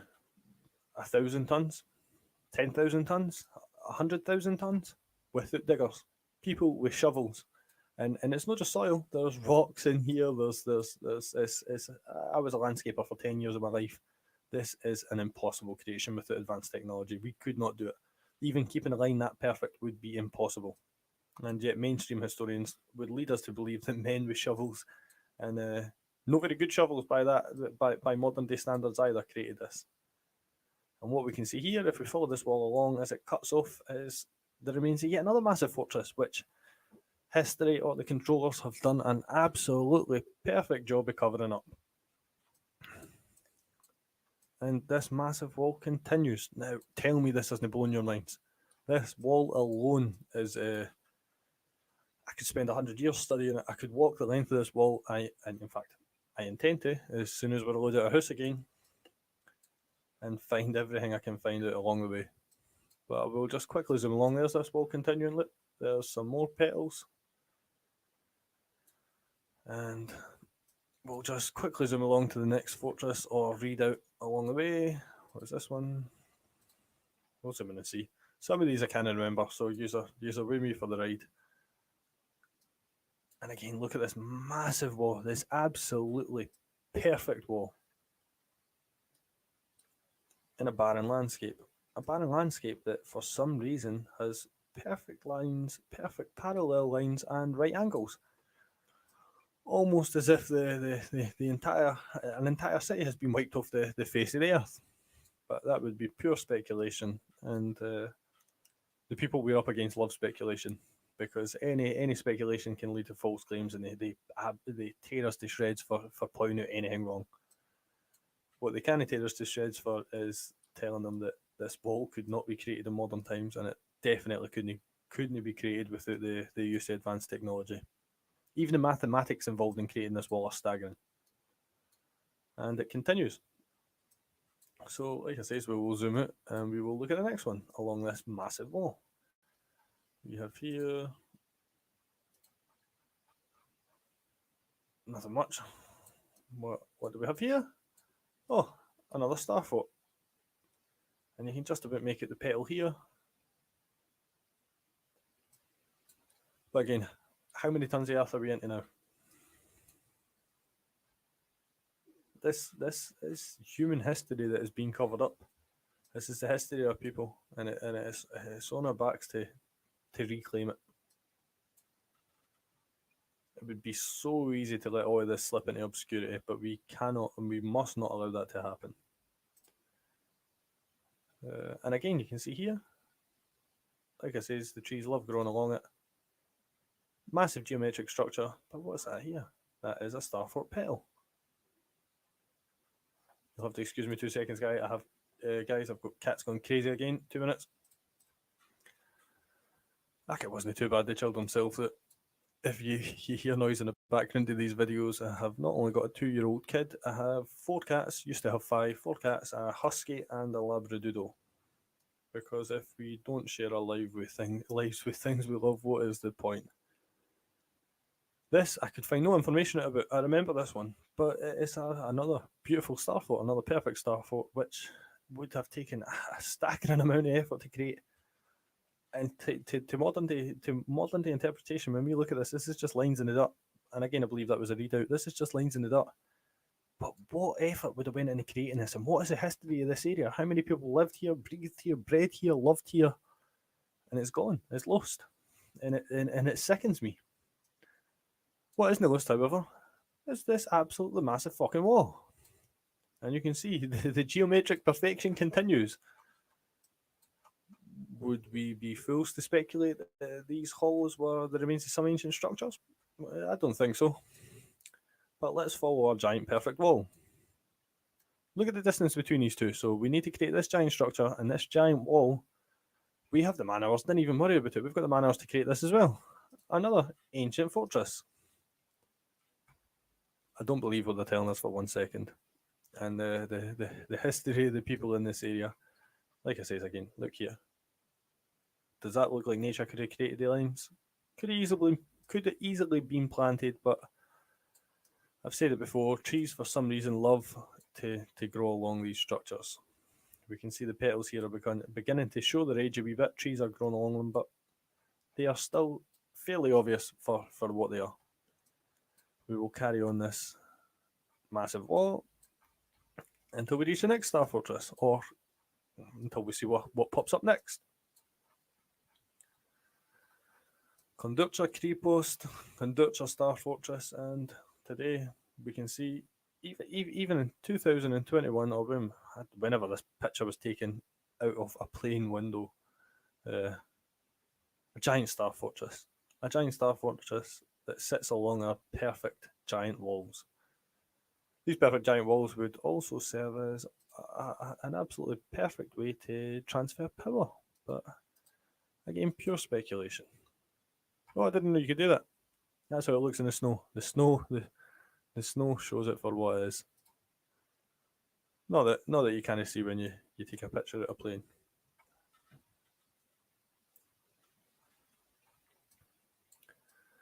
And we will carry on.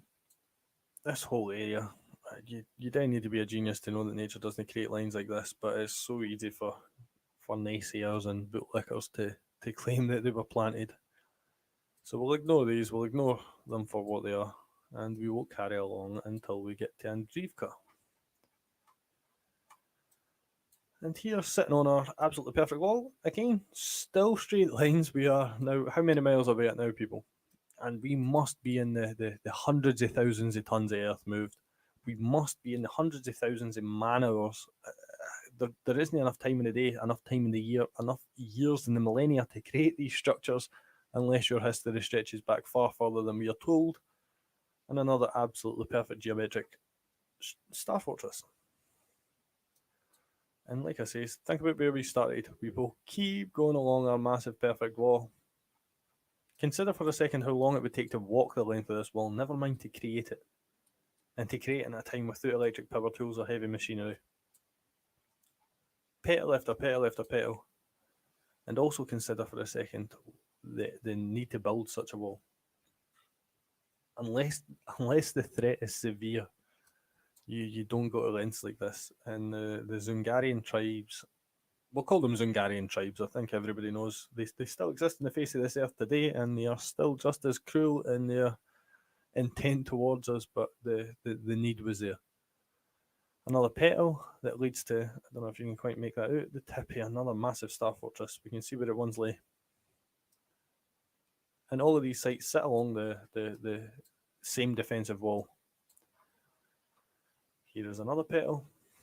And these people living in these towns will probably not even have any idea that they are a couple of 100 meters away from something of such historical significance. And that is because they're not told that it is historically significant. But we'll keep following our perfect ancient wall. Weathered remains another star fortress there. Keep following it. I just want to show you this wall for a second again. Think about where we started off. Still absolutely geometrically perfect. Now, I believe here, look at the water. I believe here was the site of another massive star fortress. This here being nothing more. Being an absolutely perfect structure which required thousands of man hours and thousands of tons of earth moved. But I believe again it was the smaller structure on a much larger design. Because for some reason, don't ask me why, they put sports fields on a lot of these star fortresses. A lot of the times you can look at a map, find these sports fields, these tracks, and with a wee bit of critical thinking and observation, you find a star fortress. But nevertheless, we'll carry on looking at our perfect wall. We'll keep following it. Look at this, still going strong. And also the same line that they used to carry modern day power lines, but that has surely got to just be a coincidence. The ancients were not that competent with their geodesic surveys, were they? Another perfectly geometrical structure, but it could be modern. This definitely isn't. But we will keep following it, zoom out, keep following it, and we will see what we find. Just realised this has gone 30 minutes. I was intending this to be a wee 10-minute video. And here we have yet another star fortress that sits along this wall. This one has been covered up slightly better. Or lost the time a wee bit more. Malaya. But again, keep going. We're on a mission. In this area. This area is interesting. I'll do a video on this area in itself in the future. We see stuff like this, and it carries on for miles again. But we'll keep looking at our absolutely perfect wall until we see what we pop up to next.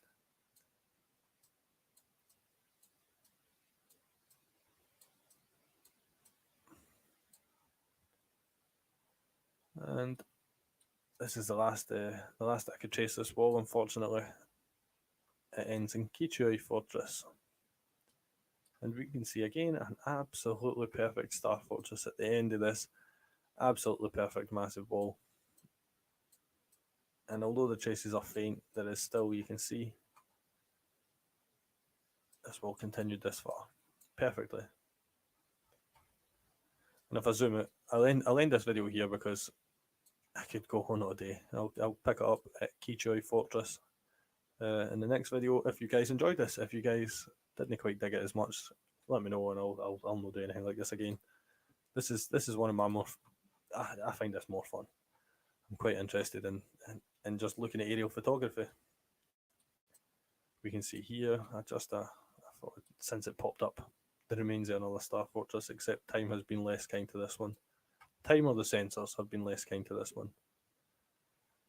But anyway, guys, I'm trying to get out as many of these videos as I can, but at the same time, I'm not going to rush them away. I will give you guys good videos, but I get excited to get carried away. If you guys enjoyed this, let me know, and I will do plenty more of them because, as you can see, I have plenty more to show you. But anyway, guys, until next time, I hope you enjoyed this video. I'll get uploaded as soon as I can, and peace.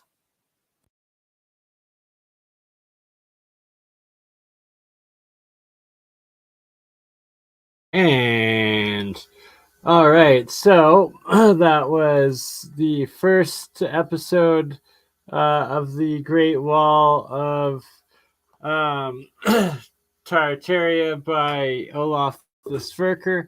And what I was showing there is a couple of essentially Magrav coils, but a bit different design than the Keshi blueprints, my own couple of alterations to them, and that they were connected to the Lion reactor that I was also showing there, that is an iron-centered ferrite core surrounded with aluminum foil, surrounded by several windings of copper solenoid wire around it, as well as then a zinc sheet plate and aluminum plate in between the copper solenoid coils around the iron ferrite core of what the Vega experiments and MFMP, Martin Fleischmann Memorial Project, Bob Greenyear's work called the Lion reactor.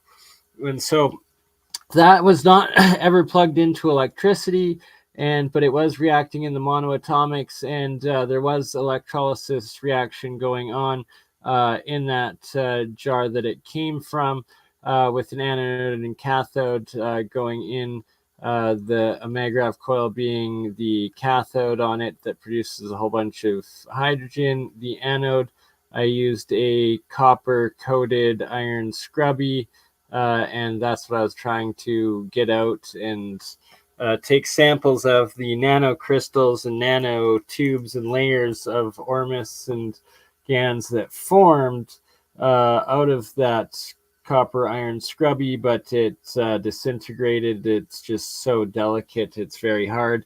But I got a little bit of samples out of maybe 1% total out of the 100% overall structure of the thing.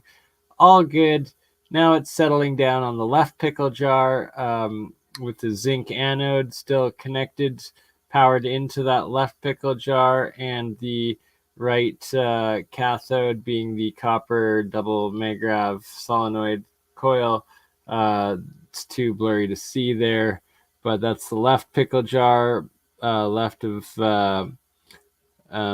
Kermit the Frog there, and you can see the yellow-green wire behind Kermit going into that jar still plugged in.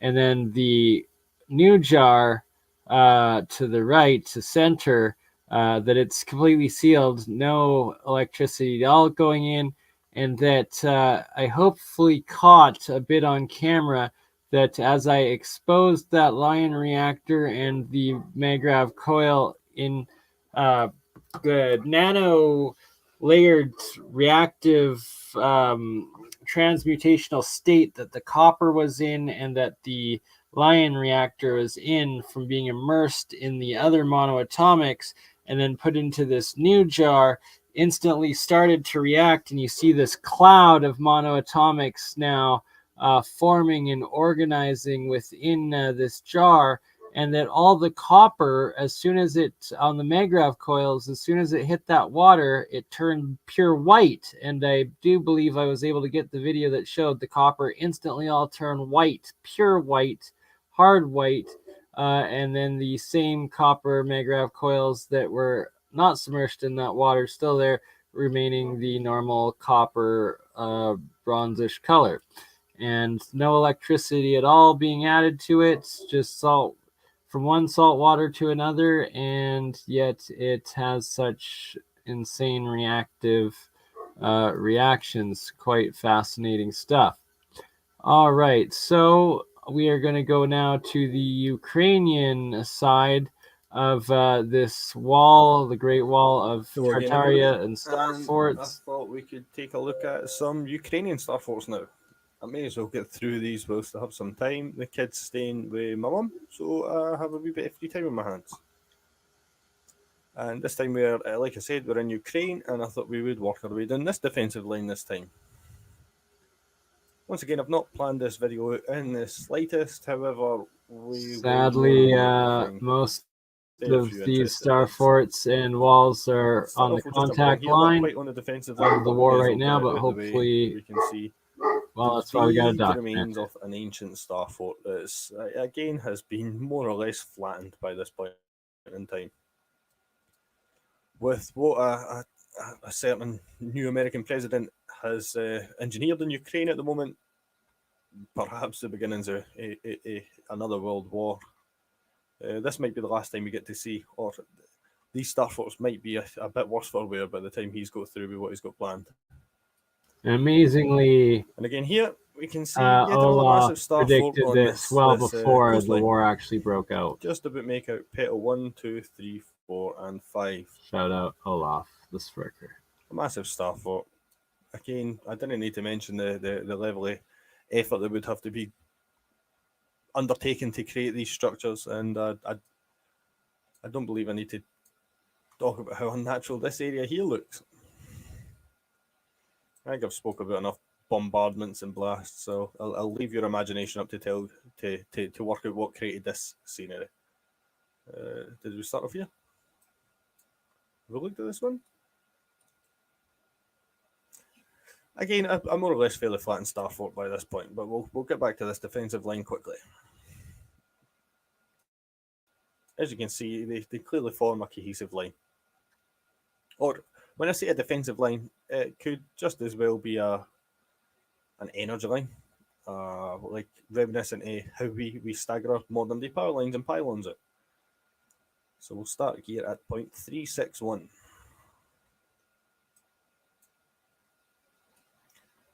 And today there is barely nothing that we can see. Love you all, However, fam. if we have a Thanks look for at some of joining the in old photos, today. we can see I'm going to that be clearly doing more of the marked as a star pictures fort. soon. You can just about make it the petal in these photos.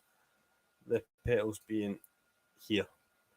Like I said, whoever arranged for these star forts to be destroyed has went into great effort into actually destroying them, with a lot of them being completely leveled. Point 281, and we have, again, barely obvious that that's the remains of a fortress, but you can see how, from an energy perspective, you would need to transfer it across the water.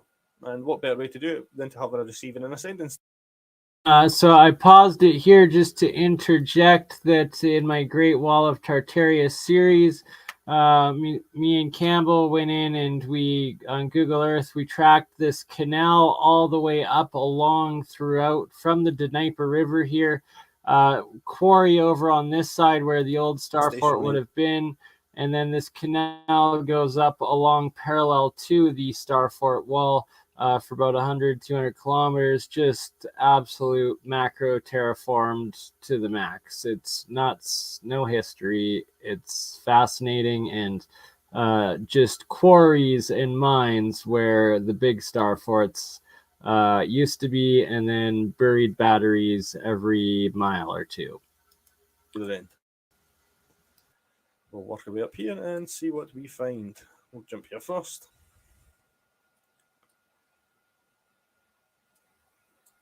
And hopefully this is no sign of what's to come in this video, because there is not much there.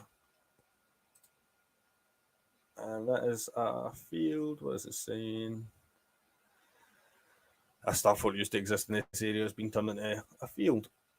Like I said, I've not looked at this, I've looked at the points on this map in sometimes years, so it's as surprising to me as it is to you what we're going to find. I think that's a more honest way of doing this. The more interesting areas I have planned videos on, I have done a fair bit more research into, but a lot of these are just some oddities on the map that I've found. A couple of regular circles, but we're back to looking at what looks like another giant wall. Exactly in the same style as the previous giant wall that we looked at. How vast would this star fort have to have been? And you can see the petals extend even to here. There is another. Now again, in the last video, this wall covered hundreds upon hundreds of miles. And I don't know if you can wrap your head around the level of effort that would have to be undertaken to create these structures. How much earth would need to be moved? And again, you can see that even though it's been built over, you can still see the vague outline of this giant wall. But like I said, we'll work our way up and see what we find. Sorry about that. I hit the pause button and never even realised. It is already 20 past 1 in the morning, and I was up at 5:30, so I'm fairly tired, but for as long as it makes sense, I'll keep trying to pump these videos out whilst I've got the time. Because you can guarantee, as soon as the kid's back tomorrow, I will be back to playing Mr. Incredible, and my time will be limited again. So here we have, I'm sure some of these points have moved, because I wouldn't have marked these on the map for no reason, but nonetheless, we'll jump to the next one. Like I said, there's little to no planning goes into these videos. I pick an area that has some interesting points and I just jump straight in. If we move on up, we can see the vague, very, very, very vague outline of another star fort. And if we look at the photos, we're seeing it on plans, but we're not really seeing it on this aerial view. Nonetheless, I'm sure there is more interesting ones along the way. In the middle of the field, another massive 4-pointed star fort. I actually fairly surprised that we spotted another one of the giant walls. I forgot that was there. Oh shit.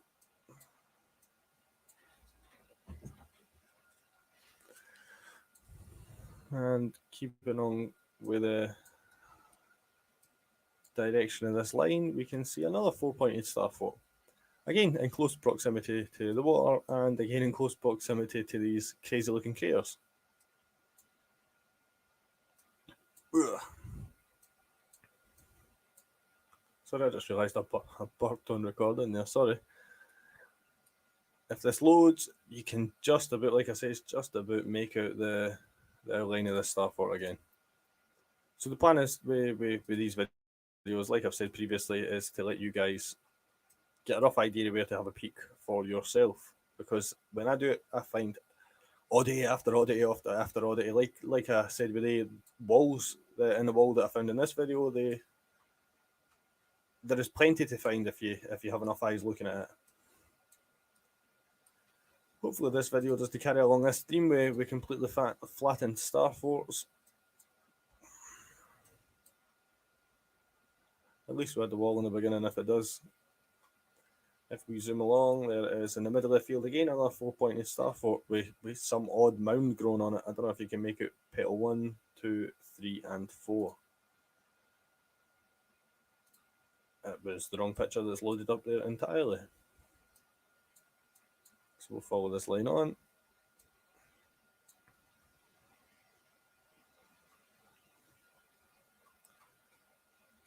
And we can just about, I've said it before, trees absolutely love growing on these star forts.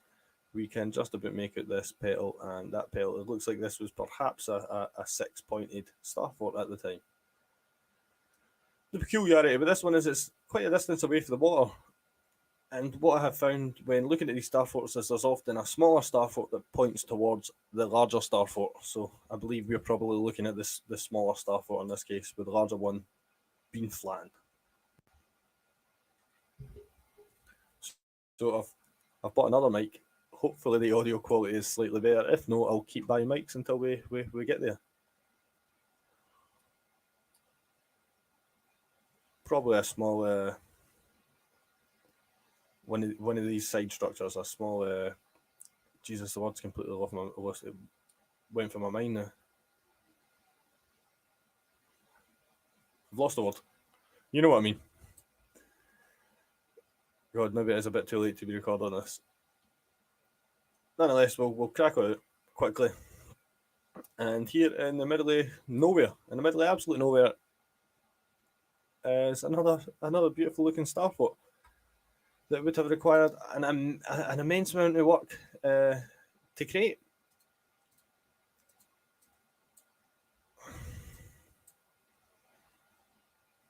And as you can see, our wall has not stopped yet.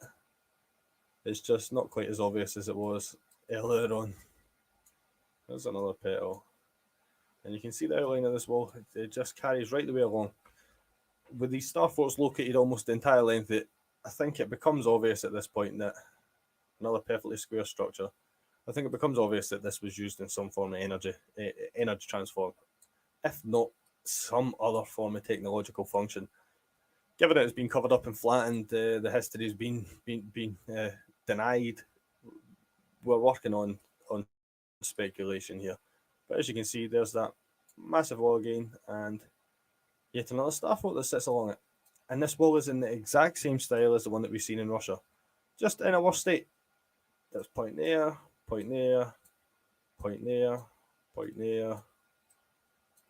Absolutely giant, absolutely vast in scale, and almost perfect geometry, with these perfect star forts situated to the length of it.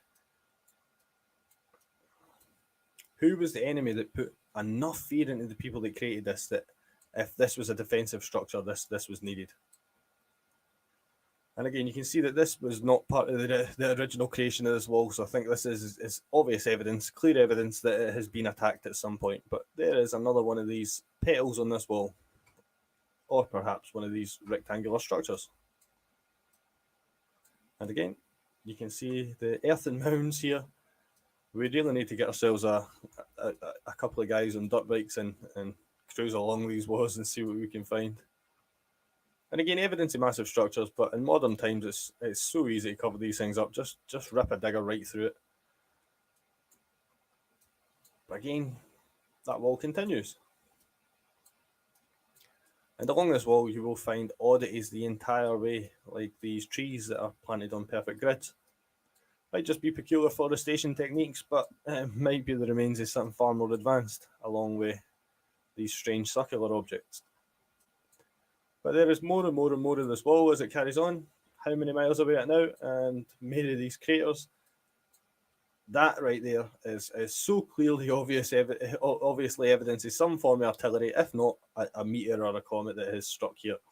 If you're in the area, I suggest you go have a look, because I'm pretty sure the metal from meteors is fairly valuable. Although that's not what it is. You'll find evidence of bombardments here, here, here, here.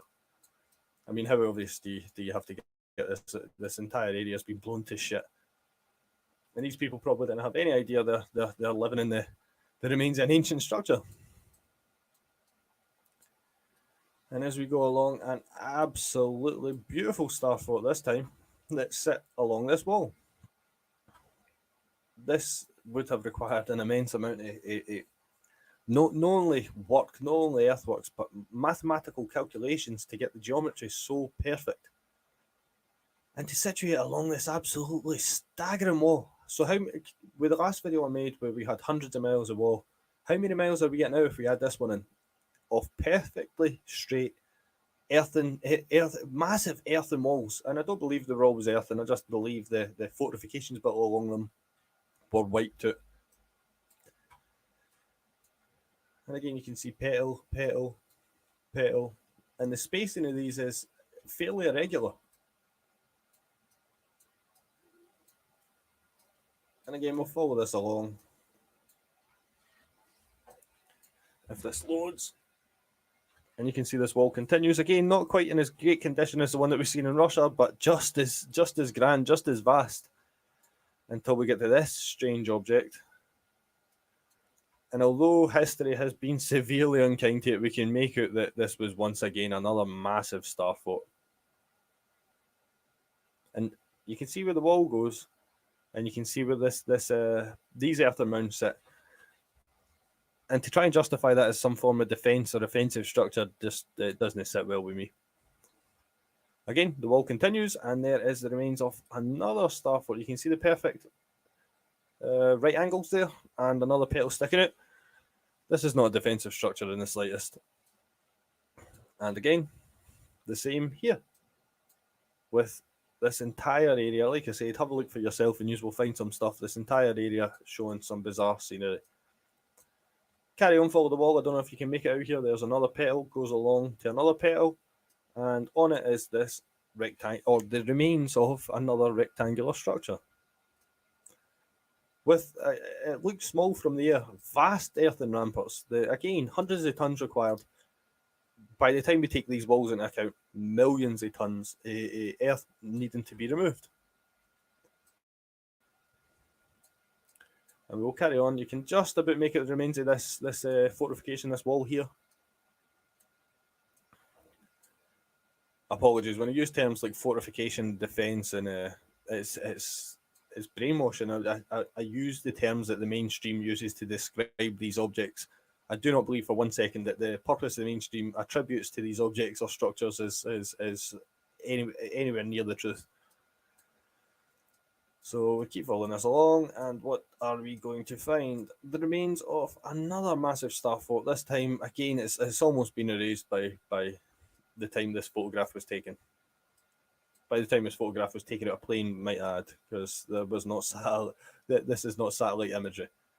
So we follow it along, and we find another massive earthen object. Just a little worse for wear. And the saddest part to me is that these star forts, these fortifications, these structures, they have no name now. Their history is lost to time. The people that lived in them, the people that used them, the people that built them and designed them, their memory is gone. And we can only do what we can do. We have to try our best to try and reclaim it. But we'll carry on following this wall. You can see here that we're still on the wall because there is another petal. And obviously, being in Ukraine, it's not as well preserved as the ones in Russia. And perhaps after what's happening in Ukraine now, there will be even less evidence. But we are still on this massive wall. I've said it before, trees love to grow along them, so I believe we're probably looking at the wall hiding underneath these trees. I think if you went there on foot, it would be a wee bit more obvious. But we'll carry on. You can see if this loads. Is this going to load? Is this me? 2 seconds, guys. I'll check my internet and get right back to you. We're back. I'll have to make this quick. Mossad is clearly trying to intercept my internet connection, and it is going abysmally slow. Slower than it usually does. But we will continue following this giant wall. We're still in the remains of this wall. It's just become more obscure and harder to see. You can just about make out these sharp points that exist on it. Just about. Well, clearly here, point. Nature doesn't form these sort of perfectly straight lines. But we'll carry it along. Look at the scenery here for a start. I've spoken about these lines in my previous video. Absolutely bizarre, but we'll no bother about that now. As you can see, we are still on this massive wall. The size and scale of this wall is absolutely staggering. How long have we been following this for now? But we will carry on. And oh, there is an absolutely humongous star fort. Is this needed for defense? And as you can see, these perfectly straight lines here are again clearly artificial. More than likely covering up the true scale of what was going on here. But again, another massive star fort that serves today. It's not been conserved, it's not been protected, it's not been restored. It's got a couple of trees growing on it. Nonetheless, we will carry on our quest. We will follow this wall even further. Just about make it a petal there.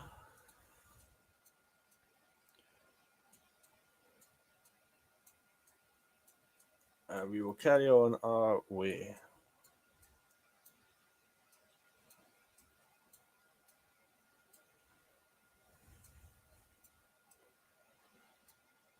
Still going. I'll just do a wee quick zoom out to see where we're at. There we go. Save ourselves some time. Like I said, my internet is due to go kaput any second now. And if we're still on this wall, we see some unusual structures here. Again, even more unusual structures. Just about make it the earthen ramparts, but here is clear evidence of some form of a fort or structure. And again here. But we'll carry on chasing this down until we see yet another massive, absolutely humongous star fort. So when we're taking into account the length of this wall and the amount of earth that would need to be removed to create this wall, how do we explain this through manual labour, guys with shovels? And how did anybody without any form of aerial photography or aerial overview plan this massive wall and these structures along this wall in the first place? And where are the plans? Again, some more unusual structures that, like always, there's a farmhouse sitting in the middle of them. A farmhouse more than likely completely unaware as to what they are sitting on, but I'll just quickly zoom out, get us there even quicker. I think this might be coming to the end of this line. Alexivkaya Fortress. Fairly well preserved this time. Well, when I say fairly well preserved, it's easier to see. It's not preserved in the slightest. There has been zero efforts made to preserve any of these in Russia, really. The European ones, or the Western European ones, at least there was some form of conservation effort. But not in Russia, or very often not in Russia. Peter and Paul Fortress being obviously the most well-preserved one. Just do a quick zoom out check where we are. If my internet holds out, we might just keep going and blast through as much of Ukraine as we can. Again, another massive star fort, this time with no name in the middle of nowhere, in the middle of fields in a wood. A 4-pointed star fort. Is this for defence? Or was this to provide energy to the people that lived in this area, or to transport energy from where it was produced? Or maybe even to produce energy in the first place? The technological aspects of the civilization that built this are not disclosed to us at all. I can't jump it a bit. And again, there is yet another star fort. This is Ukraine we're in, remember. But we'll carry on.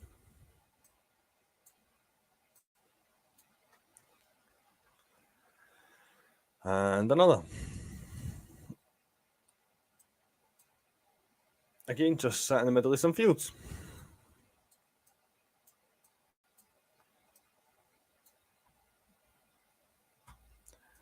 Is this the end of my internet again? I don't know what's going on. We might have to call it quits fairly soon. 2 minutes, I'll try and get us working again, reset the router. Oh well, guys, as you can see, that's the end of Olaf's internet connection. I'm fairly sure Mossad is about to bust in the window any second now, so I better go and sharpen the axe.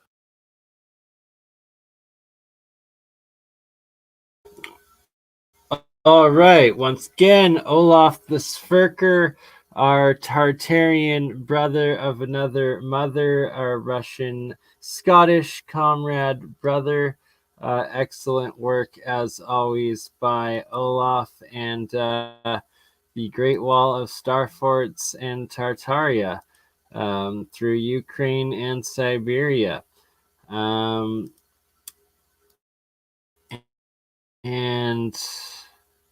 Doloms. He's also covered the Doloms. They're worldwide, but we won't get into that quite yet right now. Instead, well, a recap of Devon Island. It is an anomaly. It's claimed to be the largest uninhabited landmass in the world. Its highest point is almost 2 kilometers tall, 1,960 some meters. It looks like it's terraformed on just a gigantic, gargantuan, macroscopic scale of earth moving of these perfect canals, land masses, angles, pyramids throughout. And why is NASA there? Why is NASA claiming it's Mars? Why are there pyramids that we've never heard of but clearly existing in Nunavut, Canada, aka Devon Island? I suspect NASA is exploring these outer realms of the barrier to new lands, which most likely lead to inner realms or this Mount Meru, land of pygmies and giants. Supposedly 3 or 4 rivers going into the center magnetic mountain peak, probably Pyramid Peak, and whatever exists beyond the ice walls. Devon Island is a good category for the Canadian North Atlantic, northeastern approach, and documented. Just look at this, right angles, perfect structures, looks just like Iran or Afghanistan or Nevada, Utah, Alaska, Antarctica. It's this Devon Island, and that NASA had rovers, just like Antarctica, just like, what the hell are they doing here? What is actually going on? Wrecks of HMS, that looks like megaliths, not a ship. Crazy things happening in Canada. Devon Island's Wikipedia. And look at the Inuit language. Fascinating. A combination of like Arabic and Slavic and a couple other highly developed script languages. And what do we have here? Also looking, just boggles the mind every time.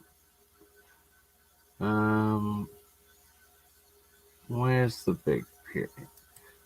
So this Devon Island, second pyramid here in Nunavut, it looks identical to what we see in Arizona, Texas, New Mexico, as well as South Africa. Around Cape Town, I believe there's similar pyramid coastal structures. They look like giant pillbox pyramid bastion forts in these Starfort Citadel situations. Like all the terraces, the step pyramids, and the layers of limestone and sandstone, red and white, alternating. That is the golden blueprint of these past pre-cataclysm godlike designers and builders of our realm that shaped it, and do they continue to shape it? So many questions. All right, we are 5 hours in. My goodness gracious. That is quite some time. Still have 50 people watching. I'm in Canada too. In Rise Movement. Good day, my fellow knuckleheads. I hope everybody is having a happy Friday, a blessed weekend at BurnEye. We'll be back in 12, 13 hours for Real Science tonight with Thomas, Paranoid American, Jeremiah Liminal, most likely, hopefully Gerald and Mike, maybe even Charlie C. We shall see. It will be a good one. And 9:23 a.m. in Alberta. I forgot I do have a bunch more I wanted to show before we go, so I guess this is going to be a 6-hour epic marathon of a live stream, and I will edit it down into hours and specific 10-20 minute topic videos like Dodap Fort. Dodap Fort. This is a fort. This is a macroscopic scale built by the demigods of ancient times. It's recognized as such. It is Titanic megalithic epoch 1. Seota, also Pyramid Mountain Fort, also recognized, told to be built by the demigods of the past. Wow, that looks an awfully lot like things we've seen in Nevada and Siberia, and oh, how about right here in the Grand Canyon Pyramid Complex City? And look at these. See, each of these are perfect docks. So one has to imagine the water line being freshwater, inland sea, protected city in these apartment building, half submerged in the mountain underground, but fully water paradise with like aeroponic gardens galore with the water, and each of these being big docks and the locks of it, and that each canyon was its own locks set. Why they have them dry today or flooded is because the flooded ones, they're covering up the major cities that showed too much evidence that, you know, they had to put it underwater, or the macro ones that are just too big, that if you had this full of water, too many random people would stumble into too many different entrances and too many footage would come out that it would be undeniable and unstoppable, and too many encounters with the ant and reptile people and giants possibly to this day. Or if we can come to an accord and peace with them, once again, vitalize and inhabit, our life on the outside, theirs on the in, possibly, if it's still going on. I don't know, but the Titanic ain't got shit on this. Like, you can't even send probes or drones into this epic city, including Solomon's Mine. But these are the outskirts of that main place. Oh, that looks familiar. That's like Hawaiian or Easter Island, or, you know, just that Titan giant megalithic size.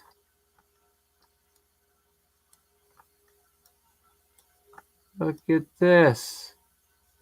Perfect dome, step dome pyramid. Is that even metal on top?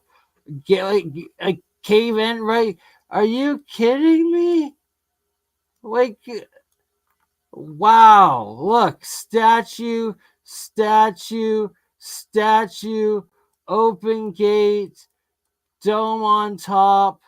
Are you fucking kidding me? That is why you cannot fly drones or hike in these areas. Once again, straight box, rectangle, angle, circular, angle, angle, angle, and like, look at this. That is why. That's just one. What do we have back here? And remember, each white is another temple top. Like, oh, Sphinx, Sphinx.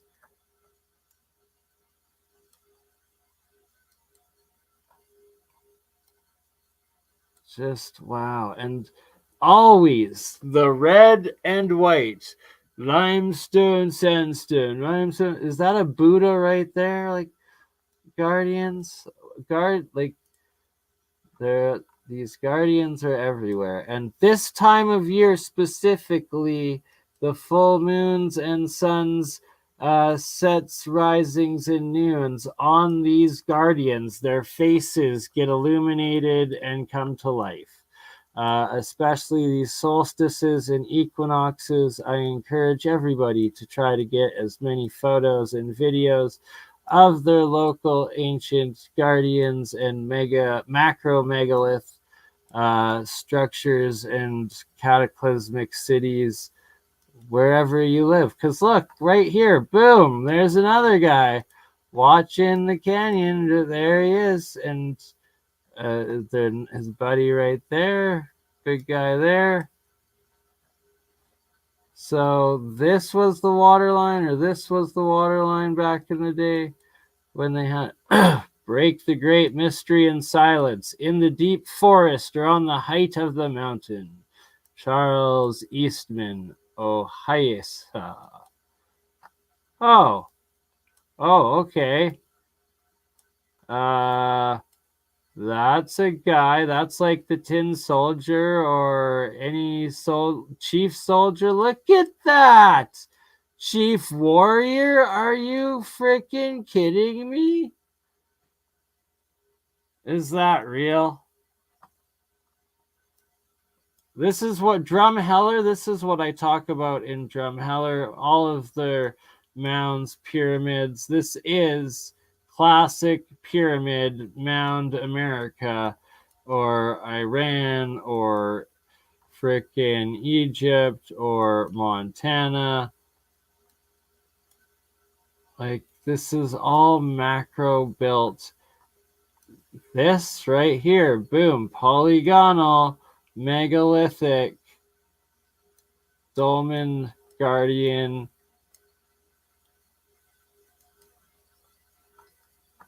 Classic construction. In each one of these, the local legends tells each one of these is where a giant or a titan lived or lives. And I believe that they do. And then, you know, first the titan, then the giant, then the demigod, then, you know, the reptile and the rhino and the dragon and the indigenous and the regulars. Look at this. Looks pretty pyramidal. Oh, that guy right there. He's facing out looking at the stars. So is this guy right here. Imagine that. Oh, and then you find out that this is actually what the indigenous Hopi and Four Corners tribes people live in. Like these are temporary accommodations and homes and huts, and then the the first photos in cities, you just have these massive ancient ruins claiming that this is all Spanish forts, but yet the indigenous are well cultured, well put together, well, badass, dope people, like chiefs among their lands, and just showing the very outer temporary secrets, not letting white man or anybody for that matter in, yet alone daring themselves go. Like, look at these ancient freaking skyscrapers. That's all it can be. It's nothing else. That's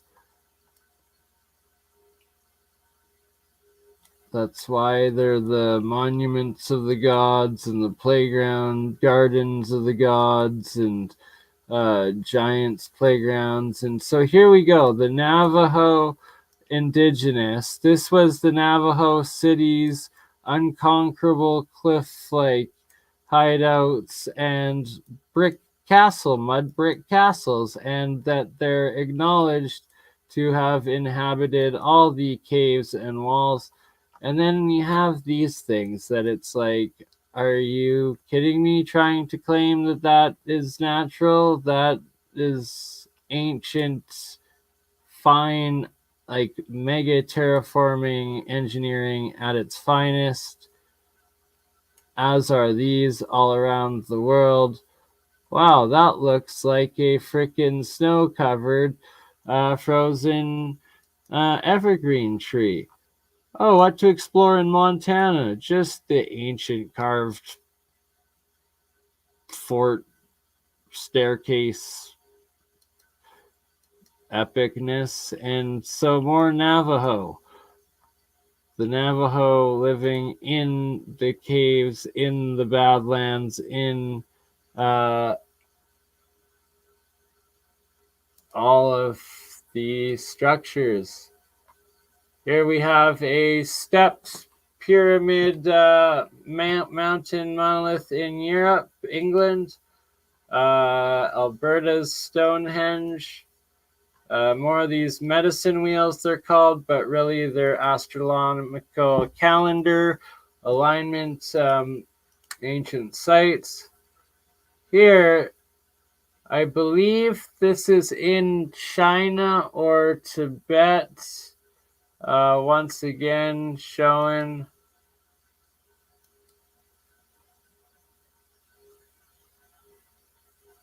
look at that resonance. Look at this thing. Focal point going down into the same geometry. That is a machine.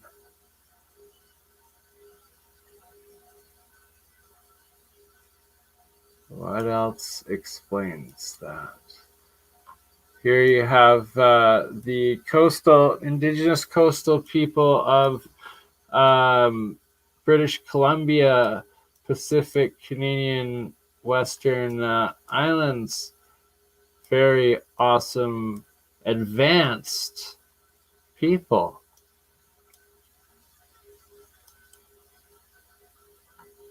Canyon del Morito, Navajo. See, and to these days, I do believe a lot of this is still, thank God, treaty indigenous chief land. Oh, you're not allowed to see our big chief face in the Pyramid Mountains and the castles that we still, protect and have the rights to, because that is exactly what is here. And that there's the sacred cities within these places that you do not enter without permission. And you have the Guardians. This is Tolkien's Middle Earth once again. Europe, I believe Colorado or Utah.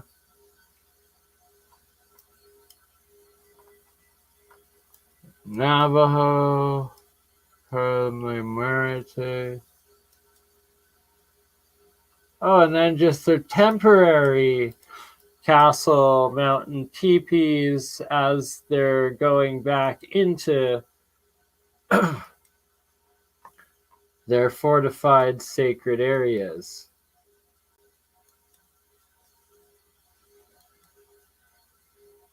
Amazing. Absolutely amazing. Indian ceremonies in the Garden of the Gods. So yes, Garden of the Gods, Colorado. This place is absolutely epic. I believe that they changed. Look at that. These are all elongated skulled freaking creatures. Look at them. They're aliens.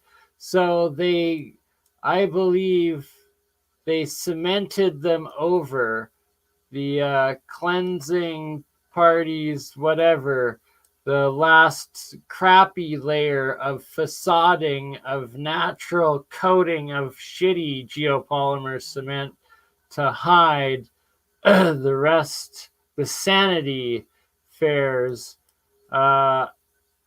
covering up the titans and giants that lay behind. Look at all of these guardians everywhere. Oh, what is this? Just on the top of some mountain and what? Like, doesn't even make sense. Once again, Garden of the Gods. That is macro megalithic. Is that an alligator, dude?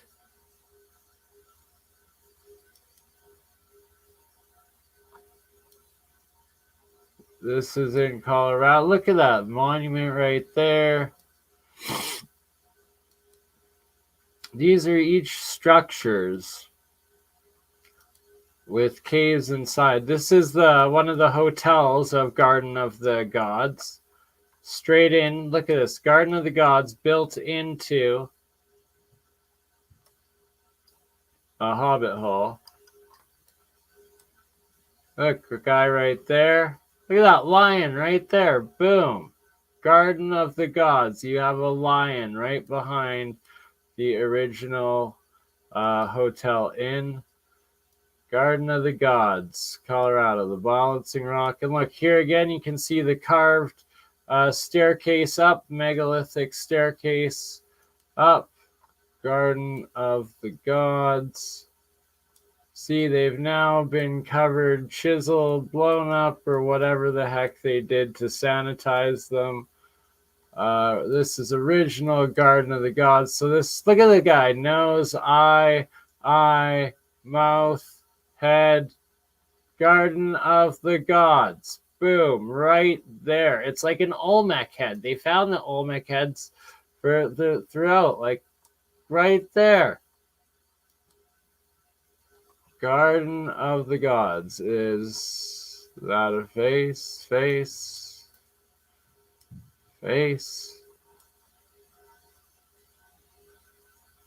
And the building right into this. Look at this. Garden of the Gods. Oh, this devils. Oh, the alien structures. We have to burn them all and sanitize them. Look, is that an elongated face, chick? I think so. Garden of the Gods.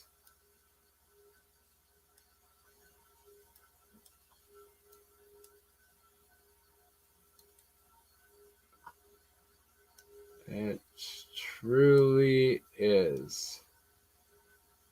Like, look at this. What is all of this? That is officially apartments in the rocks. No doubt about it. No doubt about it at all.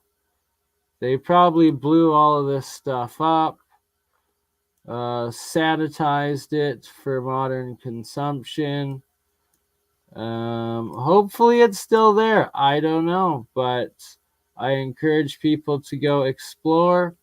This is in Colorado, and then you have the Giants Playground in Montana. And right here, look at this, all the way up, cut into this giant road at that early time period. Fascinating. I don't know. Like, what?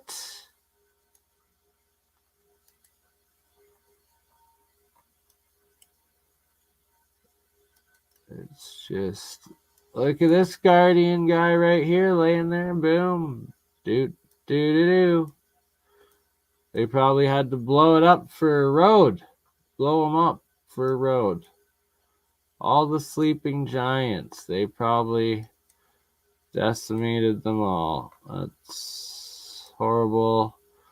Or that's why the indigenous don't let us in to see them, because of fearing of that.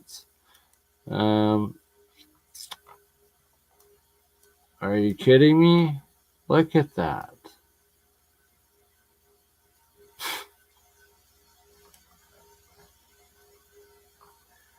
Garden of the Gods.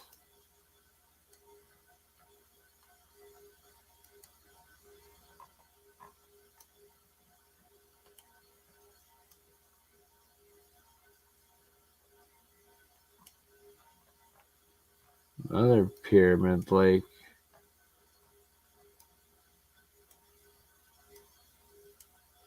Pyramid Lake and Garden of the Gods.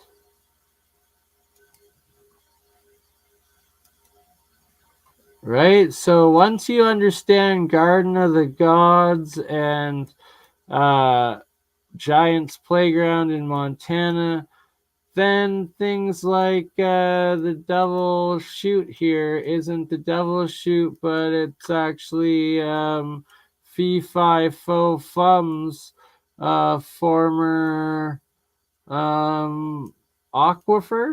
I don't know. Oh, Card and Rock Quarry. Wow, look at that. We're just quarrying out in Baltimore. Oh, just quarrying out everything.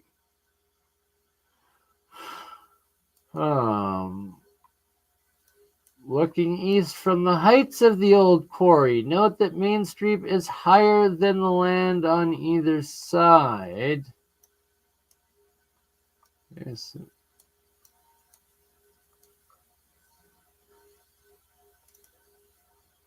Fascinating stuff here.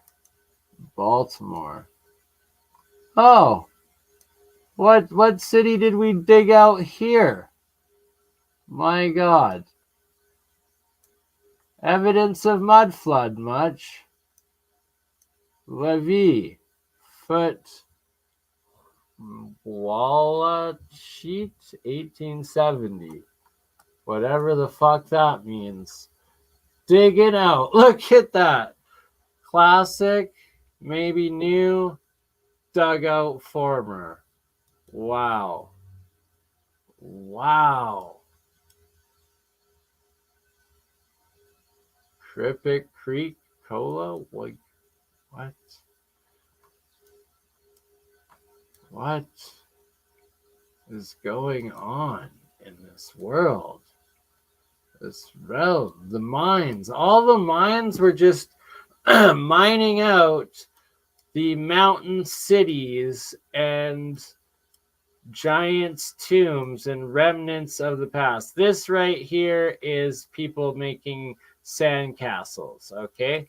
That is artificially constructed by children and 40-year-old virgins, where these were all constructed by giants epochs ago.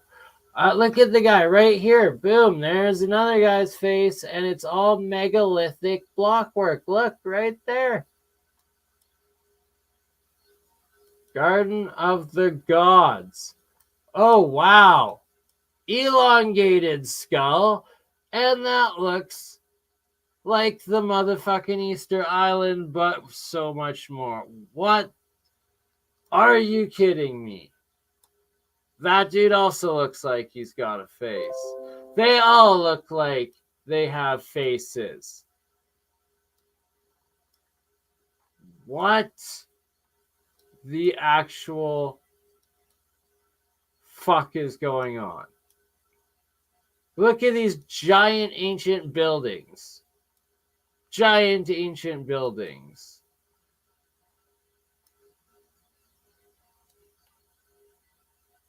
Like, okay.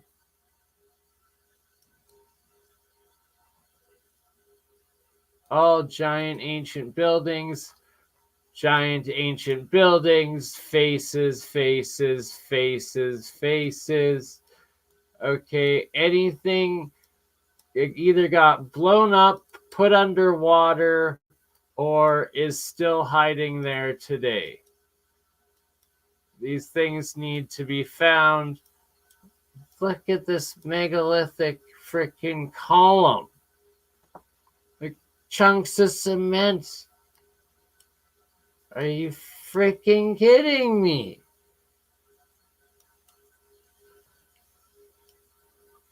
This is next level stuff. Like,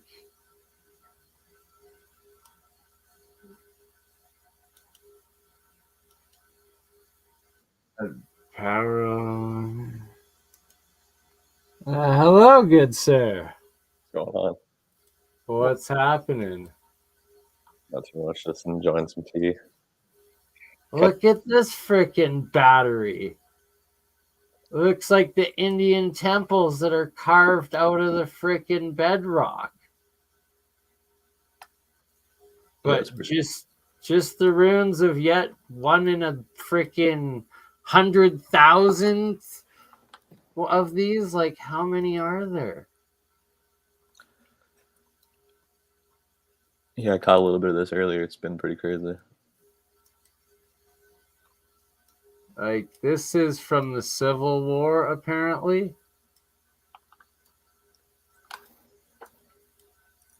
Civil War? Civil War. Oh, we just had a freaking pyramid in the middle. Fort Putnam. That did look like a pyramid. Look at this shit. They're all pyramids. Everything was pyramidal to begin with. You've seen it here first. Yeah, it's weird. I'm looking that up right now. Like, look at this cement rebarred freaking fortification and then just a dinky wood watchtower on top. But 3 arches worth of cemented caves going into the sides. Everything is pyramidal. This looks like they just took over some Navajo freaking mountaintop. Looks like some guardians. Looks like another guardian. See, here's the guardian's face facing the other way on this big balancing thing. And look at this caved in. The donkey smiling. Right? But just mind-blowing. Oh, just the monastery here. No, the monastery made of the only surviving mud brick building castles from around the whole fun After part. I don't know, after coming across those petrified pieces of wood and looking into it a little bit more, some of these places that are carved into mountains, that sometimes I just start to think that maybe they were just structures before the flood, possibly, and they became, I guess, those carved out type mountain looking structures after the flood, maybe. But obviously that's just a random theory. Right? Possibly nuked or like plasma catastrophe from the sun or comets. They do say that shit happened. Who, like, something fucked this shit right up. But then you have however many eons of actual erosion and life and decay and stuff that has gone on since then. Like, is this the sleeping dude here? Giant guy behind this, and like this natural amphitheater in Colorado? Like, are you kidding me? No, nature doesn't naturally make these perfect freaking amphitheaters all over the place. Look at, like, what is that?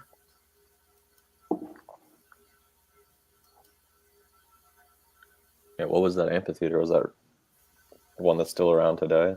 Yeah, like Okay. the South Park latest live musical Trey Parker Stone thing was hosted from there, and they like put like projectors all over the rocks and shit. It's nuts.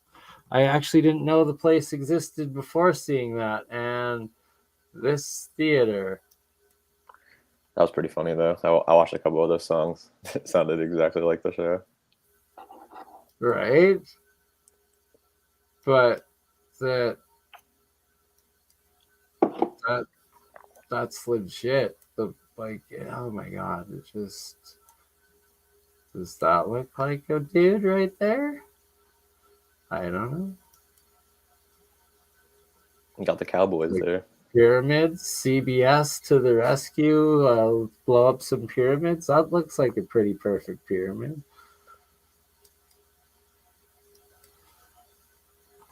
This freaking observatory, or probably geoglyph site.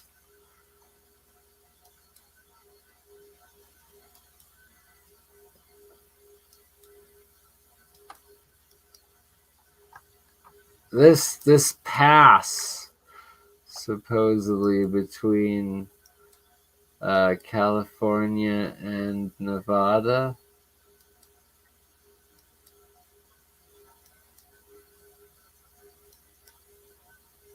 But look at this. Cart ruts? Like, I don't think so. It looks like Maltese shit. Straight rock. How is it cut through with wood carts? Doesn't make sense. Yeah, that would have to take a lot of traveling over a long time, I'm guessing. Donkey boy. I just wanna explore these places. Like, look at this hotel. Like, what the fuck? It's in a giant rock. Next to these things.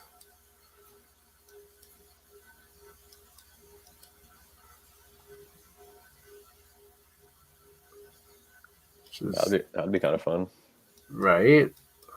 Castle Rock Railway, that's probably gone. Guaranteed.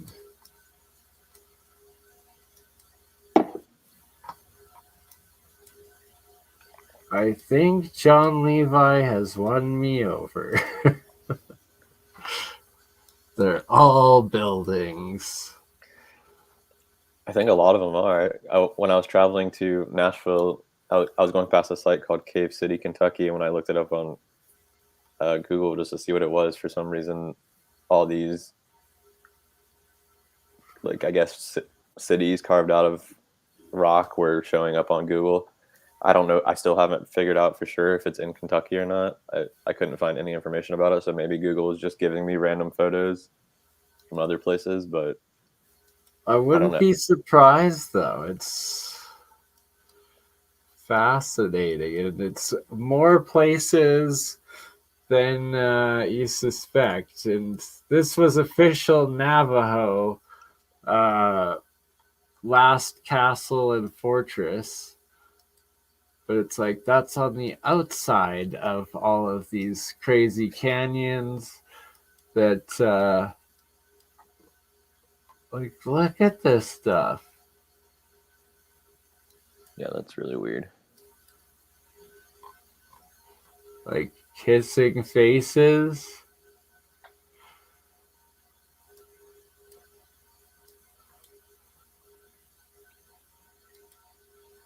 And then, literally, this is the US Navajo, but that could be Iran, that could be Turkey, that could go so freaking deep.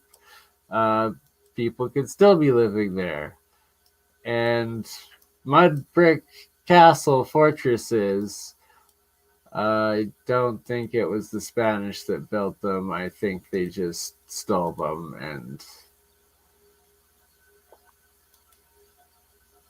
everybody moved further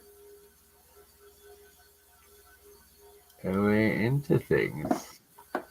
Clearly, people up there with shit on fire. What the fuck is this skeleton thing of that they're digging out? Navajo cities. Like, they all had cities that looking like freaking Leia Skywalker. Navajo multiple story cities.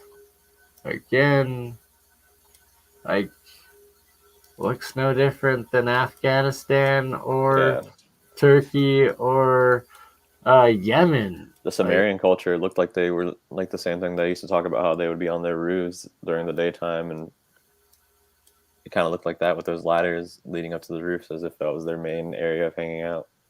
Right? Like, look at this thing, how it's just decimated and probably thousands of years old.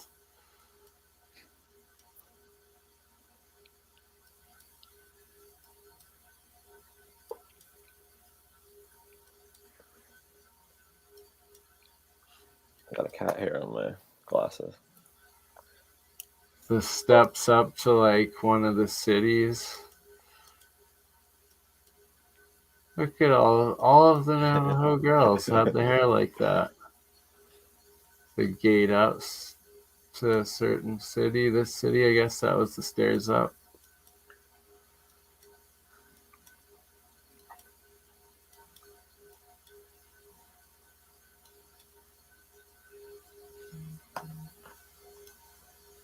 So a lot of this still is native land, and then the other parts are like government and army land and inaccessible and no-go zones. And man, this is Turkey, Cappadocia. Turkey. They found so many sites in Turkey too that are just like Cappadocia, miles and miles apart, and a lot of them are connected by tunnels underground too. That right? I forget how long the longest one was, but I think it was like maybe 80 miles underground or 60 miles underground, connecting the two cities. Yeah, and it's all stuff like this. These like apartment buildings, essentially. Like, it's nuts. Because they talk about Daringkuyu being this massive underground city, but they found other sites too that are even bigger than Daringkuyu. No mud flood here at all. It's just weird because I don't know. Right? Look, so the Navajo women's hairs, and then these chick statues. Where's that? Where's that at? Do you have any idea?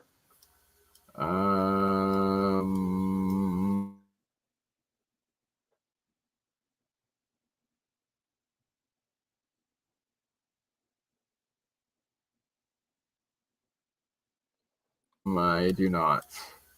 It's weird because this is random, but it kind of reminds me of a depiction of a ram, I guess, the way that the hair is. Yeah. For some reason, ram symbology is important to history. And like, this is Peru or Bolivia.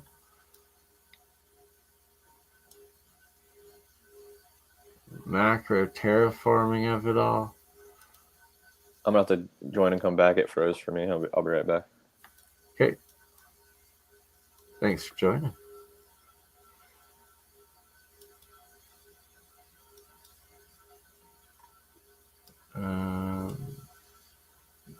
Tehaneaku. The Sun Temple in Tehaneaku. I believe that's on the next to Lake Titicaca and Pumapunku. Look at these crazy ruins on top of the high Andes plains next to that lake, Titicaca, which is just huge. Oh, there we go. So, oops. What form is it showing? What the hell? Wrong picture. Looks like it looks like you're showing that replica, a leaded replica building in Japan. That they Weird claim that is it froze on that. Let's see if it will. This stuff is fascinating. The Pumapunku, Teotihuacan stuff. Like, so this is in between Bolivia and Peru. These are straight macro megaliths, and digging them out of the ground. Look at these ladders. This is when they were first found, and at such high elevation, it's absolutely insane what would be able to have destroyed these and then buried them so deeply. Like these entire mountains made of this polygonal geopolymer macro megalithic root. Like, look at that fucking thing. Yeah, that's huge. Sarcophagus. This is in the Mediterranean. Yeah, you got the. It looks like you have the Star of Ishtar right there on that backside of that one. Right? And then, like,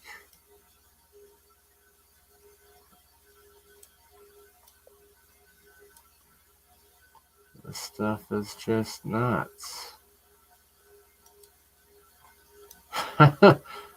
This is in Vietnam or Laos or something. So Thailand, maybe. They have it everywhere there. Yeah, that plane of jars thing. I think it's in Laos. That's Laos? Yeah, with the giant jars, I guess. Have you heard about that before? Yeah, exactly. I've got a few pictures of it here somewhere. Oh, how they destroyed the ancient, awesome water-carrying infrastructure for a road highway. This one is like the best evidence. Look at how old and dilapidated this fucker is. Completely buried, water level. Oh, we dug it out and found this. Yeah. We didn't know that we built that.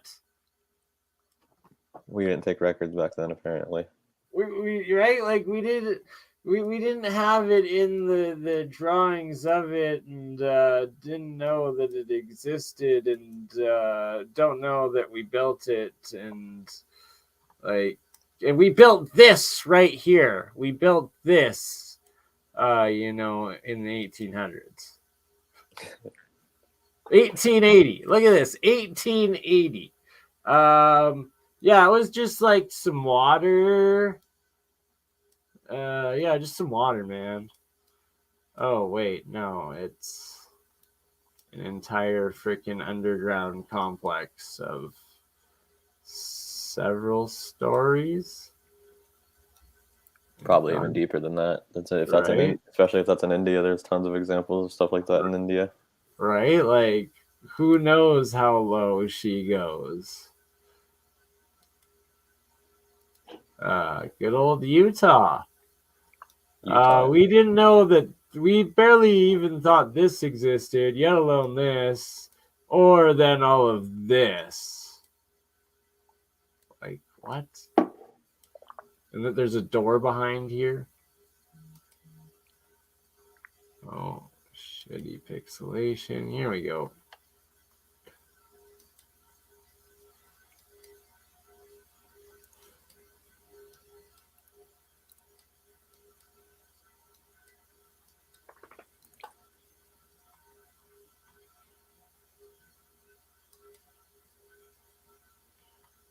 Oh yeah, because it was originally at this level, and then they found this one, and then a whole underground or so.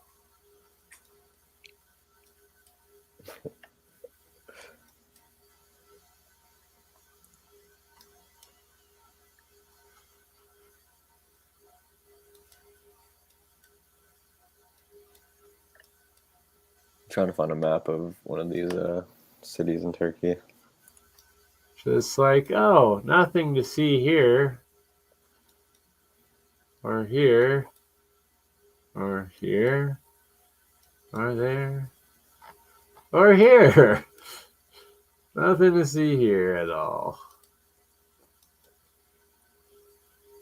Or under there, or there. No mud flood that ever existed.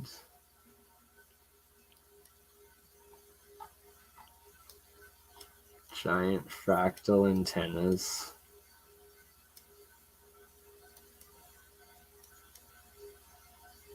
Limping. Bombed out mega bridges.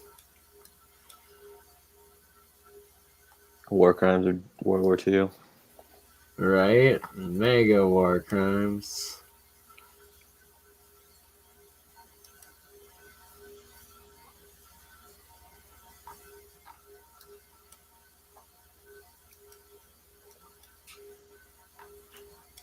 Interesting.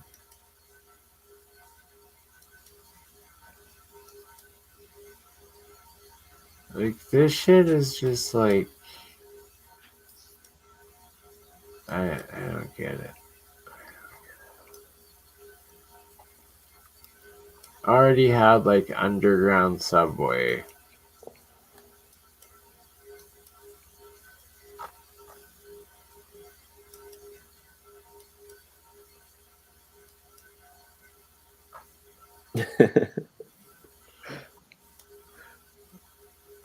Like a weird building. that literally looks like a Yemenis version of Quebec City. This is Yemen. That's crazy. There's a reason that they were destroying it recently. Yet it's Japanese Disneyland. This is Japanese Disneyland.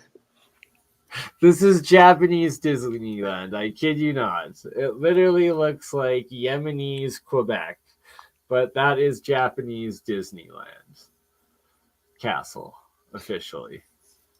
Wow.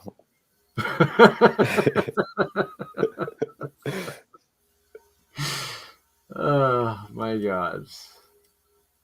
What world do we live in? The Pueblo. Yes, you know, they didn't have cities, but they did actually have epic freaking mountain cities and castles. And well, that's what they say about the people of Petra. They claim that if you look up any information about them, they say that they were just nomads. They had no cities, but for some reason they built Petra, and then they later on they've lived in it the whole time and still lived in it to this day. And you know, some people are only allowed to go so far.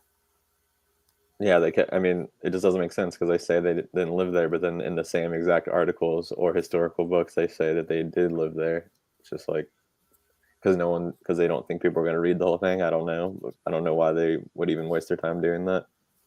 Historical fact expunging slowly but surely. Like, look at this ancient freaking cavern into their city. Like, roads just still probably these areas. Some of these cities might still exist, be inhabited, and not have any official documentation to this day. Look at freaking Pyramid Lake, Nevada.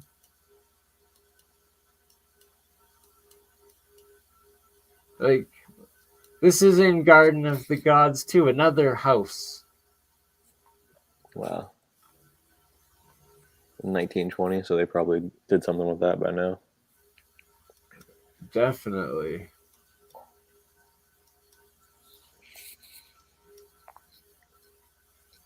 Like, just freaking nuts. Yeah, there's the face on that side.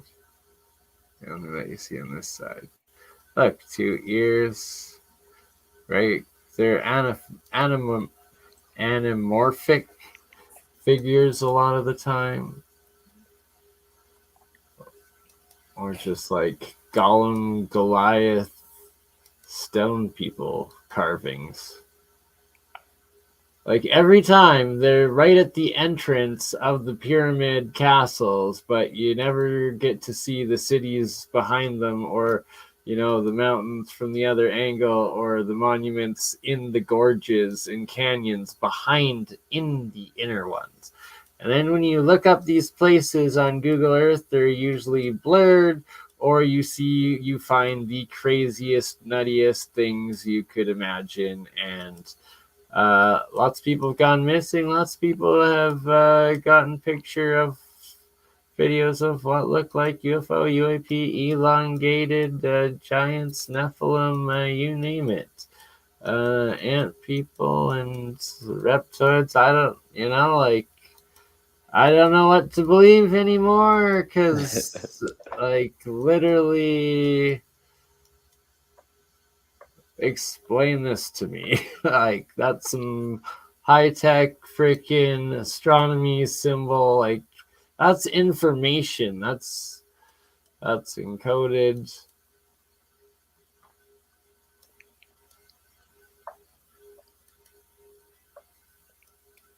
Yeah, so if I ever go exploring at some of these places, you have to bring a ton of people with you, because they will kill you if you discover something you're not supposed to discover, especially if they consider it a national security risk in America.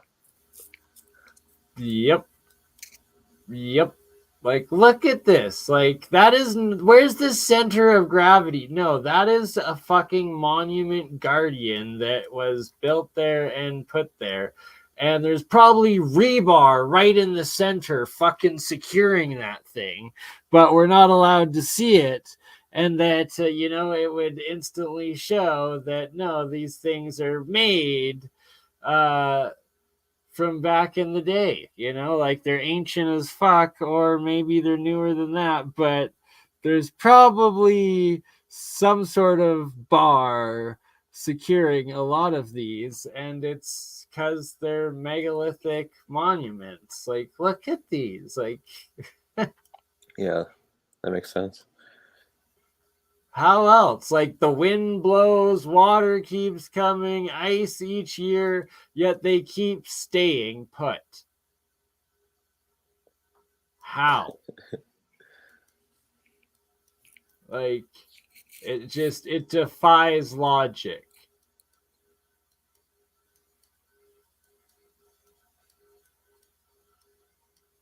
I'm sure they have some silly explanation for it. I don't know what it would be, though.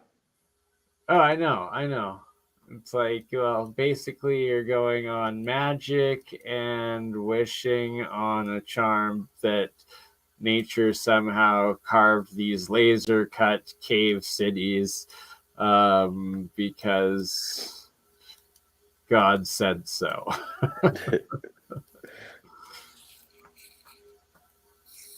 Whale rock It looks like a or ship. shark. I don't know. It looks like a sunken ship hull, but is it actually a rock? I don't know. It's huge. It is. That was Atlantis, supposedly.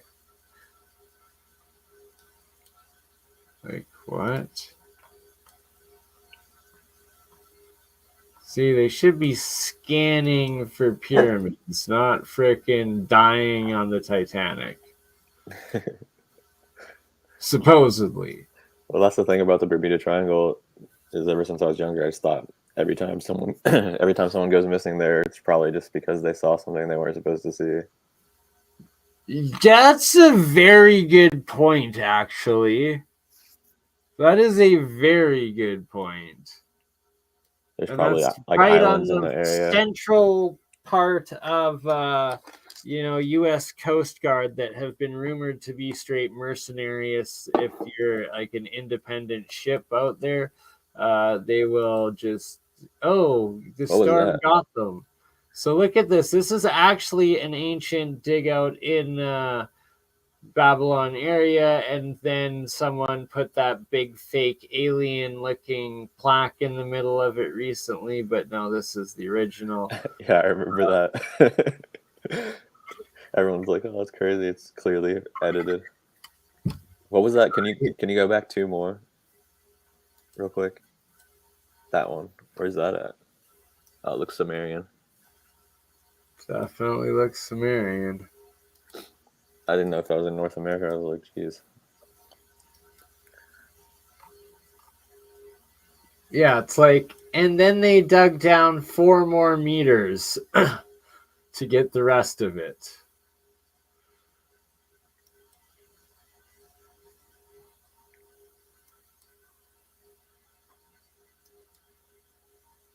All of the pyramids and chambers with this specific resonance design. And then we get into Burma, aka Myanmar.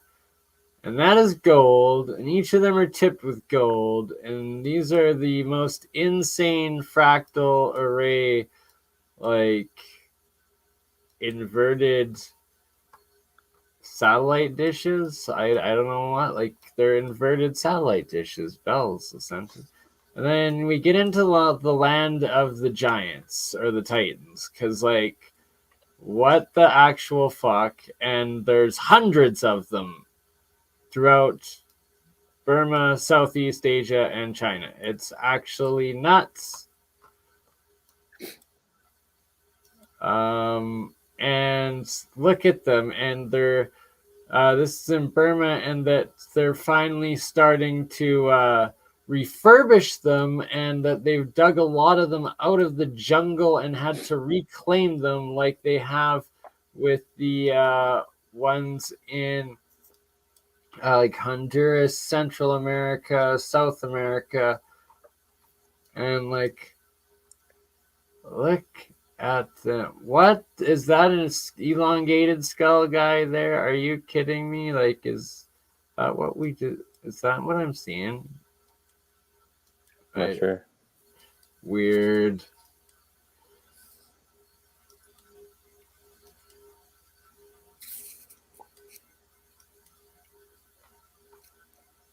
Like, they had to blow up everyone's faces just so you're not allowed to see the face of the gods. You are not allowed to see who the creators be of our reality.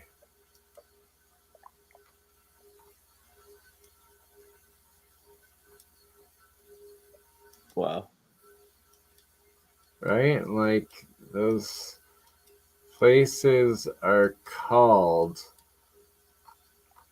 like the city of the god, this city of the god, the playground of the god, the giant of this, the temple for this god, the worship for that god. They were all giants. This giant is buried under here. We worshipped this giant over there.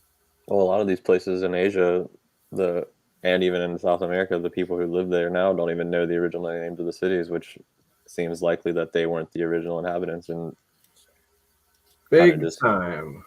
maybe they were part of like the mercenary armies that destroyed the previous civilizations, or who knows why they don't remember. Right, part of the orphan trains of, or the homunculus of the local Jesuit labs.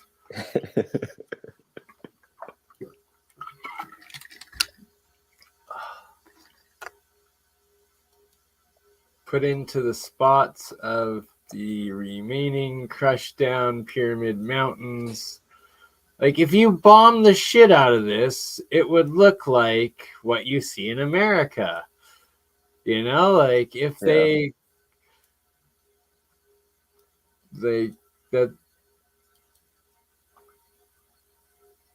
all there is to say, I guess. Like, well, thankfully, a lot of them were hidden by the jungle, like you were saying earlier. Yeah. During the bombing times. And that a lot of them haven't ever been fully conquered either. Like the Beijing and the inner parts of like India, China, and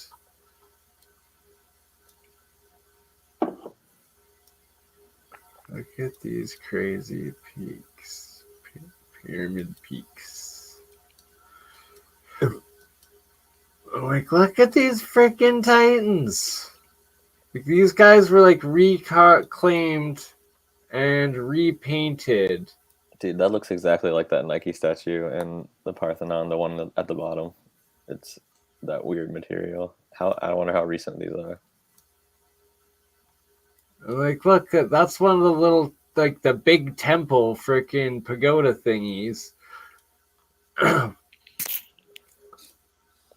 Like, look at the size, like, their cathedral thingy, freaking, like, just boggles the mind.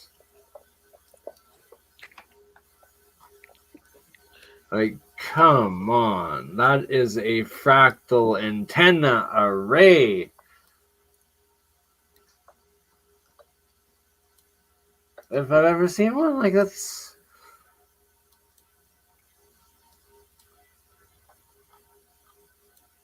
Oh, you know, it probably goes down 5 more stories, but we're just gonna brick it all up and over.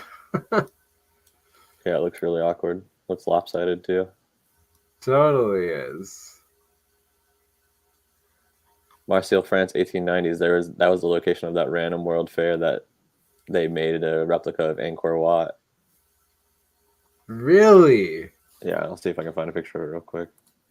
Really? Is this it? Hold on, let me look. I'm not looking at the screen. Could be. I don't know. It was in the middle of nowhere in France, and they maybe not. Did a lot of Asian cities. So, right, like I think that these were in fact like you can find the picture of that Angkor Wat in France. That was probably just the embassy or like the Chinatown or Cambodia town of the area of France, or of like that city trading area. And what's super fascinating is, according to Fairham, these geoglyphs in the old cities, this freaking thing right here is the central point, and then each one of these angled roads out is what maps out as the geoglyphs. Triumphal arches. That reminds me, this is completely off topic, but since we saw the arch, they say Constantine was the one who brought Christianity to Rome in the past, but on his arch, it doesn't have any mention of Christianity whatsoever. And you can look at the arch to this day. It just mentions God and other, I guess, like pagans, what you could consider pagan gods. It has no mention of Christianity whatsoever. So I just thought that was fuck? This thing weird. is right across from the Eiffel Tower. Like it is pointing and reflecting energy. And they got rid of the original buildings that were around that Yeah, structure. they were way more epic and like badass like this shit and all in alignment and all like this sort of stuff. And right, so here again is the central one. And then like look, there's the used to be so much more. I found a photo of that Angkor Wat if you want to check it out just real quick. Yeah.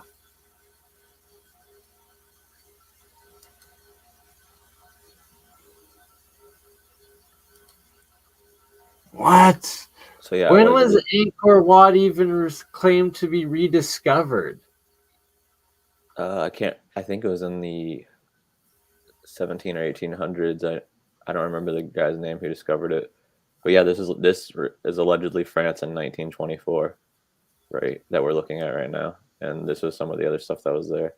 So yeah, they claimed that they imported natives from Cambodia to work at the World Fair, and they had them carrying around these French citizens in these little carts.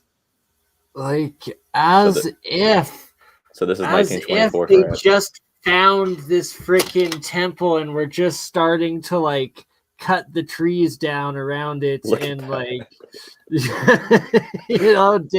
drain the swamps around it. It's like, oh, we just rebuilt it identically in France at this fair that everything was destroyed. Right after we built it, we just destroyed it. The guy who just rediscovered Angkor Wat too, he was just like apparently just walking through the woods according to his diary and stumbled across it, and that was like the first time he found it. I think his name was like Henry Marmot or something like that, or Mirat, or I think it was in the 1800s. But yeah, this was in a random town in France in 1924. I'll try to see if we can find a map of the town real quick. Here's another website. Yeah, it's called the Marseillais France 1922 Colonial Exposition. 19, like just how? 24 French colonies, one nation plus France. 3 million people came apparently. Praveen Mohan on the case of figuring out if this was possible. Look at that, 36 hectares, 89 acres. Like that's no small feat, and like the water were like it just no. How? Yeah, there's another picture of the Angkor Wat replica. Yeah, there was other pictures I saw of this where they actually did have the waterways built, and they had the ships, like Cambodian ships and everything, and they had the carvings in the water. It was insane. Let me see if I can find it. Yeah, here it is. They had the little boats too. Open image, new tab. Hopefully it's high quality. Like look at that. Yeah, that's just insane. This is temporary for a World's Fair. Come on. How is that temporary? Like how the fuck? Oops, no, we need it like this. But like look at that stone waterways that are all have to be level and just the landscaping, yet alone claiming the building, and just it's so fucking impossible that they claim this shit is temporary. They found this shit, they partied with it, then they burnt it down and destroyed it all. It seems like it, honestly, because you saw the way the people were dressed in that one photo where they were getting carried by the Cambodian native. Like we enslaved you, we captured you. We captured your land, we bought off your king, and he sent you back over, and yeah, this is a perfect example of it right here. This photo. I'm gonna try to get a bigger version of it real quick. Or they enslaved their embassies, enslaved the local population, and burnt down their embassies, maybe. Oh God, who knows? Some evil shit. The entire narrative behind it is strange. This is real quick. I'll just show this where this city is. It's on the coast of France. So we're looking at looks like southwestern France. course, my computer is very slow.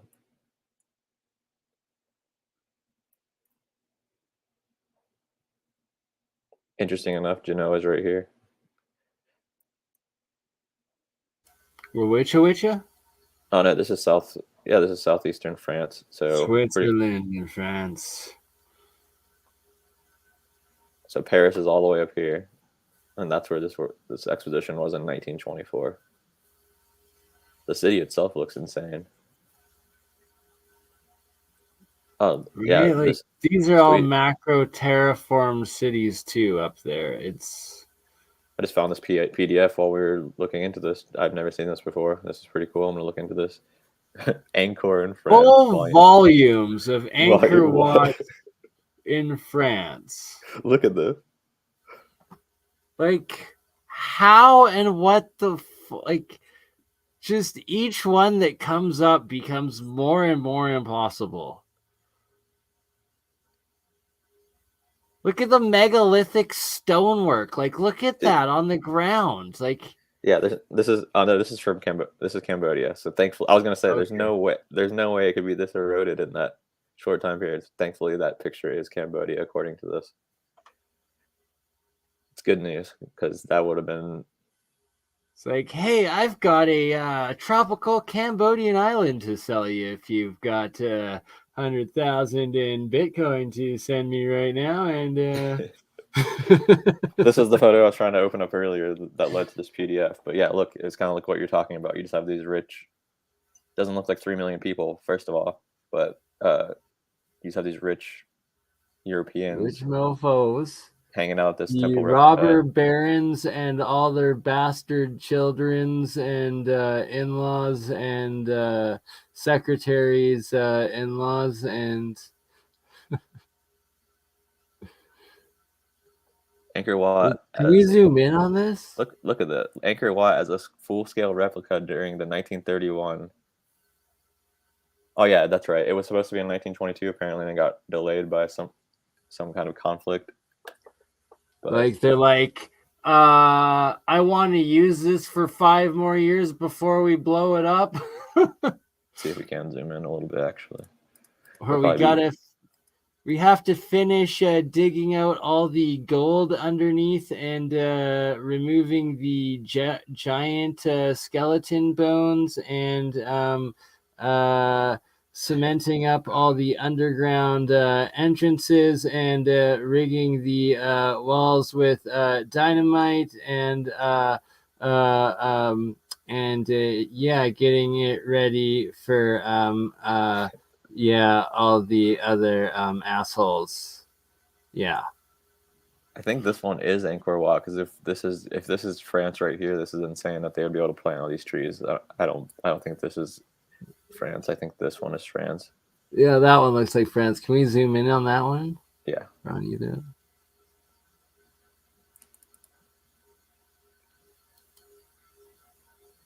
So, right next to someone's house, apparently. Right, but then look at all the other foreign style ancient ones all next. Like, I swear this is like a ambassador area of like foreign civilizations and peoples and the League of Nations. I bet this is like the League of Nations spots. Sort of things. I'm just gonna scroll through here real quick and see if there's any other photos, and then we'll get back to the regular presentation. Ooh, I bet you that. How long did the League of Nations be around for, and what preceded it? And I guarantee that those organizations probably had leading roles in all of these fairs and expos and whatnot around the world. It's a good point. They very well could be. The League of Nations only lasted until and whatever preceded it, whatever was of the time fair of the fairs and expos, probably was part of the facade and the resetting of it all. Yeah, I wonder if you can make that connection. between that organization. There has to be some sort of documentation about who funded it and where it came from. But I don't know. This PDF is pretty crazy, though. Well, I know the League of Nations only lasted until the start of World War II, and then obviously after World War II, we got the UN. I think before the League of Nations, it was like just some kind of international cartel of royalty and pirates and barons. I think it's called like a parliamentary system or something. Right. Shout out to all the sleuths out there looking for something to do. By all means, find it. Let us know, because that would be one hell of a link of putting the past back together. Yeah, I'm going to look it up real quick while we're doing this. I can't remember what the forerunner of the League of Nations was. I think it was that parliament system. But yeah, I'm done with sharing the screen if you want to get back to what you're doing. So that PDF was interesting. That was pretty epic. Thank you for bringing that up. Perfect for in here. Random find. Look at these perfect canaled channels of the ancient aquifer cities. Like water here with the fountains and the parks. I can guarantee you any of these in these ancient parks and structures in the Starfort Citadel areas, all the old fountains that still work are still having connected into the original waterworks and foundation of the canals and original builders. And that the older it gets, the better it is, the more higher advanced it is, and that everything that's still working from the original is most likely thousands upon years old, at least 500-600. I'm sorry to, I don't know. Since I've been reading, I guess I've been reading Fomenko's book a lot to work on other videos, and I'm starting to just think that he does have a point with some of these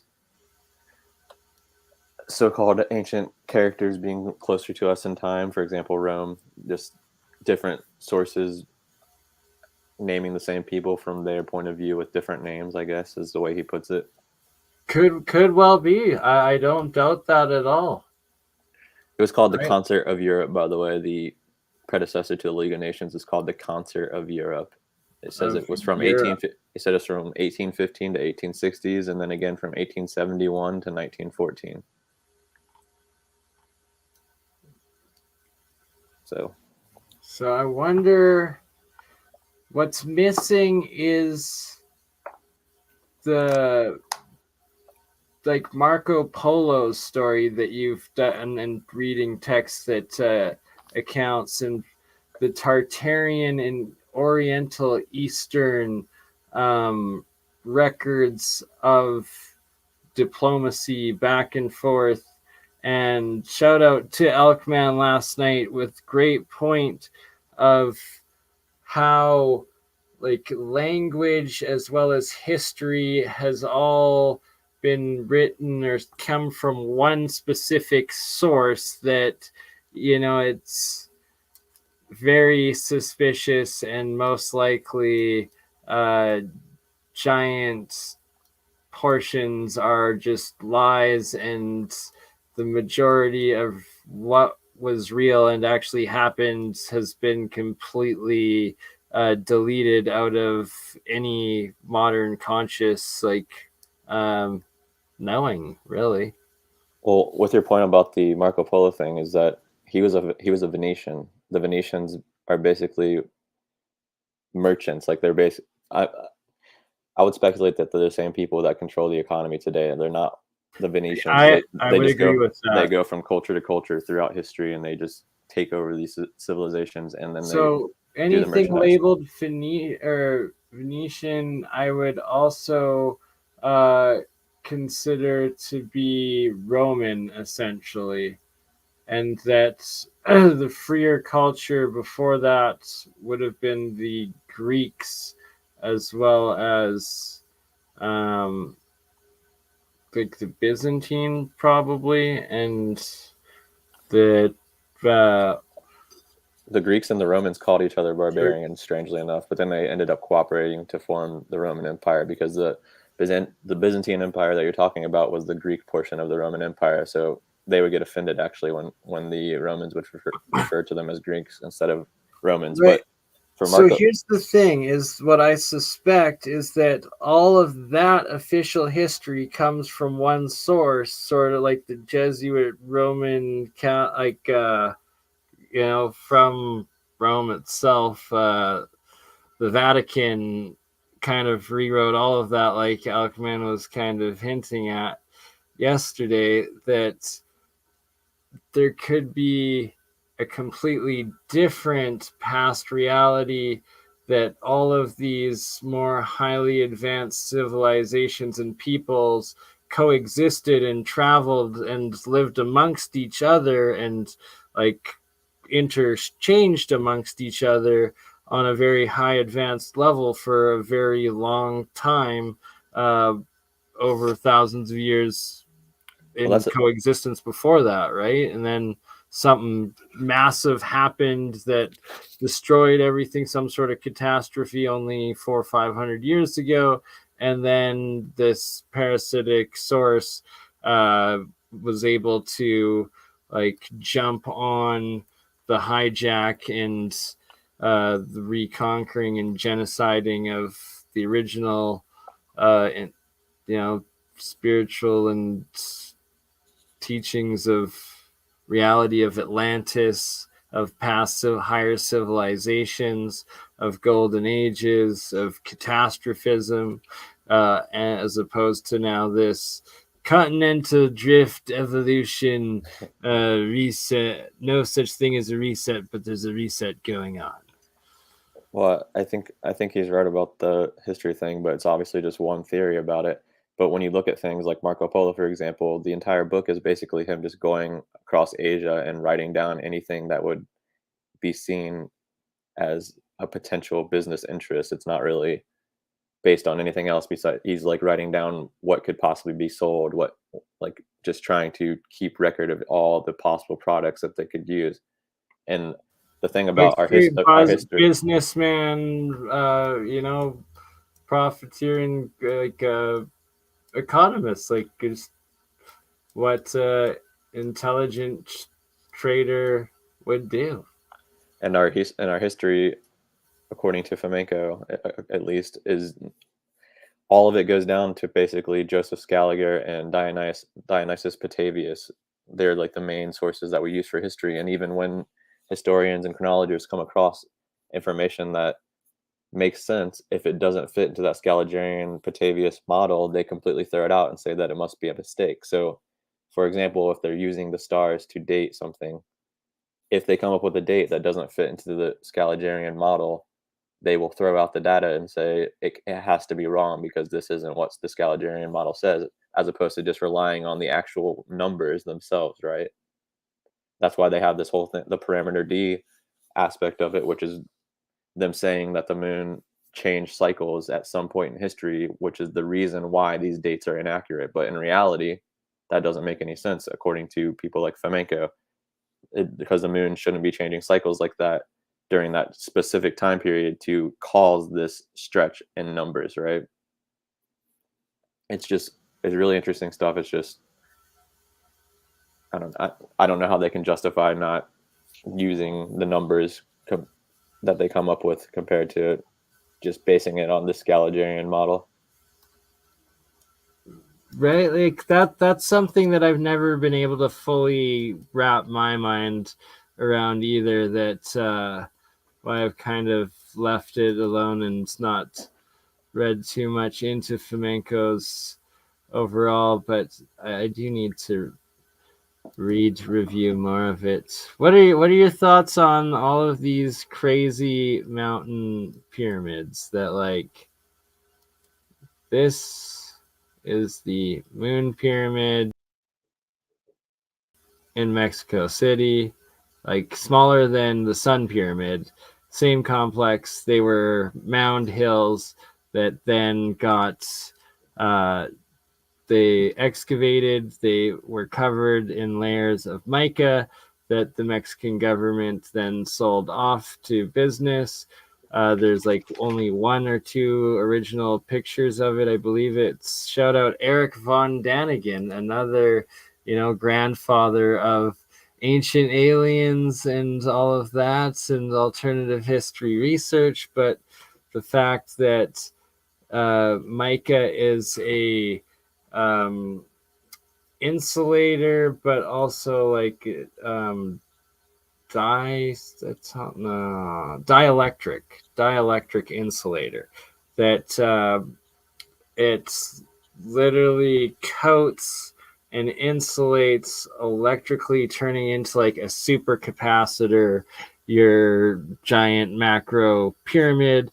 And then the fact that they found all these tunnels underneath it full of mercury and other things that straight buildings of real engineering and like macro energy. It's fascinating thing. I think that there's more to the pyramids for sure. And as far as like what you're showing now with the Cape Pyramid structure that looks like a pyramid without much evidence to prove that it is right now, it's very possible. It's just I would love to be able to, I guess, explore. I don't understand why you're not allowed to go explore these places. I don't understand why research isn't being done. I think that's the most suspicious thing about it to me. So that makes me think that they are actually structures and not mountains, because for some reason they're silenced. If they would just crash your drone, or your drone won't even be allowed to take off, or can't believe Rex got chased out of there with an Apache helicopter. What? Yeah, Leak Project, Rex Bear. He went up to the Grand Canyon by like where you look over the Isis temple there. He flew up his drone. This was before they programmed like the 5th generation of drones that it just doesn't go. You can't fly it because it's a no-fly zone there where it just won't even take off. It won't even power on in those areas.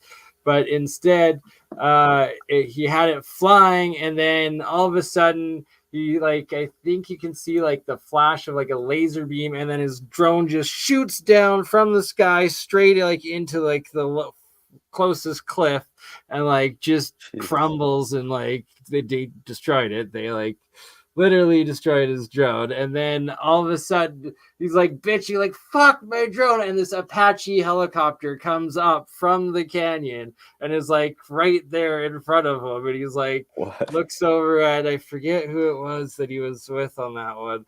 They're just like, yeah, we should go. And then they're like, the other guy's got his like phone camera. He's like, yeah, because the spooks that I've been filming that have been watching us for the last 20 minutes, like they're out of their cars now. Oh my god, it's all on Leak Project. I'm gonna have to watch that. That's insane. It was just waiting in the canyon and came up as soon as they flew the drone. Yeah, there was like the Apache helicopter, and then like a Suburban full of dudes at like the closest parking lot to where they were. It's insane. Right, but like none of it.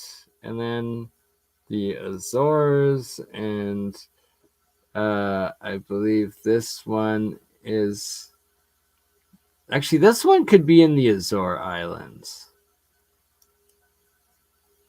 These, I believe, in Siberia. Like freaking Pyramid Lake, Nevada.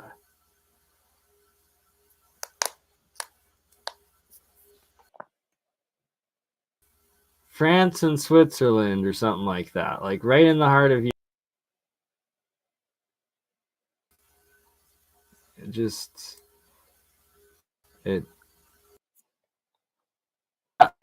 one's Egypt. We keep losing you. I know, I pop out just so you can see the full thing. All right. Well, it's 6.5 hours in. I think it's time to wrap her up, as It is 11 a.m. here, and got some things to do, and then Real Science Tonight with Paranoid American. This is in Iran. Look at that. Pretty similar to, Central Park, Paris, Rome, or Beijing, or anywhere else. There. Another one. And another. Here we go in Paris. The Paris pyramids. Only to be rebuilt.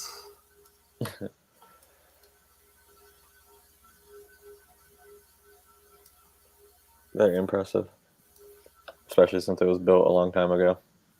Right, and so originally all of the main bridges in these cities had like multiple story buildings on them, like literal condos on each one, and then also that all of these side channels, some of them still have water running through them and still are active canals, like you can see, and then some of them are overgrown, but originally they were all fully active canals running water through everything. So you had agriculture, essentially aquaponic, hydroponics, and plumbing system throughout.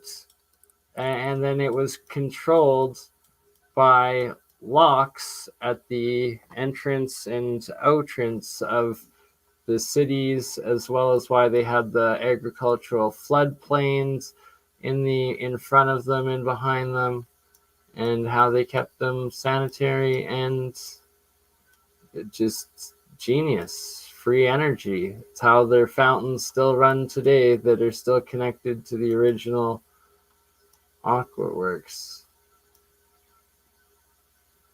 Beijing Forbidden City.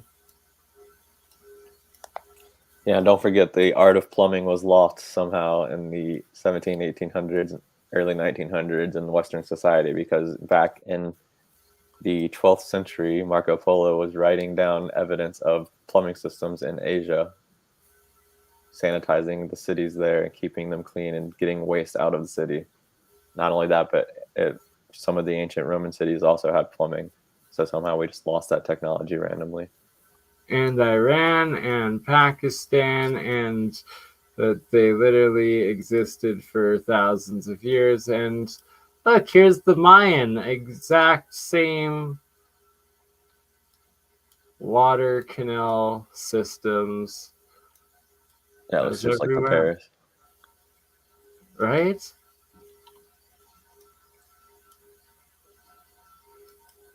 Got their own little Palace of Versailles.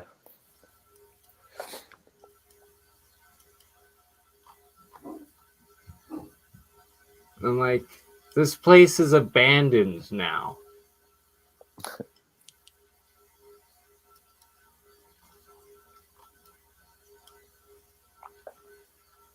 Wherever that is. Like, for atmospheric electricity, even if like they're wax, paper, and some sort of foil alternating, that's battery capacitance. I've never seen those before. Those antennas with the multiple layers. I've never seen that on the previous pictures. They just somehow lost the science of electricity as well. And radio, frickin' telemetry, frickin' galactic broadcasting. Like, what the fuck is this shit? Seriously.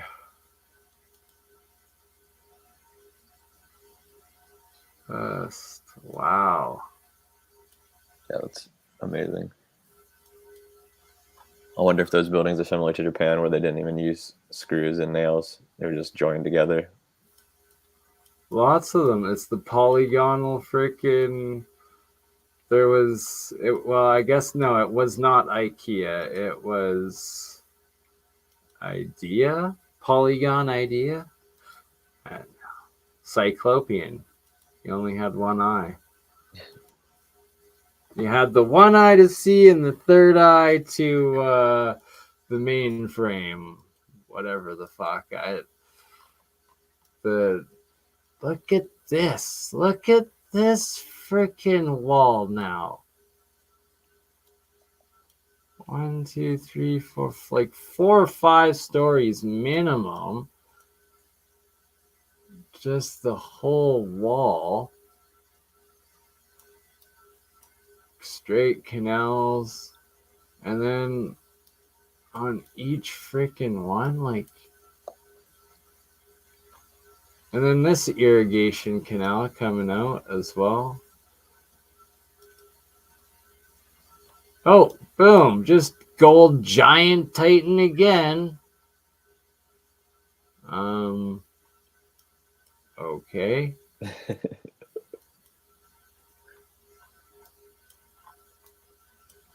Where is this site at? Is that an alien? Is that an alien?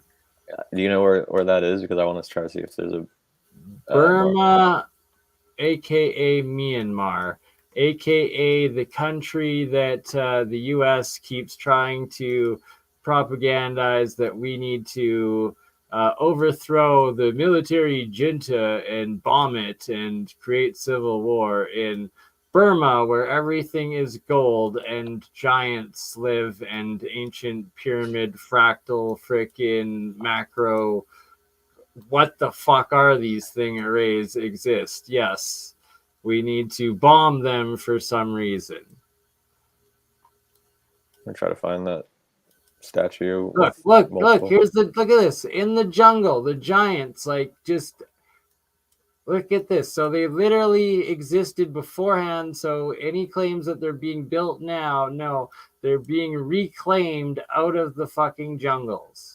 Wait, so that's the one we were looking at earlier, the same exact one that was. No, this is created another on one. This is another one, I believe. Like, they were all run down when they were found, and now they're being restored. This is in Crimea or Mesoamerica, one or the other. Actually, this might actually be by Chichen Itza in Mexico. Part of one of the Japanese royal palaces, star forts, again. Moat. These fractal ray things are nuts. Well, yeah, I gotta get going, man. I gotta be somewhere at 2, but appreciate you having me on. Yeah, appreciate you coming on, brother. And yeah, it is about time. 6 hours, 39 minutes in. Much love, Shem. I will be back tonight with the Real Science, Paranoid American, Thomas, and many more. Have a good day. Peace out. Yeah, you too, brother. Much love. And I love everybody here. Sorry, been rambling on. Haven't really. Oh, Terran Earthling. Sean will be on hopefully tonight with Real Science. Same with Gerald, Jeremiah, and Liminal. Hopefully can all make it. And Mike Faraday Research as well. And that will be later today. Once again, this is the Nunavut Pyramid in Devon Island. Shout out to Ryan Elkman for leading us on to this, and Shem and Sarah. Yeah. Many pyramids around the world coming to light. And we'll see you tonight. Love y'all. Catch ya on the next one later today.